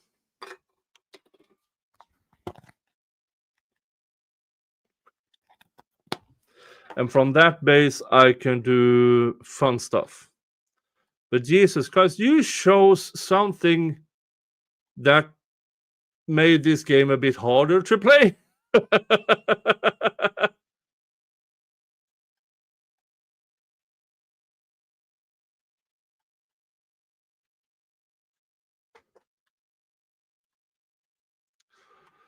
Now let me show you, which will show up in a bit, the best base in this game, in my opinion. Again, we are playing Vane. Oh, here it is. Oh, my car is dying on me, but we got here.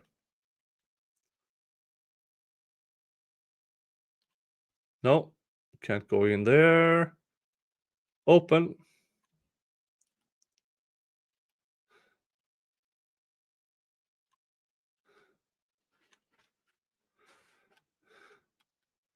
Why do I destroy this? Because I need shit to build something.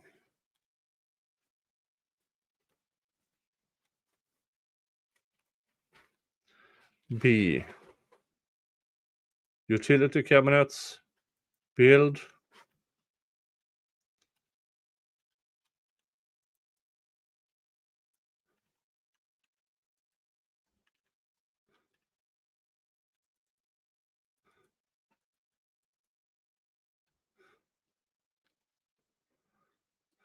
Gin.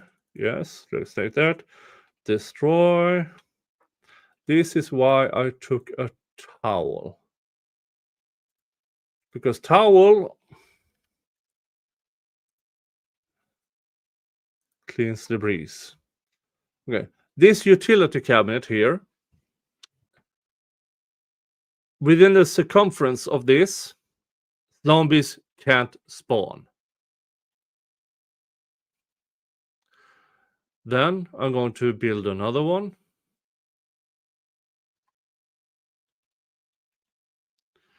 No, why don't I have any more lockpicks? No.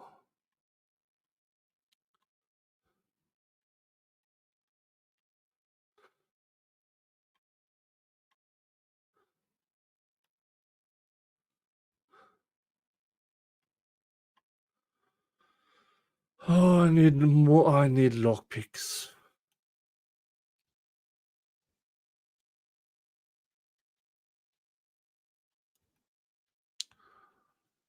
Where the oh, please let me find it in the next house over.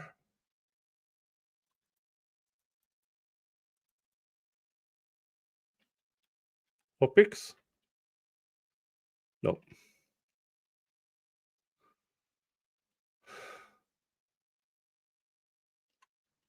Open.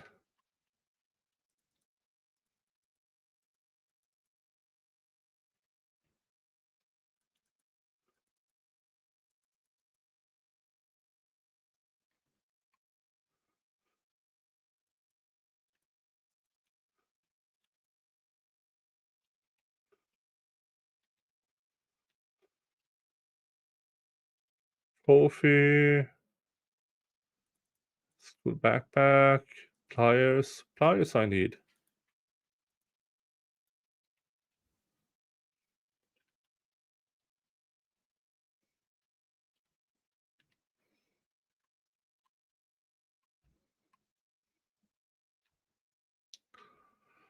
Now, these buildings here usually holds a lot of fun stuff. Yep, you do.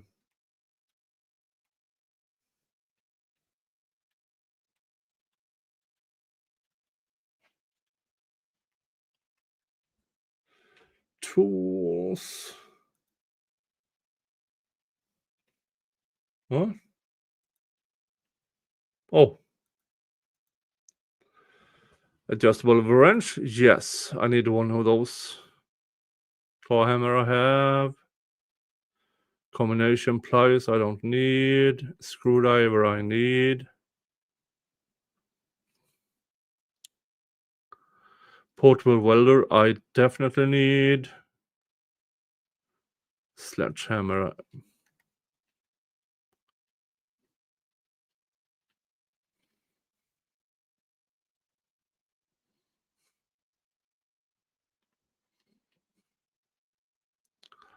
Let's sprint over here and hope, because this holds a lot of loot. Come on.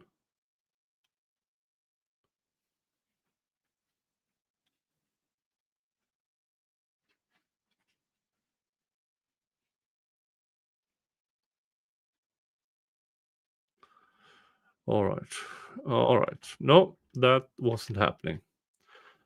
Now, up the road, I know there's a thing.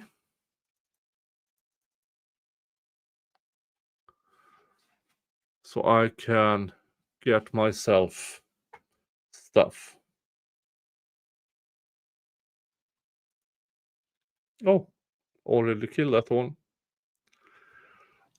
Up here is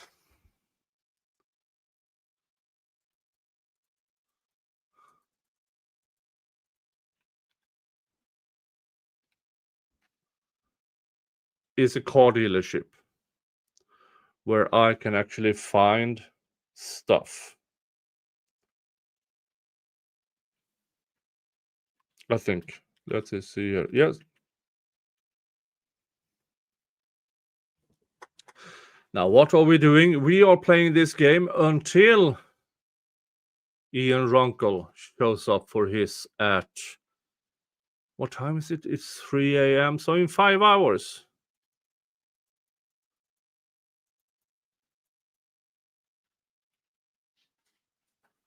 Gin. And I can hear Mr. Jingles searching through something.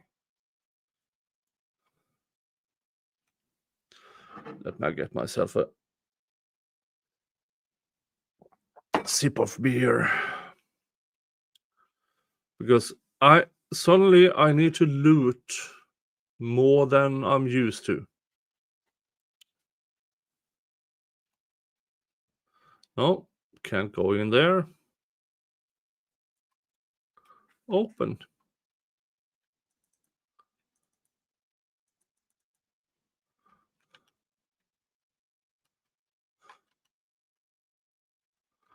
Okay. Book. Read. Magazine. Read. Baseball bat.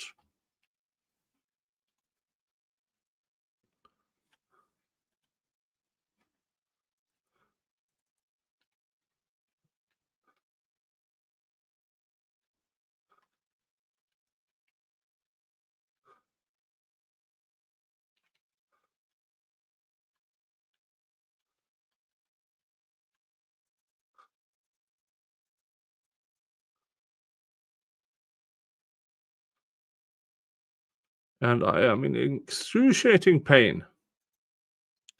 So, painkillers. Deep wound. Jesus Christ. Medical.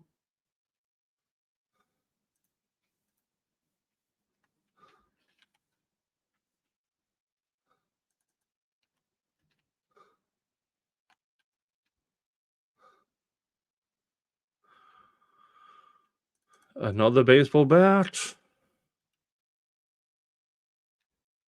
Flashlight. Parcel.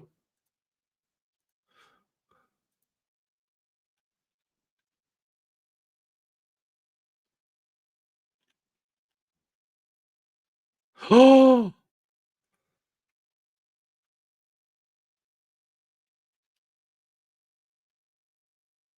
Ta-da!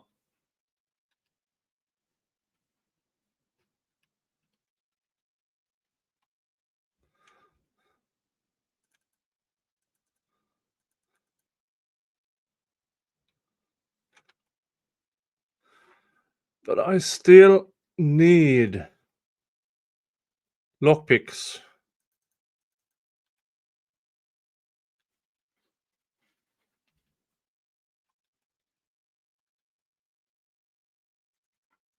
Okay, bandage. Great. More painkillers. Great. Bandage. Great.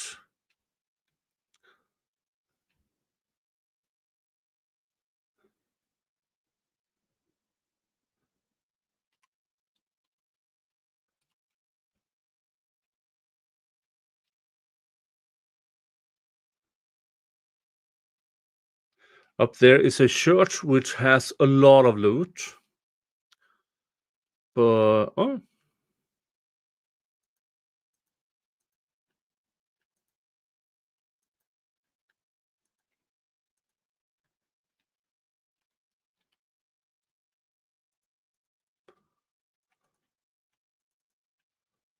Jesus. Now all of a sudden I don't have much bullets anymore.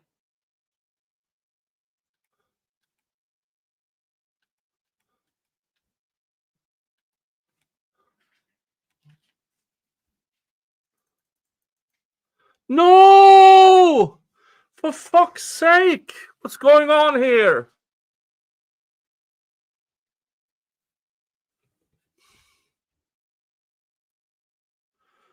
For fuck's sake.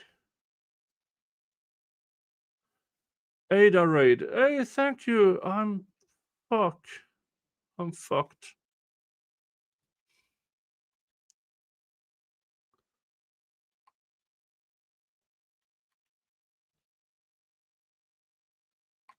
Where am I? Okay.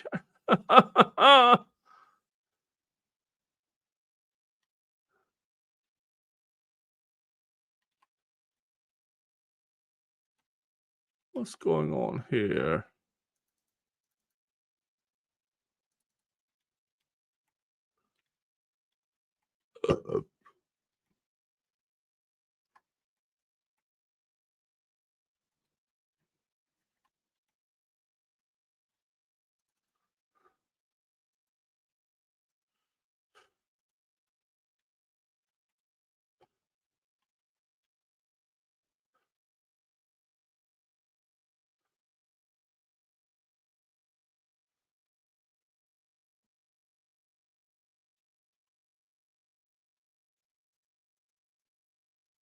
Jesus Christ, this is. Oh.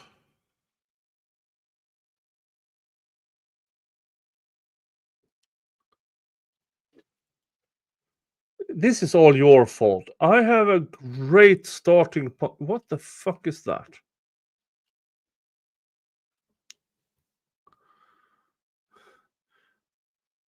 Yeah, you made me do this.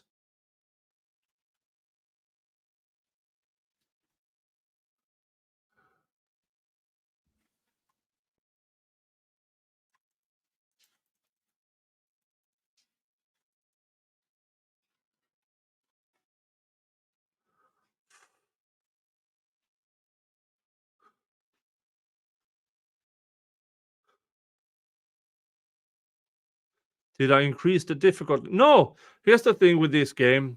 With the normal, a lot of people could. It was decent. In the latest update, okay, I've already been there. In the latest, it got harder. In the latest update. Exerted.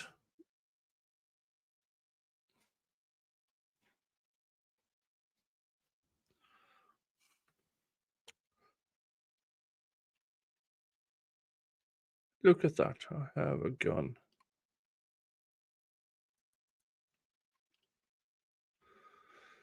Maybe I shouldn't have. Oh, for fuck's sake.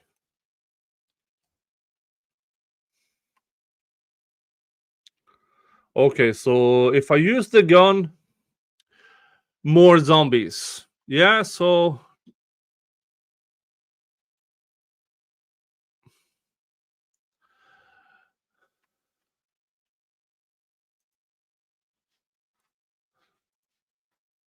Where?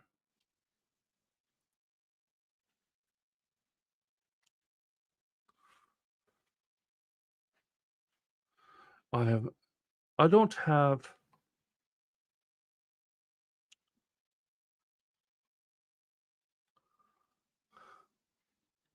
The GPS. I don't think I. Okay, there's end of game. I have a gas station.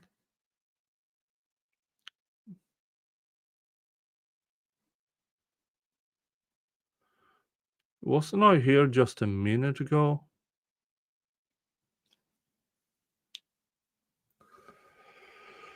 Okay, I need better weapon. And I don't have a lockpick. Fork. Enter. Hot wire. Come on.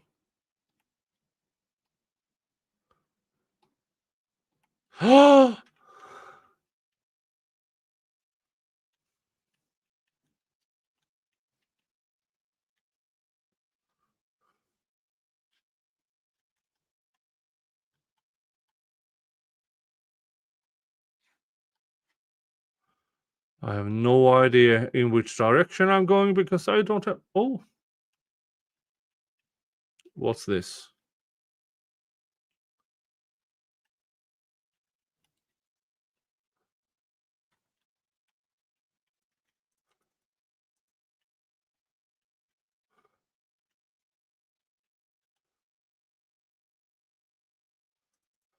Keyboard, okay.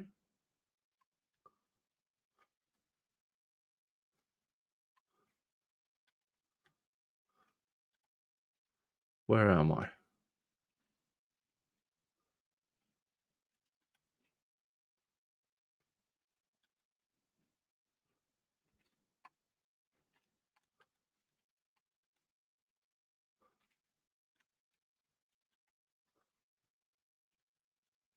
Oh, the veterinary clinic. Okay.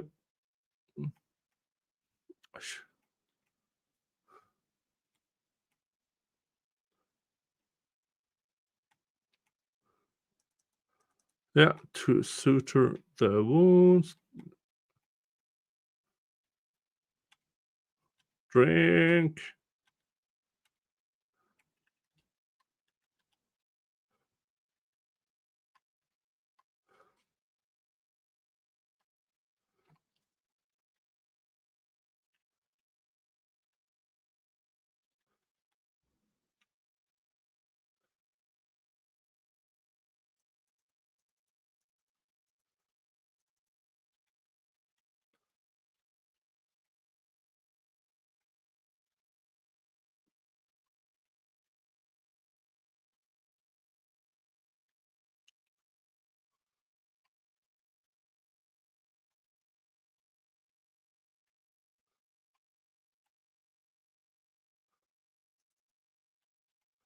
Jesus.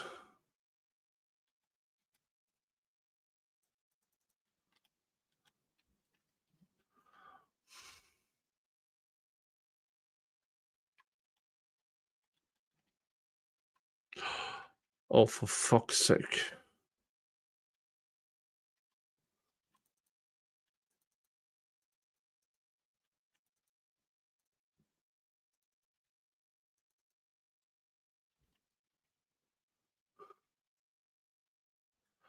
Deep wound, for fuck's sake.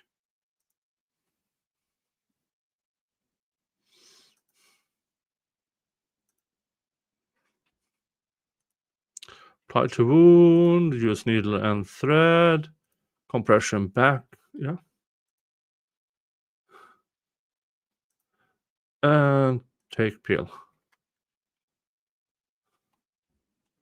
For fuck's sake, this is hard.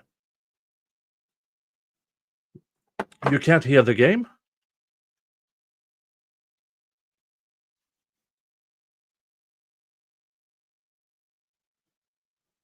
It should be sound. Okay, folks, tell me, can you or can't you hear the game? It should be.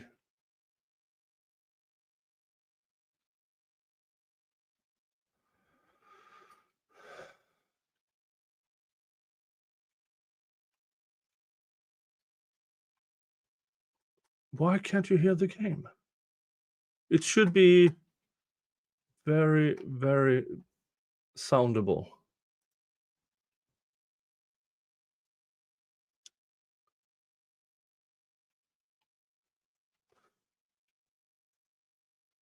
Let me share window.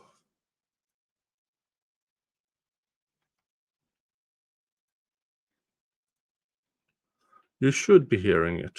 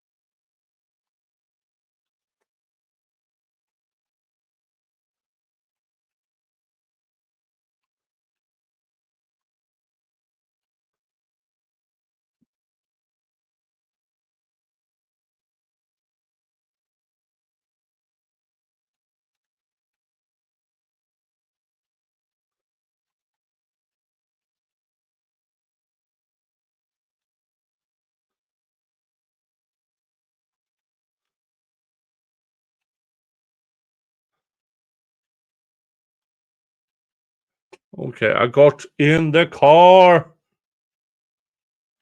And I'm getting the fuck out of Dodge.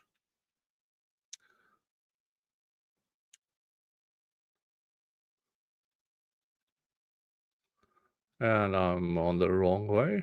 I have no...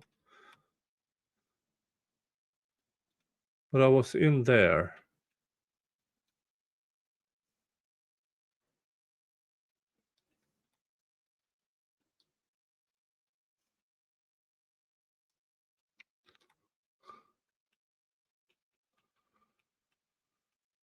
Oh, but at least I'm in the car.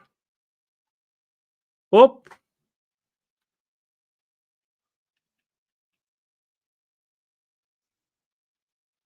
Yeah, that's a lot of zombies.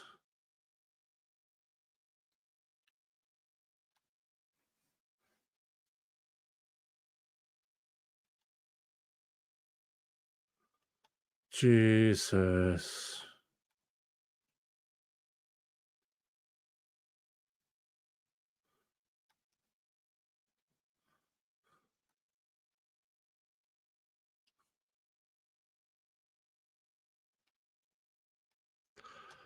Here's the thing. Don't I have a cell phone?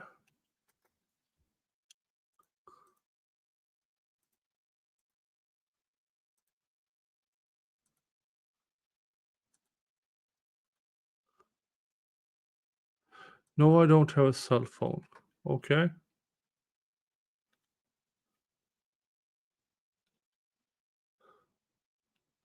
What's this? Oh! Base!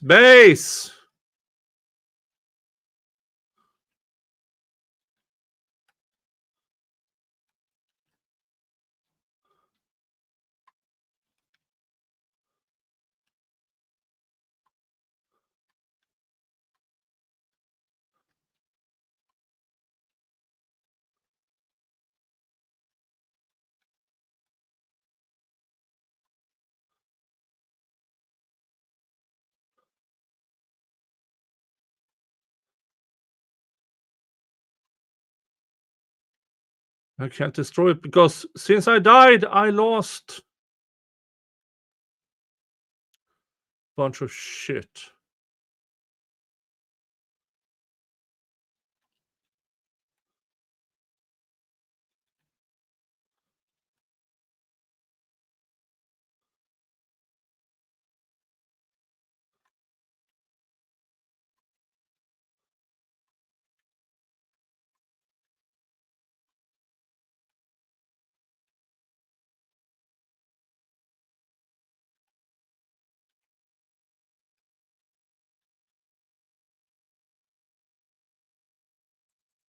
Ian. I need a cell phone or a GPS.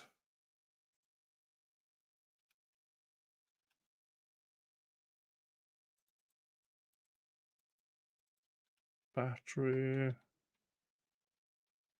Magazine. Read. Thread.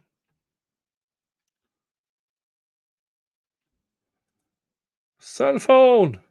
Equip.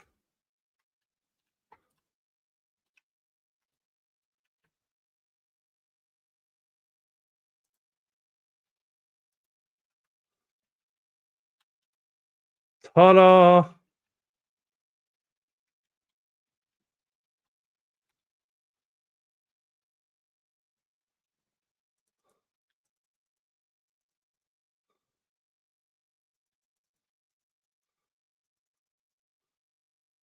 For fuck's sake.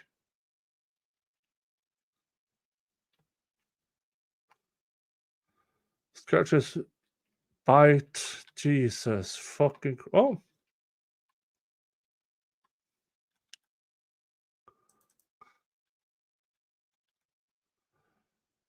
Swing needle. Oh, this. Yeah. This game is fucking hard.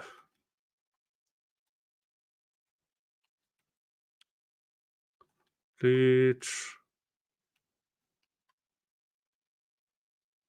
Wash myself.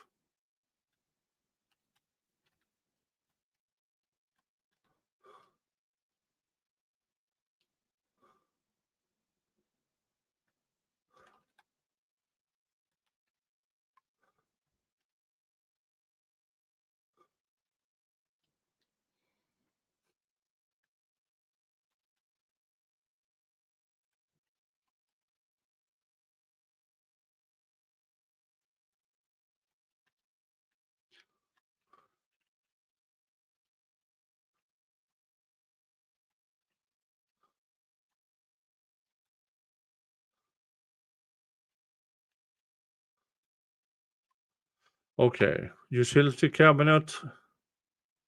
For fuck's sake.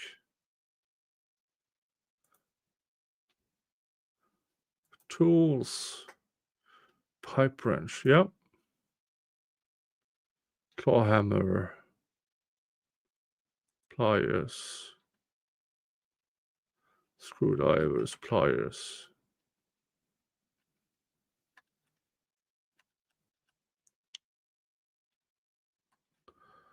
You know what?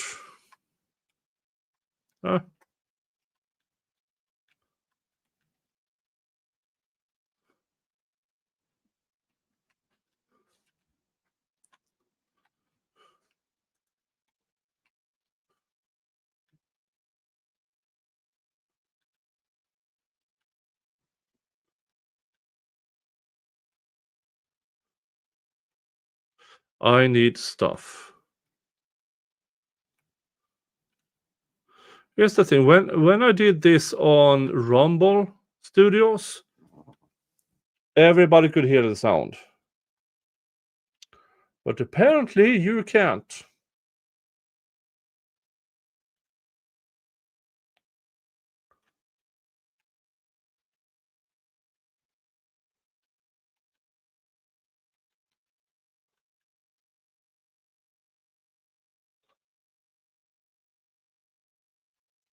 Courthouse.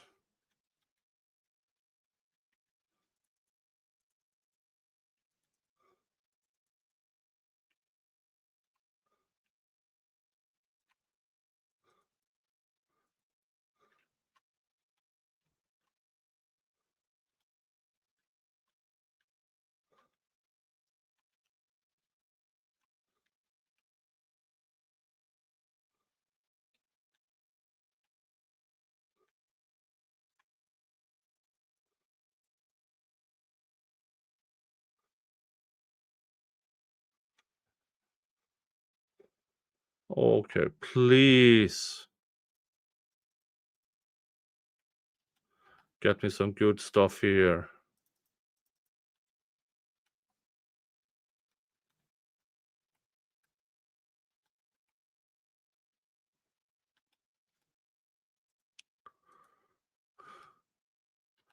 Cardboard scrap, yeah.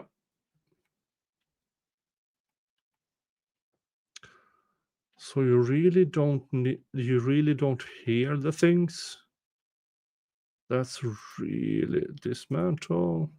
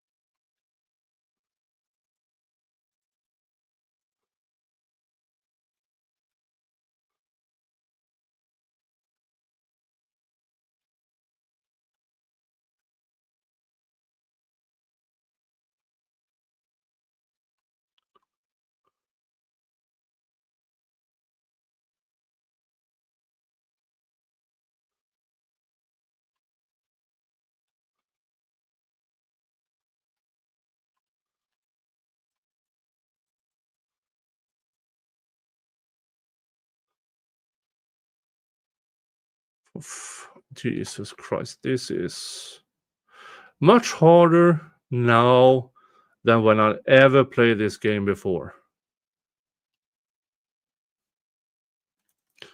Oh, military guy. This is great because combat pack.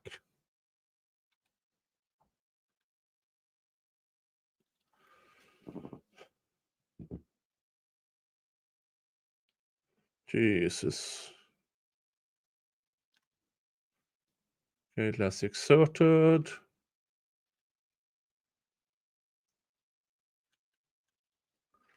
Okay. No. Oh, for fuck's sake. Open. Yes.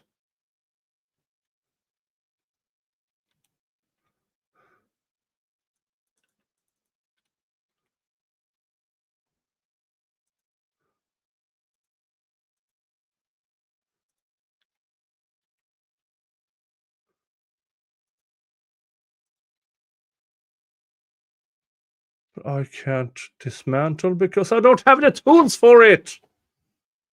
Darn it.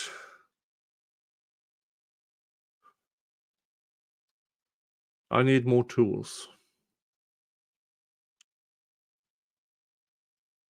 Let's just say that I can't use my guns because it attracts all of them.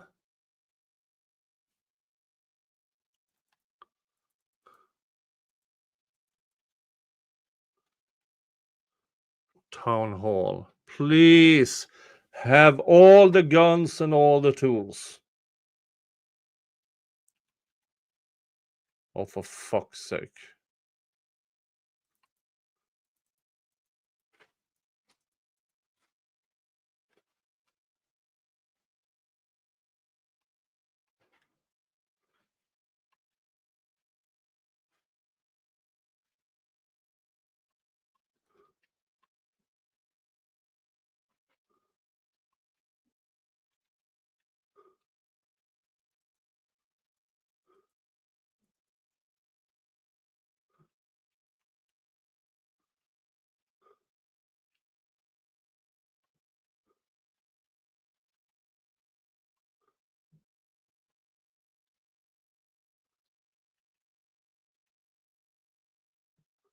Where is it?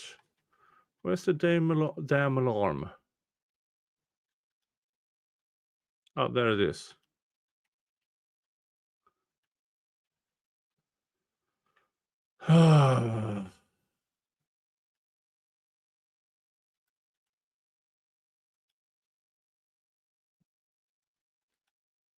Tools.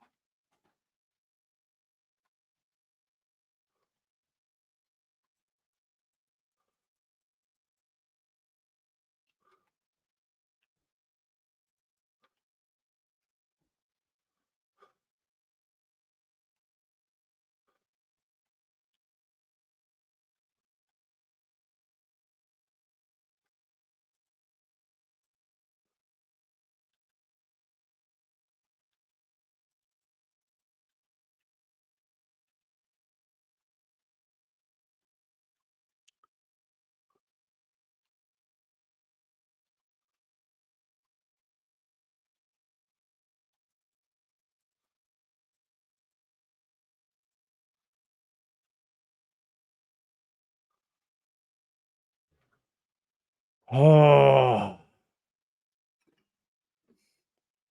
Yes, there are hardware stores in this game.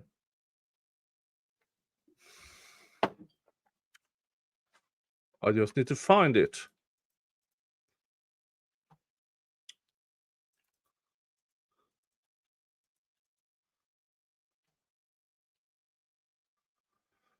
Oh.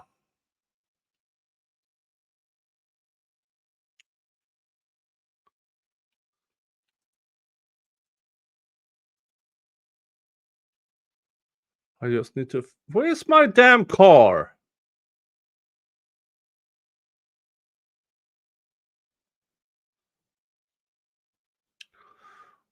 Down there is the used car lot.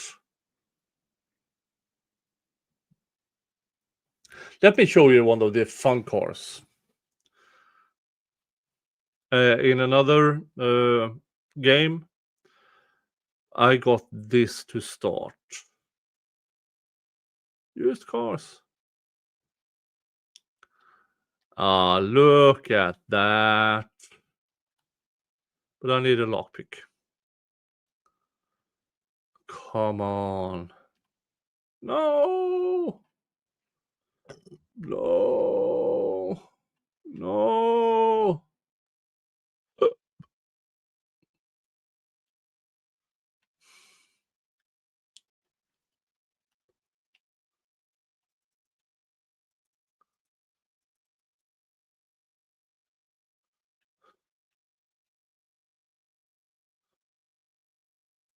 Whiskey.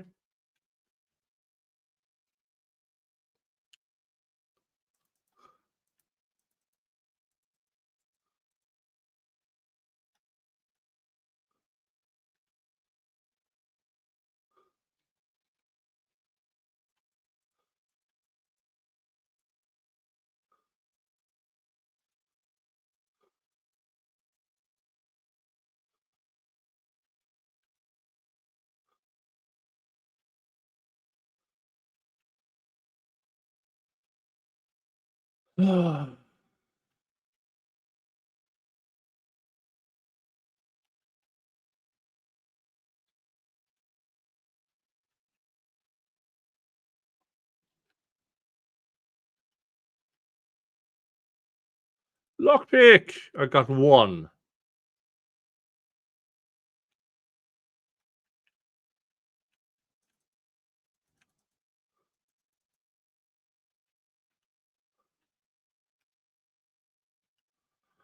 I need more lockpicks so I can start to do stuff.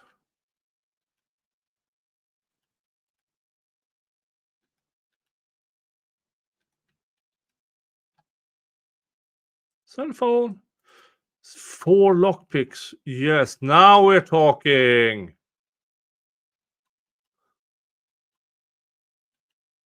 Okay. Parcel.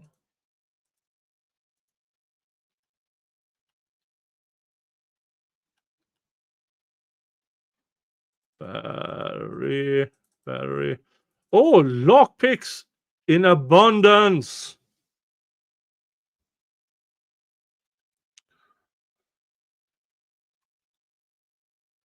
Okay, with this amount of lockpicks, I can start looking at things. But first of all,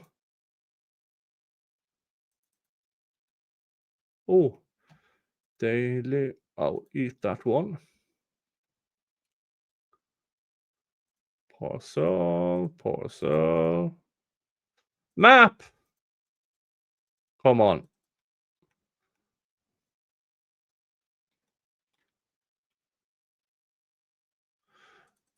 Battery, yes.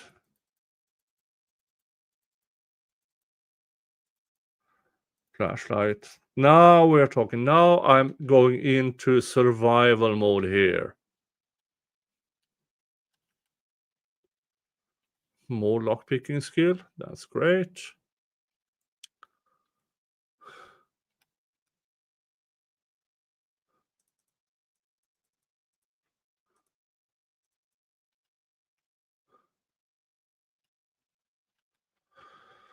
Okay, time to head back to base and start.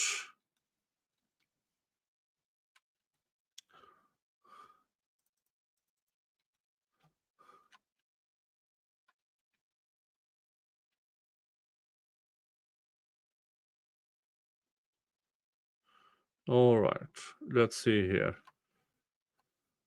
Don't need one of these. Don't wanna. I'm looking for one of these.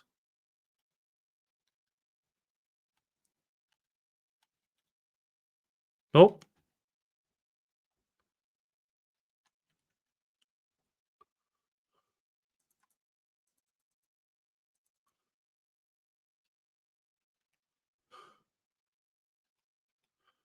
Vodka to clean the wounds.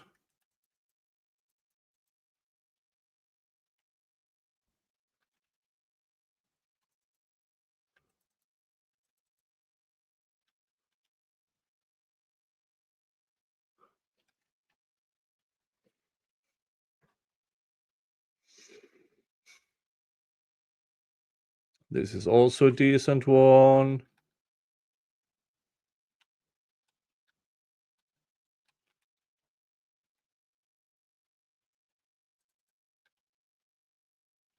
There you go. All right, let's go to the base. Oh, there's my car. Oh.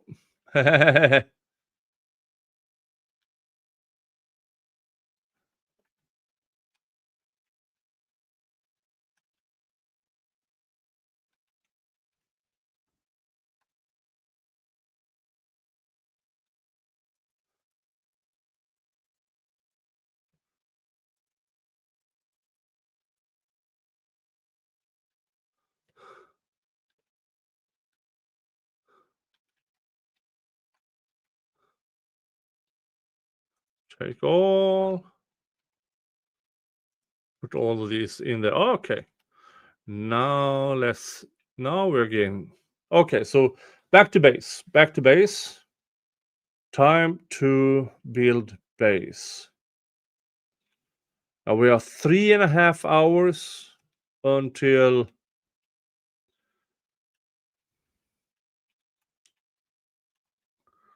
Ian is going, but we now have lockpicks.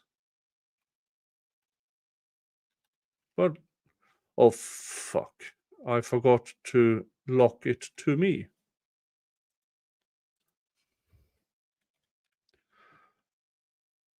Lockpicks, there you go. Fuck off.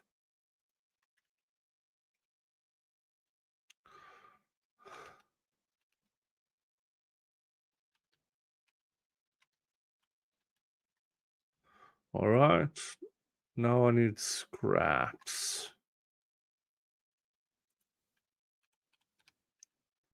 Uh-huh.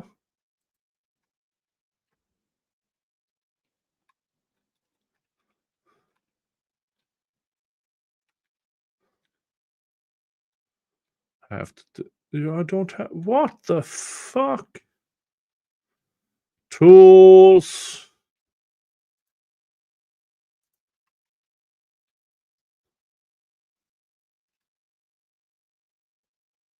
Need a heavy cutting tool.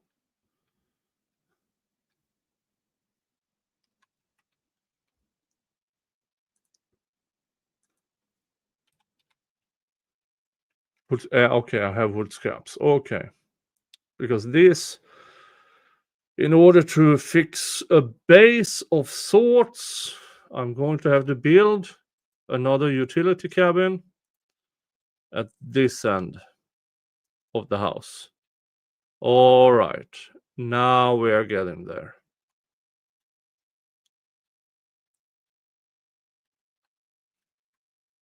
Because the utility cabinets, I have 2 now. One at each side of this compound, which means there will be no spawn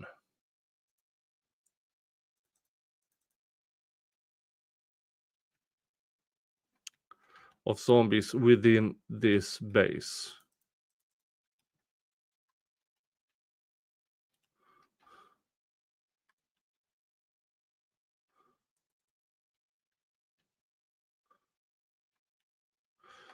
Laundry,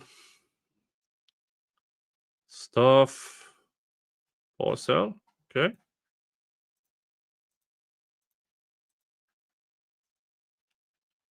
Spaghetti, yeah.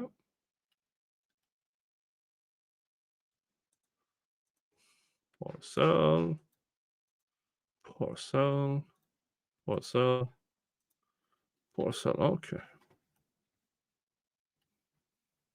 But it's really annoying that you can't hear the sound of this, because sound in one of these games is absolutely crucial.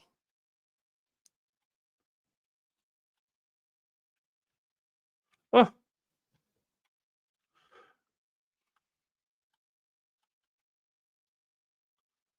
Okay. Shotgun shells.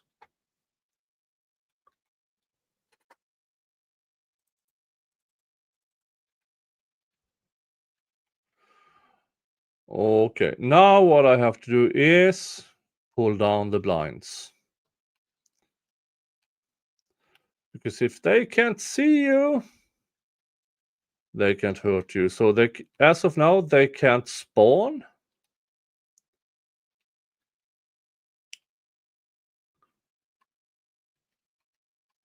Within the base. And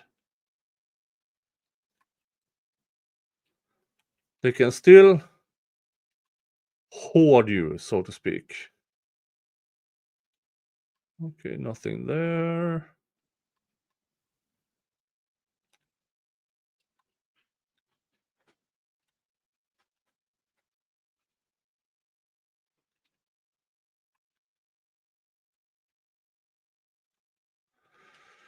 So that is what I'm doing.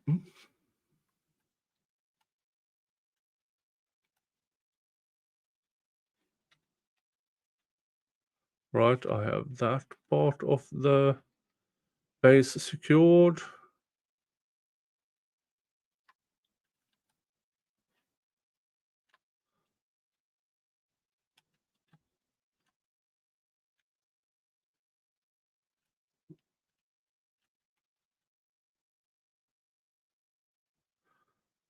Cover that window, yeah.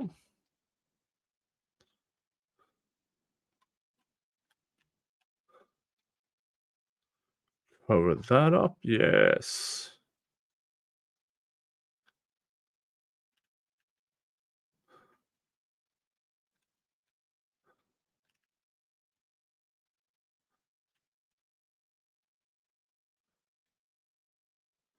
Cover that up, all right.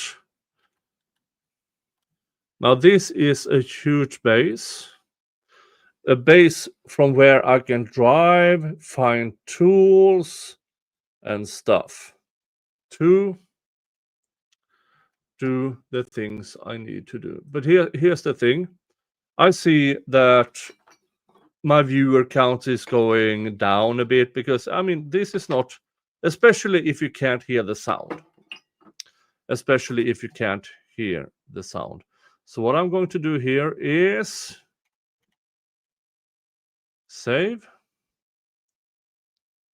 New save is, what do I call this? Friday Bliss stream. Save. So I'm going to do that. Yes, Crystal, I know I passed up like a lot of stuff. Exit to desktop. Going here. All right. It is now 3.5 hours until Ian gets on with his stuff.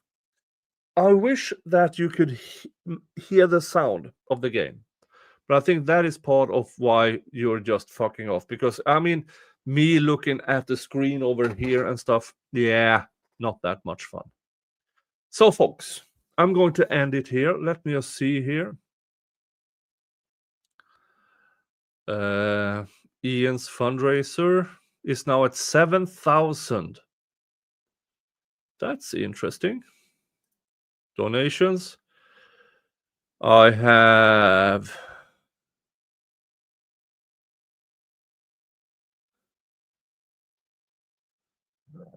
one for $25 that donated to him. But folks, I'm going to yeet you over to Ian's. He will start in 3.5 hours.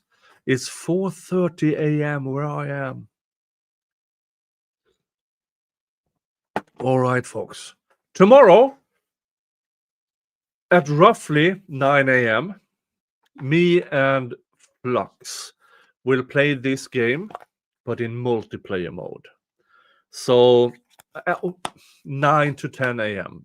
She has errands and stuff. So me and Flux are going to play Vane tomorrow, Saturday.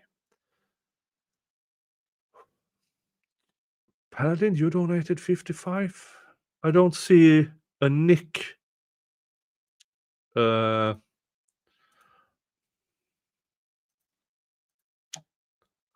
55. There you are. For the kids and favorite Canadian lawyer. Thank you. Now for me to... Now you didn't screw up, Paladin. Thank you so much. So that means $180 to this. So Mr. Ian Runkle is up on a running start. But folks, it is 4:35 a.m. where I am. Ian will start soon in 3.5 hours. Thank you. Thank you to Hella. Thank you to Dali. Thank you guys for doing the Wheel of Regrets. I appreciate it deeply. And thank you. From me and Mr. Jingles, You all have a good one, and I will see you tomorrow. Me and Flux doing this game, hopefully with sound. All right. You all have a good one, and I will see you in the next stream or video. Bye-bye.